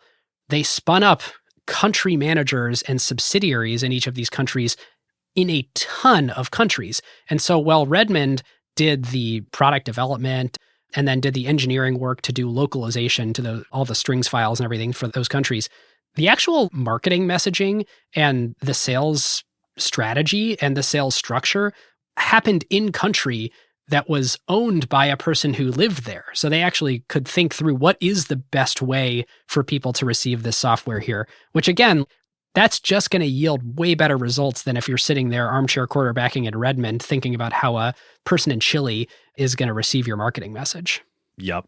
And one other that I have is this one that we didn't really talk about, but Microsoft famously was not first to market with basically any of their applications. They aren't even really today in most cases. I mean, you think about the strategy that they had early on, spreadsheets, word processing, all these were copycats at their outset. I mean, sometimes they would do an acquisition, but most of the time they just look at a product and say, our software should do the same thing. And they would copy it. They had no shame in doing that. They had their eyes everywhere looking for good ideas, and they had reverence for the good ones, and then they would just incorporate them. And on top of that, they wanted to make the software very easy to switch to. So a lot of the keyboard shortcuts in Excel to this day are there because they were originally the Lotus 1, 2, 3 shortcuts, and they wanted people to have the same muscle memory that just worked. So fundamentally, what this does for you as a business is it just leads to better risk-adjusted returns. You already know what's going to work before you ship it. Like, you don't really take market risk. So you're not going to be the first to the market with early adopters, but most of the time you actually don't need to be to win. And I think Microsoft, I don't know, they sort of own that idea. Most of the time people are sheepish about it. Steve Jobs famously said Microsoft has no taste. I think that's another way to put it, that it's copycatting. Well, so I do agree with your premise with all of this. I think doing this episode, though, has made me think there's a little more nuance to it. Yes. And in broad strokes, you can say that's what Microsoft's strategy was with applications over the years. But the Microsoft versions never actually won until there was a platform shift that they could take advantage of to beat the incumbent. Like, Microsoft wasn't going to beat Lotus 1, 2, 3 until the graphical paradigm came along, and then Excel being graphical was just obviously so much better. They tried with multiplan. They failed. Multiplane was fine, but 123 was the winner. The nuance to me is yes, but it's more like with the resources of Microsoft and the time frame that Microsoft can afford to have, they can afford to like start building the application, start building the product, get it into market, start learning, be positioned that then when the paradigm shift comes, leap ahead. Right. That's a good point. It's also different. I mean, the Lotus 123 multi-plan thing, in that era, Microsoft just didn't have great distribution yet. And so Lotus 123 just got pretty far ahead of them, and Microsoft had no way to catch up. A few years after that, that would basically never be true again. Yeah, that could be true too. I will say, you touched on something that's an interesting corollary to this, is their first versions of software famously are not good. You look at Windows 1.0 and 2.0, they know that it's part of the strategy, and they were world-class at learning from customers and integrating customer feedback into subsequent versions. And so there's always this like saying of Microsoft doesn't have a very good first or second version, but the third version of something is typically pretty good. And I think that fact pattern definitely follows. Yeah, I'm curious your thoughts on this. I'm so surprised. One thing that you have not brought up yet on this episode is you were a PM at Microsoft for several years. I was, but it was such a different era in that 2012 to 14 era. It's not, I guess 2011 is when I started as an intern. I'll have a lot of thoughts on it next episode. Okay, great. I've got one more playbook theme before we move on to power, and that's that, well, Microsoft figured out software before anybody else, and they figured out so many aspects of what it means to be a software business before anybody else, but they figured out that software is never done. Yes. I do think a lot of their competitors, we obviously didn't study Lotus to the same degree that we studied Microsoft here. We didn't study WordPerfect, et cetera. But I think there was a mindset of a lot of other folks that like, you ship software and then the software was done. And that was not the culture at Microsoft. This is related to what you were just saying. Shipping software is the beginning. You are always working on that software. Yeah, you're working on next versions and stuff, but even before the next version, the work of software is never done. Which, of course, if you own the hardware, you definitely think of it more of like, well, we ship them the big cabinet of things and we install it and we fix it if it's broken, but we sold them hardware. The software is required to run it, but the thing we sold them is the hardware. And if you're a pure software company, you think about the world differently. You're like, well, I can always ship you another CD, another floppy disk, over the internet. It's obviously very different. But because there weren't really software companies before them, of course, people didn't come from that mindset. And I think you still see the legacy of this right to this day in Apple versus Microsoft. Apple still is on a yearly software release cadence, which is kind of ridiculous. Whereas Microsoft's on the cloud. It's all constant. It's all constantly shipping. And like, look at AI, look at OpenAI. The software is never done is so deeply in the software business model. Yeah, that's true. All right, should we move on to power? Yes. So listeners who are new to the show, we do this section based on Hamilton Helmer's 7 Powers framework. And the question is, what is it that enables a business to achieve persistent differential returns? Or to put it another way, to be more profitable than your closest competitor and do so sustainably. And the 7 are counterpositioning, scale economies, switching costs, network economies, process power, branding, cornered resource. And David, I am pretty sure I could make a case somewhere between 1975 and 1995 at Microsoft for all 7 of these. Totally. Yep. It's one of the most defensible businesses that they built in history. So, of course, they would have all 7 of the powers. All right, let's run through each of them and do a quick 45 seconds on each. Great.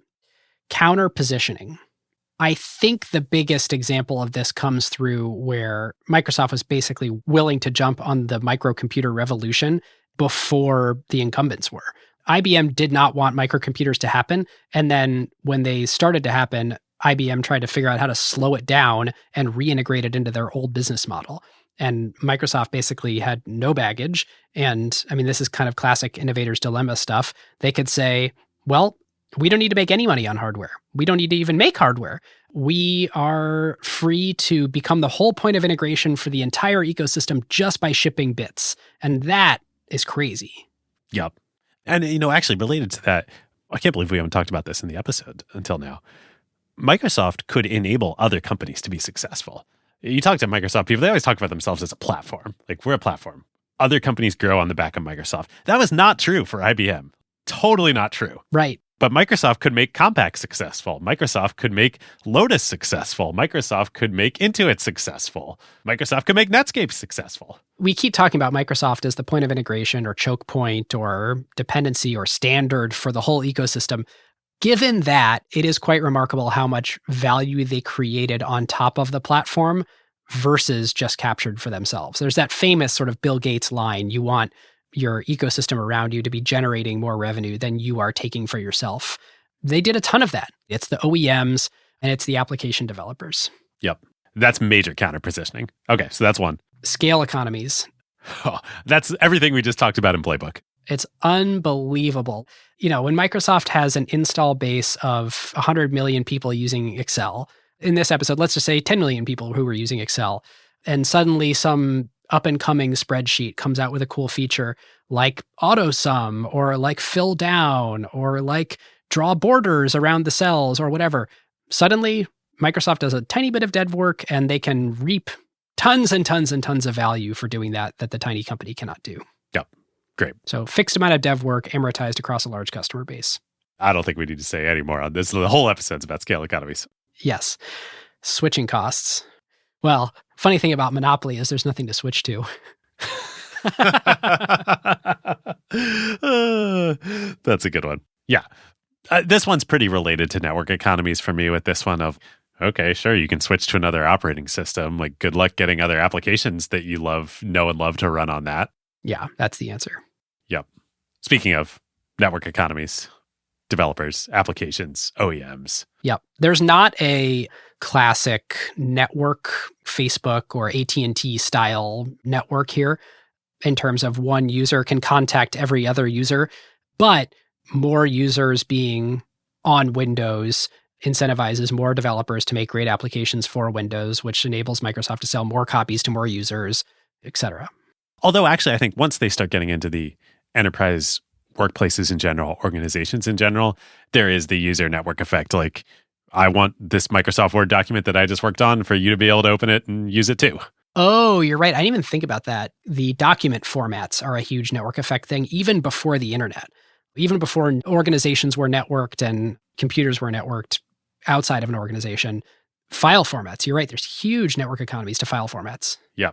And it's inter-organizational too. If I'm a law firm, I want my clients to be able to open my Word docs. Right. Okay, next. Process power. This might be the weakest. As it so often is. It's elusive. This is a little bit later in history, but I did always think it was absolutely incredible when I was at Microsoft and we would ship a version of Office every 3 years. I worked on Office 15, that the entire 6,000 person organization had a process in place where we could release to manufacturing, RTM, on a date that we planned 3 years in advance and actually hit it.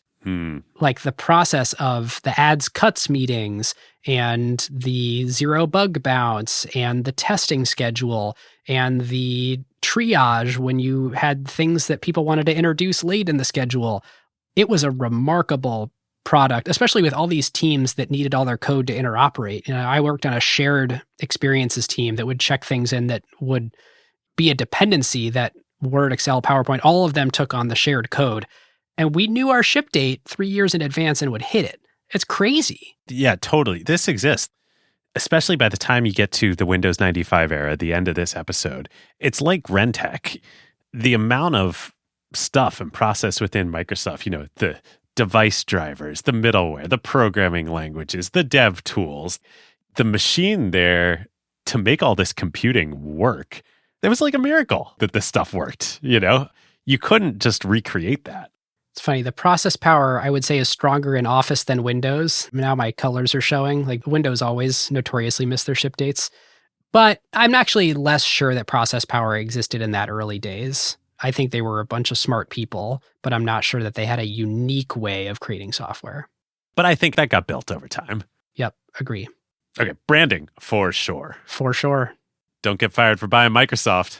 Well, that's true. Windows 95 built a consumer brand. The idea of a consumer brand of operating systems was, there was Apple, but they were tiny, and that was more around the hardware. Yeah, it's both fronts. It's their brand in the enterprise that is an amazing story that they built. They were branding consumer that was the easiest to point to instantiation is like the Rolling Stones and Jay Leno, but they had a software brand. Nobody had that. But branding is probably the thing that they rely on the least, interestingly enough. There are other structural reasons that they're entrenched where even if Microsoft had a crappy brand in this era, they probably still would have won. Yep. The magic of getting the whole deal with the IBM PC and then getting to sell licenses to all the other OEMs. Yep. Well, that brings us to the last one, which I think is a super strong one, at least in this era. Cornered resource. DOS. Full stop. Yep. It didn't start as a cornered resource, but as soon as IBM started shipping it on the IBM PCs, it was over. I'll say it again. IBM's distribution created demand for DOS, and then Microsoft just got to capture value from everyone else who wanted it. All right. Well, we would do bear and bull, listeners, but we kind of know what happened after this. So the bull case is that the party continues and Microsoft continues shipping amazing operating systems after amazing operating systems, and that stays the important thing in the world. And the bear case is something else becomes an important thing in the world, and just having this super locked-in operating system is not actually the way to bet your whole company for the future. The dramatic tension for you all to come back for our next episode on Microsoft here is not because you want to find out what happens. Right. That's true. Okay. Takeaway, Splinter. We've spent the last probably 6 weeks deep in this. We've talked to everybody. What are you thinking about in the middle of the night? The IBM deal. I can't unsee it. Microsoft figured out a way to take someone else's dominance and wholesale transfer that into their dominance for the next generation. The fact that IBM called the project chess is so deeply ironic because Bill Gates was playing chess and they played checkers. Maybe Bill was playing 3D chess. I mean, this is the thing about it, though. We got to give IBM so much credit for Project Chess and the PC. That they even did what they did was huge. That a big entrenched corporation like that could ship a Skunkworks project in a year, revolutionize the industry. They just didn't end up capturing any value out of it. Yep. And if I could make a less cheeky comment on it, I would say it's that a new technology generation, when something becomes possible and opens up a new market, it enables a shift in the point of integration in a value chain. The old value chain of IBM, if you shipped the mainframe, you had all the power. But in this new world of PCs, if you controlled the operating system that all the users were familiar with and all the developers wanted to target, you had all the power. I think that is not necessarily obvious unless you went through it and have the hindsight of history to be able to articulate it. Yeah. I think you might be right. I think this might be the single best business deal negotiation of all time. It arguably created like $3 trillion of value, so... Right. Well, no, a lot more than that, because this is the point about Microsoft being a platform. Microsoft is worth $3 trillion, but how much value has been created on top of Microsoft? No matter what you think, good, bad, or ugly of Microsoft, you can't deny that. Yep, absolutely. At least twice as much, probably much, much more. I mean, you watch every early interview with Bill, and you read a lot of his writing, and he's a great writer. I mean, it's awesome that so many of his memos leaked, whether intentionally or unintentionally, over time. Is that so many of his memos were issued for publication? Yes. He really did view himself as a steward of the software ecosystem and had this steadfast belief that software was magic and was going to change the world.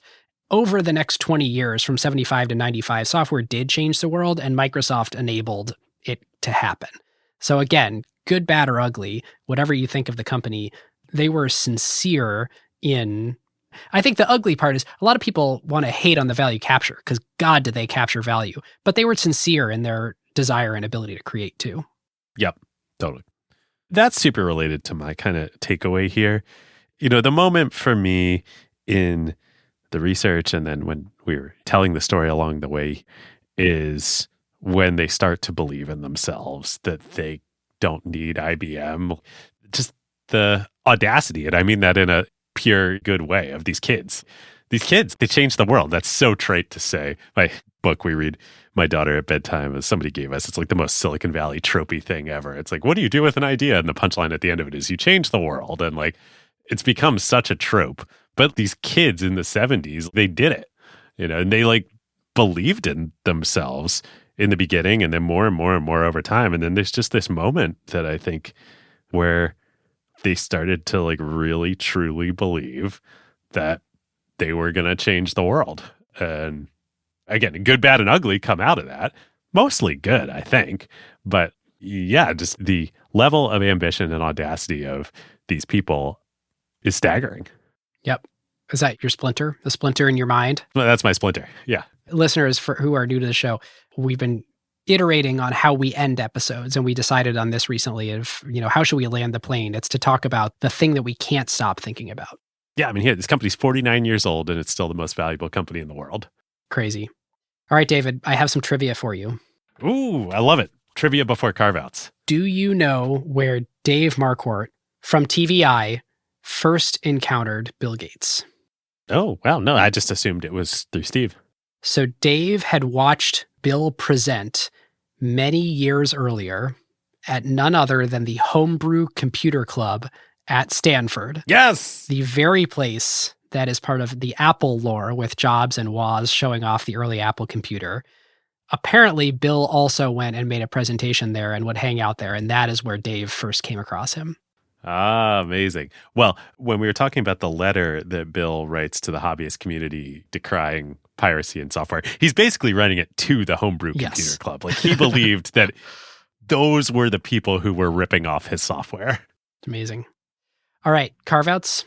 All right, carve-outs for new listeners. At the end of every episode, Ben and I just chat about one or two things that we've been enjoying personally lately that usually have nothing to do with the episode. In my case, I have two. The first one has a lot to do with the episode. I have discovered/rediscovered the LGR YouTube channel. Are you into this, Ben? No. Clint and LGR. It stands for Lazy Game Reviews, which I think is how it started, but then it became so much more, and now it's just LGR. Clint is this awesome dude, and I think he lives in North Carolina. He is dedicated to basking in the glory and restoring and reliving and preserving computer history, hardware and software from this era.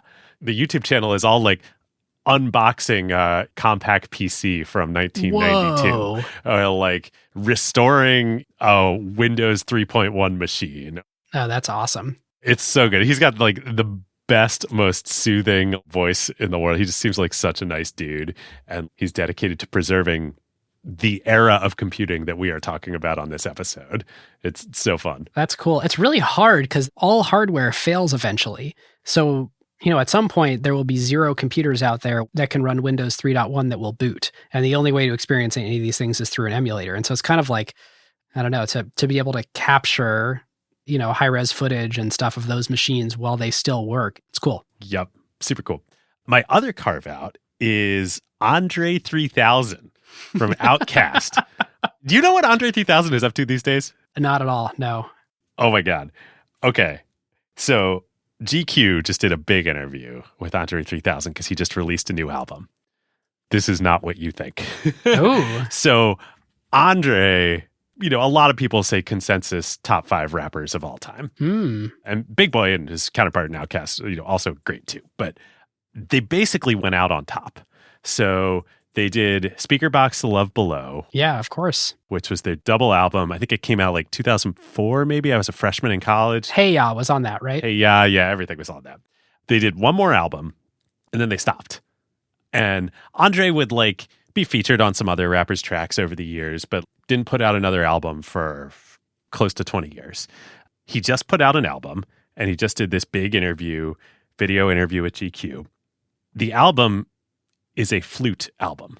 He got really into like woodwind instruments. Whoa. This has been his life. He reveals in the interview that he has put out other songs and other albums over the years under pseudonyms.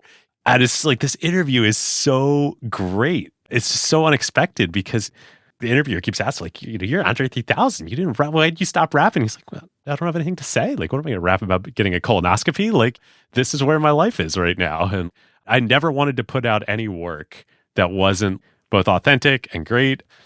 I didn't have anything to say anymore. Yep. I love that. Have you ever heard the phrase, go out when the top row at the back of the auditorium is empty? Yeah. Yeah.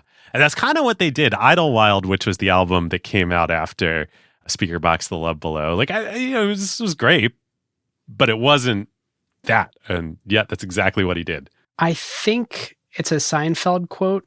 I might misattribute it. Drop a note in the Slack if I did. But yeah, I think it's a Seinfeld quote. You can let one row be empty, but you don't want to wait too long. Yeah, it's same thing as what Seinfeld did. Fascinating. Yeah, super fun. We'll link to it in the show notes.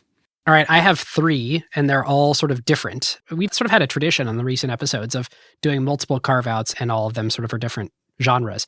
So my product that I've really been loving, my physical product, is the Meta Ray-Bans. Oh, yes. I was talking with the team at Meta about them. They're doing great. I bet. It's a pretty delightful product. I bought them because I was in Hawaii, and with my 4-month-old son, we were in the pool and stuff. You know, my iPhone's waterproof, but like I kind of want a different angle, and I don't necessarily want to be holding my phone. Like, it's very cool to be able to take pictures and record video of what I actually see to be able to relive that moment. And I did a bunch of photos and video, and we were on vacation that way. And then I discovered a thing that they're actually just awesome for, I think even better than AirPods, is phone calls. The speakers are great. I wouldn't say like necessarily they're the best for listening to music. The bass is obviously not as good as headphone bass. They project the sound down toward your ears. So unless you're standing really close to me, you can't really hear, or unless I have the volume all the way up. But the microphones are great too. So I was on a long walk on the beach with the wind whipping by on a call with my mom. And I was like, does this sound really bad and distorted to you? She's like, not at all. Wow. And so I was really impressed, and will definitely be using them for more calls. I think that style of headphone over the ear, there's many things that it's not good for. Like when you're on an airplane or something, like you want to plug your ears, or if you're in a super loud environment. But unless you're in one of those environments, it's a nice break for your ears versus having AirPods jammed in. And it's a great call experience. So they're great. The battery's great. They're like 4-hour battery. So it's like a low key, more subtle, augmented reality experience. There's no heads-up display. You don't see anything. But when you get a text message, it'll read it to you. Oh, so there's more than just the camera system. Totally. Yeah. It basically is like you have AirPods in, but you don't actually have AirPods in. And you have a pretty good photo video camera on your face. Does it have an indication when you're taking photo or recording video? Yes. It's not super bright. I'm not sure everybody really knows when you are, but if you know what to look for, you know if it's on or off. Cool. So I've been loving it. I think it's a great product. I intend to wear them a lot this summer. My second one is a thank you to a very, very good designer, Julia Rundberg, who worked with David and I on a recent project for some design work, some of which is actually featured as we speak on Apple Podcasts. And she did a bunch of other stuff with us too, and she's really excellent. So if you're looking for someone who's good at visual identity, branding, slide decks, websites, I've worked with her on a few projects before, and she's just awesome. So I wanted to recommend her. My third, this is kind of community spotlight to go all the way back to like 9 years ago acquired. It was a listener who runs a company called Summer Health reached out and said, I heard you say that you have a baby. I've got this great company that is for new parents, and here's some info on it. And I am now a paying member. It is a on-demand texting relationship with a pediatrician. Oh, wow. This is like crack for new parents. It is like crack for parents. It's crazy. And you can hook up multiple phones. So my wife and I both have a direct line to like, something weird is going on. Will you help me through it? Including, we had a 2 a.m. wake up the other night, and some, everything ended up being fine. But as I'm sure any other new parents can relate to, you really want to make sure in the middle of the night. If you're not sure if everything's fine, you would like to figure out the right steps to make sure everything's fine. So having a virtual doctor on demand is totally amazing. So Summer Health, if you are a new parent, we've been loving it. Amazing. Well, I'm going to have to subscribe. We've referred to this before. I think this will probably be the last episode that comes out while I'm still the parent of just one child. Wow. We have number 2 coming soon. So if it may take a little longer than usual for the next Microsoft episode to come out, our next 6-hour opus on Microsoft, don't get too mad. That is the reason why. Yep. Well, we have a lot of thank yous on this one, as you can imagine. People were really generous with their time, pointing us to different resources, explaining their recollection of history as it happened. And, being in Seattle, active in the venture community here, both through PSL and David, you're in my shared history at Madrona, me working at Microsoft, a lot of good opportunities to learn what really happened from folks. So a huge thank you to Mike Slade, who spent the time with me. Mike spent 2 different stints at Microsoft and then at Next and Apple in between. Yeah, he worked for Steve at Next, right? Yep. And one of the few people in the world who both spent a ton of time with Steve and with Bill and worked closely with both of them. So great to get his perspective, especially about the early days of Office and the applications group. Very helpful. Similarly, Pete Higgins worked closely with Mike. Pete, I think, ran Excel for a long time and oversaw a lot of the different stuff in the applications group. And I believe also ran Office. It's kind of funny how many different people picked up the mantle over time as these things traded around groups. But frankly, I think that's a huge part of the Microsoft story is the company very quickly adapted and changed its structure depending on the current needs of technology and competitors and et cetera. Huge thanks to Tren Griffin, who is actually a lifelong Seattleite and sort of close friend to the whole Gates family. Bill Gates Sr. was his mentor. I'm sure you've seen Tren's prolific tweets online about Microsoft history. So Tren, I think currently works at Microsoft in a strategy role. So thanks, Tren, for your help as well. David, I know you've got a bunch.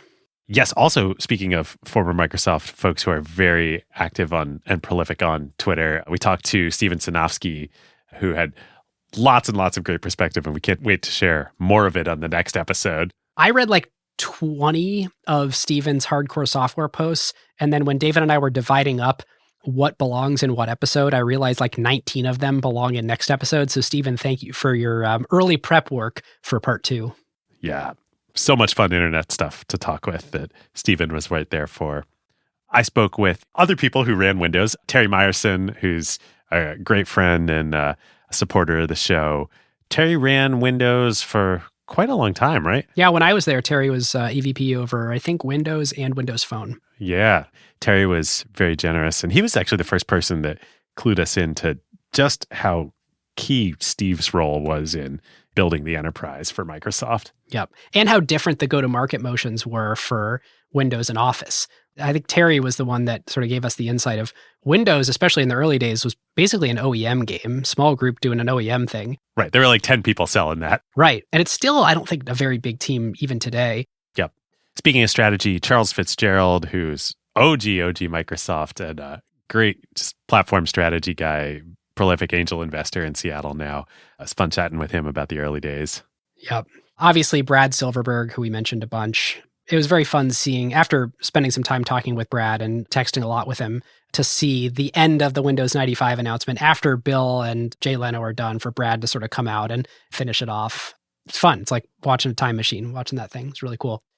Soma Segar at Madrona is someone that David and I love crossing paths with in the Seattle entrepreneurship ecosystem. Yeah, Soma's just such a legend at Microsoft and in the industry too. There's so many people who Soma made their careers, plucked them out of school, saw something in them that maybe they didn't even see in themselves, and then they went on to be big executives or venture capitalists at Microsoft or elsewhere.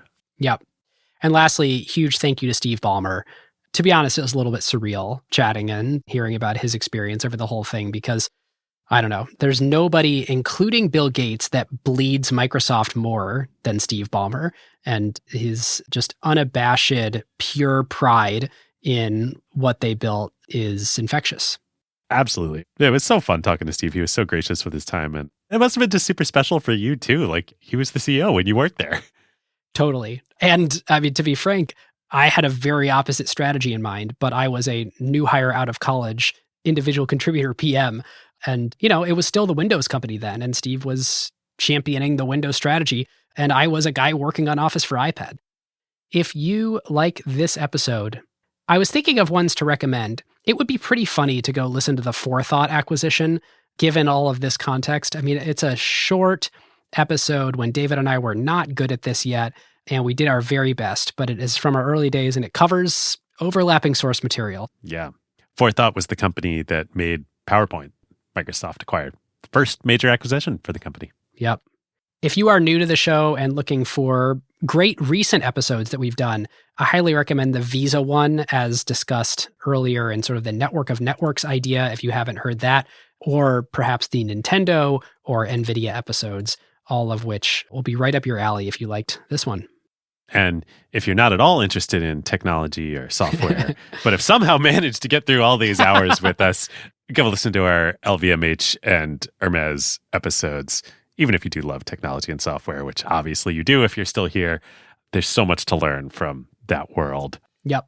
If you want to know every time an episode drops, get hints at the next episode topic, and get episode corrections and follow-up, you can sign up at acquired.fm/email. Come discuss this episode with everyone else who's chatting about it at acquired.fm/Slack. And if you're looking for another episode, go check out our second show, ACQ2, where we will have actually some very awesome tech CEO guests coming out over the next month or so that are absolutely worth listening to, especially if you're interested in semiconductor and tech history. Now, if you want some sweet Acquired merch, go to acquired.fm/store. And with that, listeners, we'll see you next time. We'll see you next time. Who got the truth? Is it you? Is it you? Is it you? Who got the truth now?